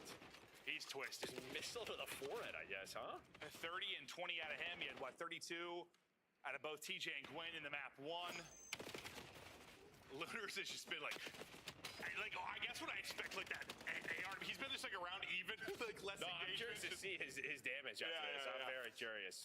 Was he on vacation this map, or was he just a little bit unlucky? That's a question. I swear the hard point was similar, like it's stat line compared to the others, but fact is they're winning maps. Estriel trying his best to make things interesting down the stretch. Still technically possible here to get it done between remaining time and OT. 2 are going to be dead, 3 are going to be dead, but EMP is over at Motel, so there's nobody there to actually push it forward. They're going to have to scoop that up, and honestly, the time to actually scoop that is going to be the problem. Yeah, done now. Yeah. That was actually, like, the dream felt alive there for a second, but key kill of the EMP carrier will end it. I don't think many saw Surge walking in with a 3L, but Surge are able to get it done. Debut for Nero on this lineup, and a monster map 3 out of him, but I still think, I mean, for him, or for me, it's still TJ and Gwyn back in subs together, and they were melting. No, I mean, that's just it. The FBCs looked great in their hands. They looked comfortable on the map. They played very well together. You look back at the Search and Destroy, just their 1-2 punch and what they were doing. Map 1, obviously, it was sort of their effort that got them that map 1, 250 to 249. And now this is like scary for G2. Well, that's what I was going to say. Yeah. There's sort of there's been discussion about roster changes. Should they do it? Should they not do it? I mean, listen, we've seen it in the past where now you're going to a minor and you're not like there is time now. Like you have about another 2 weeks before you get back to sort of major minors next matches. week, yeah. Okay. So like there is, if you're going to do it, now's probably the time. And Lunars, no, not any kind of crazy damage. He was just chilling. Oh, he was just chilling. He was just chilling. But the rest of the boys, frying. Nero puts up 4,000 damage, leads the way. And yeah, I mean, it might be, listen, it's not that they've been a great hardpoint team or a great search team. They've just been so bad at overload, they haven't had a chance in some series. If they find a significant improvement there with Nero in the lineup, like, I'm not saying this is a team that's going to make crazy runs, but they have a chance to beat teams. Like, they have a chance to upset teams way more if they have a decent game 3. Yeah, I mean, fighting for that 8 seed, right? That's going to be the big thing for them, and they can get some momentum going into the tournament next weekend. great momentum to start things off. Honestly, impressed out of what we saw. We'll see if we see more of it, but it's early. Listen, we have a different weapon meta. We have new maps in the rotation. We're expecting to see some upsets, some surprises. It's going to be if they can get consistent results like this. But to close us out after a great day one for Qualifier 3, Anthony Wheeler. Thank you. I'm going to be your guys' host to close out the day today, and it's going to be a wonderful time. Listen, great series. Allie, we both predicted the opposite of this, a 3-0 on the side of G2, but today, Surge looked unbelievable. I mean, the new meta, getting Gwyn back to SMG, it's almost like been saying this for a couple of months now. It's he almost needs to be an SMG player. So talk to me, first impressions. What'd you like? I loved it, seeing Gwen on the SMG. That was something that, like, I didn't think it was going to pay out as well as it did. Like, it was one of those things where it was like, okay, it may move the needle, but it's not going to be a huge change. He drops a 1.5. He was absolutely balling in this series. I mean, even going back to this overload for G2, I mean, it's one of those things, like, you're down 0-2, you show a little bit of life in the first half, but then you just get Nero going, and it just felt like G2 could not fight to put themselves back into any sort of map control. I mean, you're not getting a whole lot of Estriel in this map number 3, which he is one of your biggest X factors when it comes to overload. And so for G2, it just wasn't, I think, overall a good showing for them. From 1-11 in overload to dominating your first one, putting up 7 scores, and at the spearhead of that was Gwyn. I mean, listen, this guy with the SMG in his hand, he can just take over. And, you know, with him and Tej, you know, you heard Clint and Joe talk about it before the series. Like, they've had success together running those SMGs. So they're starting to win overloads. This is a team that can sneakily upset some squads. And when you bring in a guy like Nero, who does have the takeover ability in a game mode like this, and then even in the search and destroy, just the ability to, like, take the space we saw mid, get the huge kill on the Estriel, buy him something, get out with his life, it just gives them, like, an element I guess they didn't have before. So the thing about them, though, is going to be about replicating this. But before we dive a little or deeper into it, let's talk to the man himself. We got Gwyn on the line for the Monster Energy Spotlight.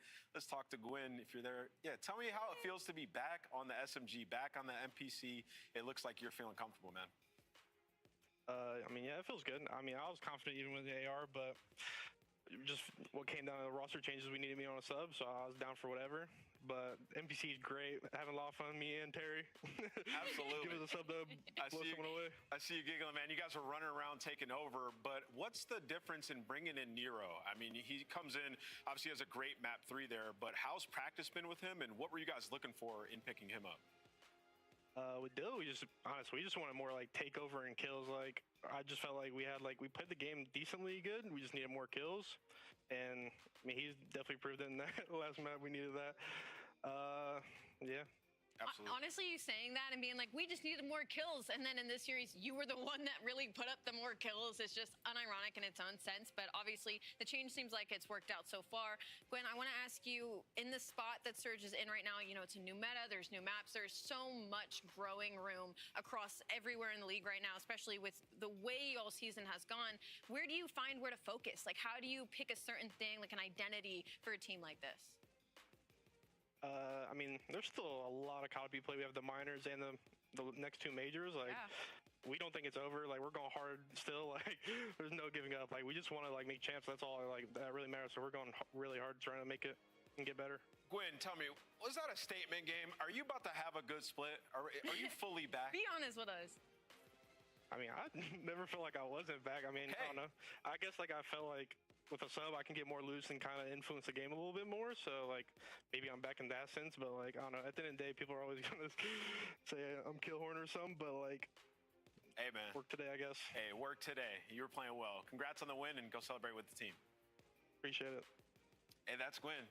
It's nice to see him smiling and catching the dub. It is. And then, like, in the spot that they're in, like we talked about, I feel like in the pre-shows, like, Vancouver Surge, the players have really shown, like, moments throughout that. Even, like, you go back to the Search and Destroy in this series, like, Lunars was the reason that they kind of full started that 6 in a row for Search and Destroy to push themselves up 2-0. So, for now, it's them just finding a system. It's finding a foundation. It's finding the chemistry. And maybe I didn't think it was going to be Nero, but after that, it might have been Nero. That begs the question, what the hell's going on with G2? But let's go to the scuff play of the game. The man that we just interviewed on that map, number 1, went on a crazy streak. Oh my God. 250 to 249. They end up winning this map for just joining us. But Gwyn, this man can take over game. Talk to me about it. I mean, you look at the start of this, and obviously G2 was kind of in the driving seat. It was close within 20, but you could tell, like, outside of Gwyn, everybody was kind of slacking leading in the kill department except for TJ. So Gwen's like, you know what, it's fine. I'm just going to go on a 15. I'm going to just get all the kills that you need. And this was huge because then when you get all the way to the end of this map, it set up his team for an opportunity for a pinch, for them to be able to close this out. So really big stuff out of Gwen. I can see why let's play the game. Yeah, they need that momentum. And now here are your season standings. You can see a desperately needed win out of the Vancouver Surge. Listen, they're on the outside looking in, but if they have a good stage here, a good miner, it's definitely possible. But what we're looking at, teams like the Riyadh Falcons sitting at 140 and Koi on the bubble. Both of them going to be needing wins throughout this split. And Gentlemates, another team trying to get back into the top two. A huge win today. This is our first match of the day with a 3-1 over the new Royal Ravens. Listen, I didn't mean to press Gwen of him to like have to talk about like we're still going hard and going for champs. It was more so like there's so much going on. How do you focus on one thing? And that's another thing. It's like Gentlemates, they needed a win today because it looks like the rest of the league, Vancouver Surge is winning series. Like that's when you know like we're at a point where anybody can be anybody at any day. And for Gentlemates, my biggest takeaway from the series was the search and destroy. I loved their defense. That was something they really needed to tighten up during last split. And also we got to be blessed with some new maps and they looked very comfortable on them. So for Gentlemates, things are looking good so far on day one. I'd say so, Allie. Like you said, you had a couple of new maps in it. Your star player who's in the MVP discussion went off today once again. Looks comfortable on the new gun. And, you know, for them in the search and destroy, I believe they had 7 first bloods, which is awesome from them. And their defense, stout. I mean, 3 to 4 retakes. They won almost all their defenses. So, yeah, Neptune and the Gentlemates looking good. But that was our first match of the day. We had the LA Thieves versus the Miami Heretics, which can be a spicy matchup. The LA Thieves, they came out today hot. They really did. I was really hoping for a Game 5 in this specific series, and I mean, it almost went to expectations though, because it was a BZ and Hydra. You put the NPC in their hands, you give the superstars a little bit extra damage on that weapon, and you see what they're able to do. Another takeaway for LA Thieves for me, again, was also the way the S&D went. You know, they got in a precarious situation. They were able to clutch up, close it out. Their respawn looks fantastic. With the addition of the new maps, I think fundamentally how LA Thieves plays, it's going to help them a lot during this split. I think they'll jump up and be continuing, I guess, to be a top 4 team. I'm right there with you. I'm bullish on LA Thieves. So great performance by them today and a massive win because obviously you only have 5 matches. And this was one of the better teams that are on their schedule. But speaking of schedules, I believe we have tomorrow's schedule. A 4-banger day. Never mind. Hey, listen, this is my first time hosting in a while. Okay, daily KD leaders. We had Neptune taking over, Ghosty right behind him, which is wild because I feel like Ghosty popped off back-to-back respawns. Yeah, but he had that really bad map 1 in Gridlock in that series, so that probably brought him down just a little bit. But regardless, it's not about the wrongs, it's about how you right the wrongs afterwards. So big up for Neptune and Ghosty being that top 2, where we feel like they belong. Now let's check out the weekend schedule. 2 more awesome days of matches for you guys. Saturday, we're going to have 4 games. Sunday with 3 and some bangers in the middle of tomorrow. G2 looking to bounce back versus the Gentlemates. And then Riyadh Falcons running it back with the same roster versus Koi coming off of that hot match. What do you think is the best matchup tomorrow? Best matchup tomorrow, I wanted to say G2 and Gentlemates, but after that G2 performance, I'm going to move to the Falcons series. I think that one's going to be a banger. And also, we get to watch, I think this whole split, I'm just going to focus on Boston and how awful their schedule is. Like, they're taking on Koi and FaZe this weekend, and they made a change. I can't wait to see that. Early awards for best roster move? For the best roster move? Yeah, just prediction. We haven't seen Boston yet. I have to say Neron. It just Surge just I just wanted to hear you say it. Surge just won. I have to say it's Neron. All right, well, that'll do it for us today. We had a lot of fun here in Columbus, Ohio. Thank you guys for joining us and supporting the COD League, watching some Black Ops 7. The new meta was awesome. Hopefully we get to see some Plaza in the matches tomorrow.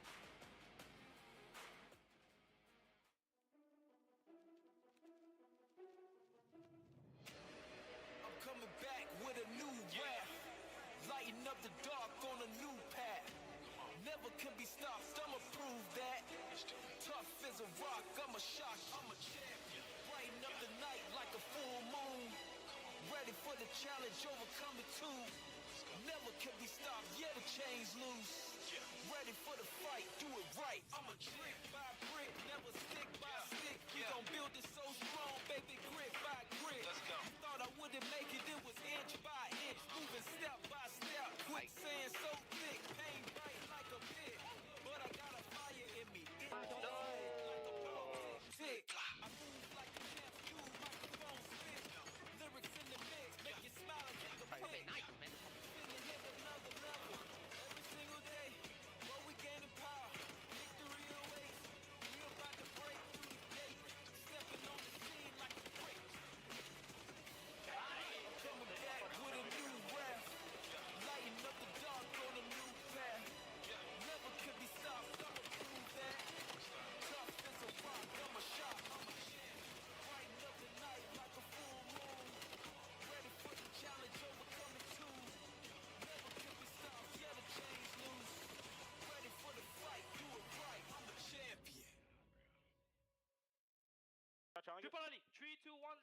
not channeling it. Flying. Looking over. Don't see anything. I'm only small. What's up, dude? Nice. Left one of them. I'm on.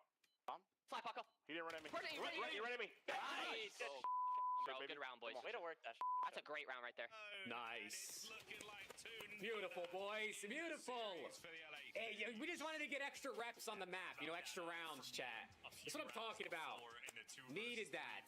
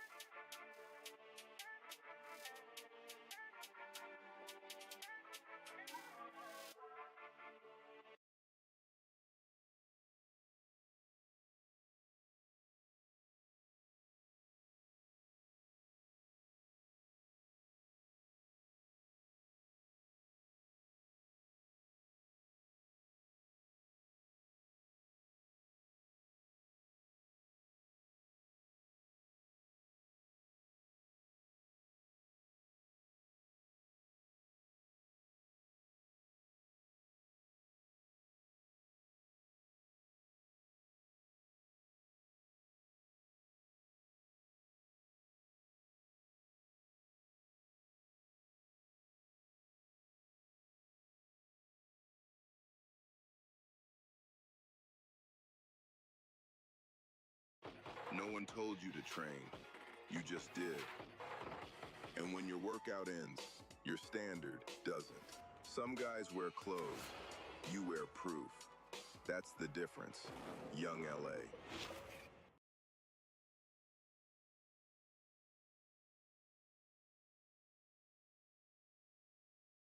Fed up with cookie-cutter design templates that have no personality? Kiddo gives you everything. Templates in any style, a wide variety of premium fonts, photos, mockups, and textures, the best AI models, and a powerful, intuitive editor with vector editing, image editing, text editing, and so much more.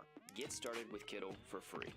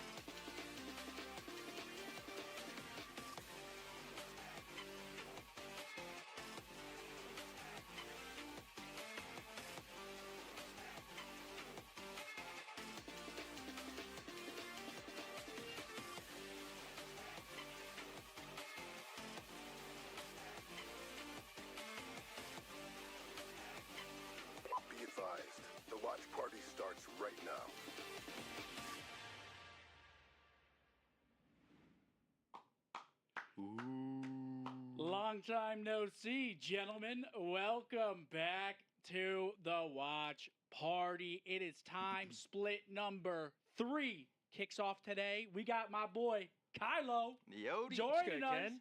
Absolutely. What's up with it? I'm happy to be here, bro. Appreciate y'all for having me. Kidding me? I love watching COD, so this is a great spot to be watching some COD. That's right. It's the spot to be watching COD. Today, we've got a lot to talk about. We went live a little bit earlier than we normally do for these league matches. We've got new maps. We've got new rosters.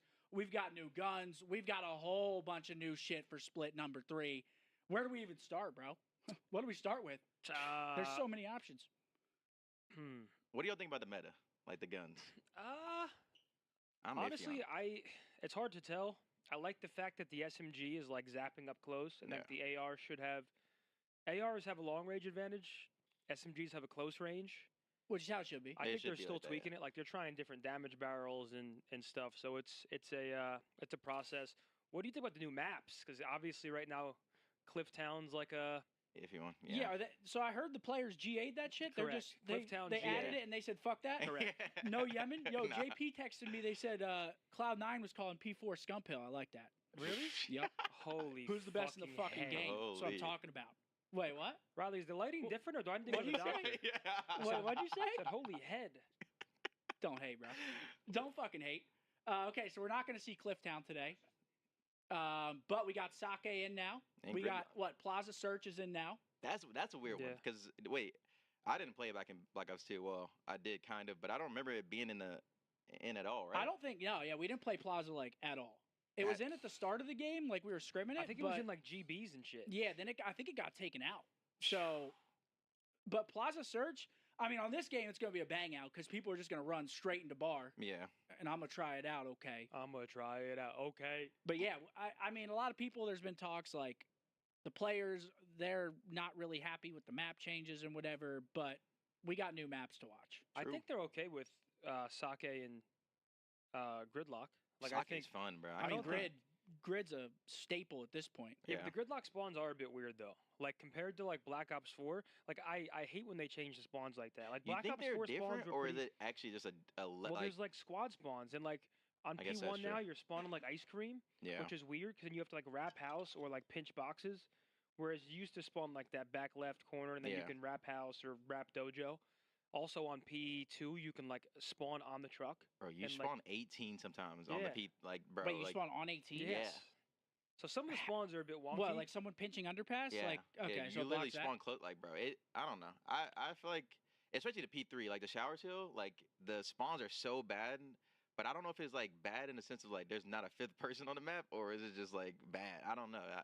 When I played it, it did not feel that good, but it's just a better overall map than the other maps. If that makes sense. 100%. Like, it didn't feel like a good hardpoint map, but I mean, it is. We got what it is. Blackheart taken out, which I loved watching Blackheart, but it's a terrible map. That map was just not good. Like, if you would lose rotations on that map, you would just get destroyed. Like, you lose one rotational setup, you get basically a 100-point swing. Like, true. The map was not good. So we got new maps, we got the new guns, we got new rosters. I fuck with the new guns, I'm not gonna lie. But watching people try to shoot that gun, it's the NPC, right? Yeah. From far range, it looks like it's a lot harder than the Dravic. It definitely is, but So- it shock. Like, I mean, Close range, it is crazy though. It's supposed to kill up close, but like you just have no chance now. And I do wish the meta was like M15 Dravic NPC, because I feel like that would have been like a godlike meta. Yeah, I You get a agree. flex gun, but like I feel like with the gunsmith, like it's not not available no more to run 3 guns, because you just put the best attachment on like the AR and the sub, and now you just have the 2 best guns in the game. Yeah, for the most part. man. What are we gonna do, man? What happened? But guys, we got some new rosters. Let's talk about them. So Nero's horny ass is now on Vancouver. He replaces Capsule. What he tweet? The Van Gooner Surge? Yeah. The Van Gooner Surge picking Yep. up Nero? Hey, I kind of like the pickup for him, I'm not gonna lie. Yeah. I like the pickup. No, I think. Listen, I think with his horny ass. Surge actually, in my opinion, looked pretty decent in Birmingham. They just played Toronto. They had a one and done match, and it was kind of close. But yeah, I kind of feel like that team. This is like, I think, the last chance for like Gwyn and Tej to like prove that they can play well together, because Dude, what is everyone's this? kind of just harping about them now. Yeah, this is absurd. I mean, I like how he just kind of fell into it though. Yeah. Like, You know, you're horny. Just fall into that shit.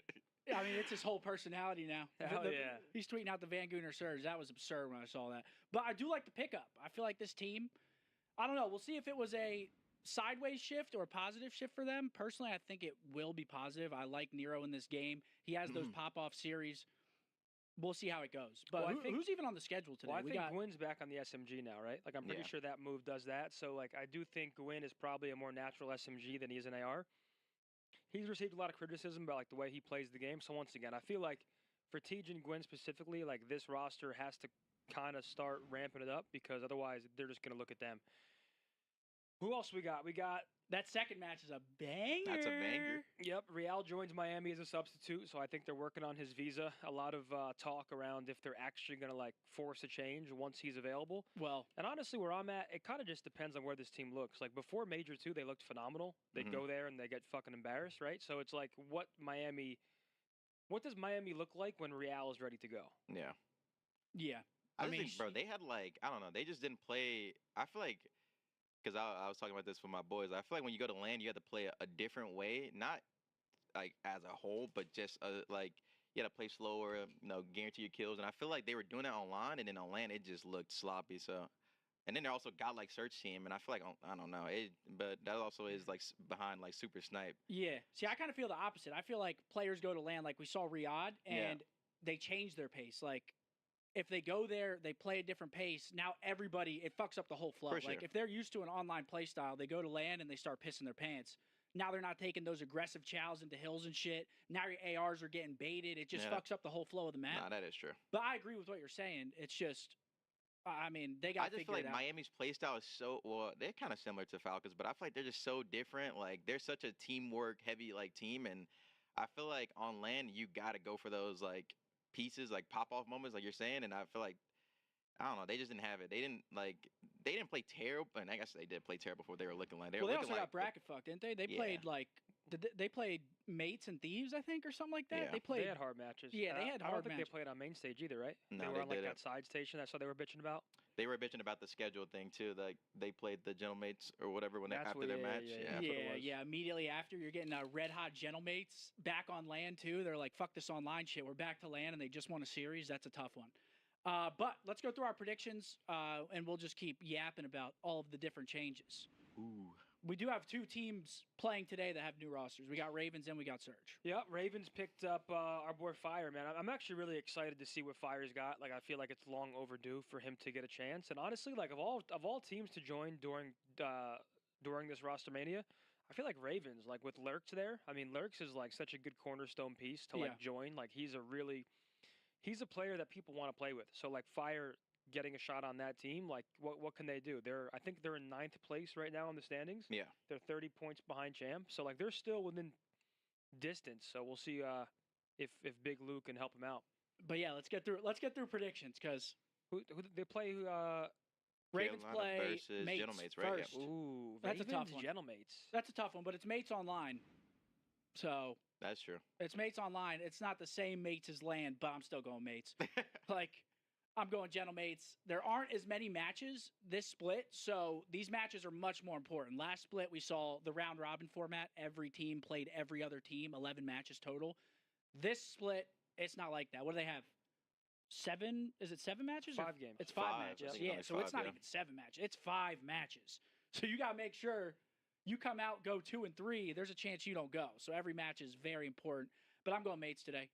We'll see how Fire does in this Ravens roster, but right now, I don't think you can pick against the Mates. I don't know. You don't know? Feeling spicy, bro? I think Ravens have always been solid, like online. But I'm gonna go Gentlemates today. Okay. I'm not gonna try to be funny for the first one. Ken, who do you got? I got Gentlemates too. I heard my boy Dill loves the NPC, so I'm having a little takeover series today. Bro, Dill loves those like weird guns. I know. That's what I'm like. When I heard that, I'm like, I know Dill loves this meta, so I'll take Dill for sure. Not that it's like a weird gun, because usually he'd try to use like some off meta shit. I mean, we saw him trying to use what's that gun called? The super fast shooter on this game. What is it? Not the Ram. This game? Yeah, the razor, right? The razor. It The is a razor. yeah. He was trying to use that shit, was getting horked, and he just put it away. I was like, Dylan, it's not working, bro. Just put that shit away. Just get rid of it. But we'll see how he does on the NPC. I feel like it does favor his game style because he likes to get in those close, pushed up positions, play a corner, get a guarantee, get lost. That's just his play style. So we'll see how Dylan bounces back. Second series, banger. Miami versus the Thieves. Rencor. You're a fucking. Rencor, you got it. Yeah, we saw some sparks fly there. Yeah, BZ versus Rencor. We shouldn't have seen them fly. I feel bad because their VOD shit their scrim VOD got leaked. That's a tough one. I'm sure most of you guys know, man. The VOD got leaked. The BZ called Rencor something, but it's water under the bridge. I think it's gonna be a good matchup. But I will say, I've been talking about this on stream. I think this meta change helps teams like Thieves. Like the NPC to me is just more of a Hydra and a BZ gun than the Dravik was. Like guns where they can get up close in your face, and also I think shooting it at range is a little more difficult, right? Like shooting the NPC long range is harder than the Dravik. Dravik, yeah. So like the uber talented players like Hydra, I think that does benefit them more. I gotta go Thieves today. I think Miami's coming off a tough tournament. Can they bounce back? We'll see. But I'm going Thieves. Yeah, I agree with you. I think Thieves should win this series. They look better, but again, Miami goes to the LAN. They looked like one of the top teams online, but they go to the LAN. They fall short. Now they've got maybe some internal stuff going on with Real being on the bench, puts more pressure on Trakes, Metals. I'm going Thieves. I hear that. I'm following up. I'm going Thieves too. Even when I was on the team, Abe didn't really like the Dravik too much as a sub. He didn't really feel like it was a real sub. So I know he probably loves his meta as well. So I'm definitely going to go because I feel like it'll definitely fit them a lot more than it will a lot of other teams. And like you said, with Miami having some little internal things going on, I can see them come out a little shaky for sure. Yeah, Miami's always been it falls on their ARs because their subs, if their subs were playing well, that's when Miami was scary because their ARs were very consistent through all the game modes. True. It falls on Miami subs. If they play well today, I could definitely see them beating Thieves, but overall team, I think Thieves look better. Third series of the day, another new roster. We've got the Van Gooner Surge taking on G2. Nero stepping back in. I like the change, but is it enough to beat G2? See, G2, I wasn't really sold on them as much throughout the last split. No, I feel like they were definitely a lot more up and down. They weren't as consistent as the first split. But how do you feel about them going into this, playing a new roster today? Dude, I genuinely don't even know how to call it. I have no idea how Vancouver's looking. I do feel like Nero brings a little more pop-off potential, obviously very streaky. I'm curious to see how Gwyn looks on the SMG now. So I feel like G2 is the safe pick. Yeah, no, I agree with you. But I did like Vancouver, whenever they first formed their team, their new team, before they made the change, I liked the way they were playing hardpoint. They were actually taking their time, setting up team pushes. They were blocking the back. They were just playing good Call of Duty, and then it kind of just went downhill. Yeah. So this team, they have the potential. They need Gwyn to step it up. Nero, again, he can always have that tweak series like we talk about. But overall, G2, I think, is just the stronger team. I mean, we just had Krempy in the chat. That boy Krempy. That boy What's up, Kyle. Kremp? He said pressure makes diamonds. That's right. Or it makes poop. I mean, it's one or the other. But yeah, I'm going G2. Give me Surge, bro. Give me Surge for fun. Surge for fun. Someone's got to have fun on this couch. That's a good fun pick. That's probably the most okay pick of the day, to be honest. I do feel like this is the most. Yo, Kremp, my bad, bro. Yo, Kremp is fucking turned. My bad, bro. Yo, Kremp's ready to play. They don't got a match for a couple hours. He's already ready to go, bro. He said, I'm turned. I like that. I think I'm taking G2 too. I don't know. I think G2 also is one of those teams, they play up to their competition. So I think they play better versus the good teams. But I don't know. First match of the split, Vancouver, they still got a lot to figure out with Nero on the roster. I think he brings a lot. I just don't know if it's good enough to beat a team that's, been together since the game started. So I'll take G2. Yeah, and Bueno's been really impressive this year. I feel like Bueno's been I didn't feel like coming into this year this was going to be a game for Bueno just because of his play style. He's always been a slower AR, but I feel like he's been doing his thing, especially in search. He's been a great sniper. He has pop-off maps in the respawns. I got to give some love to Bueno. That boy's been playing well. Yeah, but I'm worried about Mamba. I'm impressed by Caesar, but I feel like Mamba's been trending downwards, and I feel like he needs to start ramping it back up. Because I was super high on him and Craze after last year. Started off hot. G2 was looking fantastic. I feel like he needs to figure out how to just play his role going forward. Someone said for you to teach me how to dress. Bro, what's wrong with my fit? No, I liked it. I am wearing the Lulus. Isn't there? The Lulu's comfy. I just saw it this morning. But then some shit come They're out about getting Lulus. sued, They're getting saying sued? it's forever chemicals or something. Oh, my like, bro, God. what doesn't cause cancer at this point? I mean, my dude. girl said the same thing yesterday. Like, what doesn't, like what's not going to fucking kill me? Yeah, we can't even wear the Lulus no more? Jesus. Bro, it started getting me like organic deodorant because she was like, the other deodorants have bad shit in them. Are you using Dr. Squatch? I don't know what That's I'm what I'm using, using now. Salt and Stone or some shit like My that. boy was like, yo, try this. I tried Old Spice and I got fucking... They were so red, my armpits. Oh yeah, you can't use the white sticks, like the non-gels. I use those once, and my lymph nodes. Wait, literally. y'all use gel? No, I don't use gel. Okay. I don't like the gel. I don't. The gel gives me a rash. You so like that's the gel. But you I like gel, can't- right? Wait, which one is it? Is it the white ones or No, the, that's like the blue the ones? blue one. The blue one is the gel. The blue one's the good one. No. No, the gel fucks me up. One of them made me fucking tweak, bro. I was tweaking for a bit. Yeah. My fucking lymph node literally was like a fucking baseball under here. I was like, yo, Someone's what the gotta fuck's going explain, on? Like, bro, why is aluminum even in deodorant? Yeah, I don't know. Like, what? Like, this is aluminum free. Why the fuck is there aluminum in that? What the fuck are we talking about, bro? Gridlock. What the fuck are we talking Hey, about? listen, I'll tell you Yo, what. Hold on. This is a great map set to kick us off. Gridlock, Den, Sake, Fringe. We get Here we 3 new go. maps. Hopefully we go game 5. Because Fringe Search, I want to see how it plays at the pro level. Yeah, true. Yeah, Because I thought Fringe, like, before it, like, Fringe just makes sense for this game. I want to see how it plays at this level. Yeah, no, I'm excited. I mean, at the major, it was like, obviously it's the major, so every match is fun to watch, but I ain't gonna lie, I was getting sick of watching Den Hardpoint exposure overload every single series. It was every fucking series was the same map. So I'm glad we got a little shake up here. New split. I mean, it's gonna be fun. So we got Grid, Den, Sake, Fringe. I love the way Sake Sake plays. is. That's what I was also saying too. Is that because I think it was like rumored that Colossus and Blackheart were getting taken out.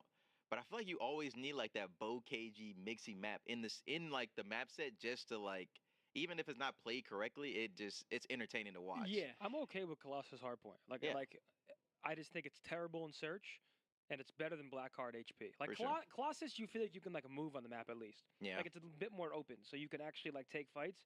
Blackheart's like, dude, if we lose rotation and Yeah, they just take a corner, it's like, oh my. Nah, it's so. But annoying. like, see, I feel like Colossus. It's like it's just one of those maps where it's so hard on a sub player because not NAR players. I mean, you can get put in a blender on either one of them. But it's like if you don't have any routes you can take, like every hill Colossus? you're banging front. I mean, you can go around the side, but there's just not many like plays to make. Sake though, you can get lost. That's why I like Sake because it's like a good like in between from like Colossus to like exposure. Like it's like the perfect in between that I feel like Den was kind of supposed to be, but I feel like Den's still kind of cruddy, slow. And I mean, I'm excited. Hopefully, we get to map 4 because it'd be lit to watch Sake. I feel like we're gonna see Sake a lot. Like Probably. I feel like Sake watching it, it feels like one of the better hard. I think that should be the mentality for the teams that are like at the top. They should be trying to play the new maps, in my opinion. You know, get some reps on in matches because I feel like scrim reps don't equate to like match reps. Like you can be undefeated in a map in scrims and can't win in a match. Well, I mean, we all know how it is. Some days in scrims, like a player on the other team, they get on, they're fucking one shot. Like they don't give a shit. You 7-0 them, you get false confidence, then the match rolls around, and you're like, why the fuck are these guys shooting now? I do like how these new maps are like rotation heavy though. True. Like this game needs maps, some maps, not all of them, where it's like you get punished for not rotating. Like you shouldn't be able to constantly lose rotation and just talent through the front of hills. Like Colossus, for example, that's a map where you can out talent somebody, right? Like if you out rotate phase, they can still walk through the front door. Yeah. A map like Saki, it's just harder to do it. Like the spawns are so important. Like there's so many power positions, and I feel like this game needs that. Yeah. No, for I agree. sure, but I think there can be like a little medium too, because I think Clifftown, for example, is too rotate heavy. No, Clifftown is ass. Clifftown is ass. Damn, Yemen. I agree with Damn. the pros. I call it Yemen, bro. I'm Yes, not calling it Clifftown all But year. Yemen wasn't even like one of the better maps in Black Ops 2. Like it just, I think because it's Yemen, everyone's like, oh, we got to play it. Like no, it is ass in this game. I'm sorry to say it. I wish it wasn't, but it's just not good. I mean, not all maps are going to translate the same. It's just that's just how it is. It's a complete BO2. You're running in quicksand. This game, you're fucking fast as hell, pull the knife out, and you're jumping off walls. Like, true. Every map's not going to equate. But here we go, folks. I'm excited, man. We're back.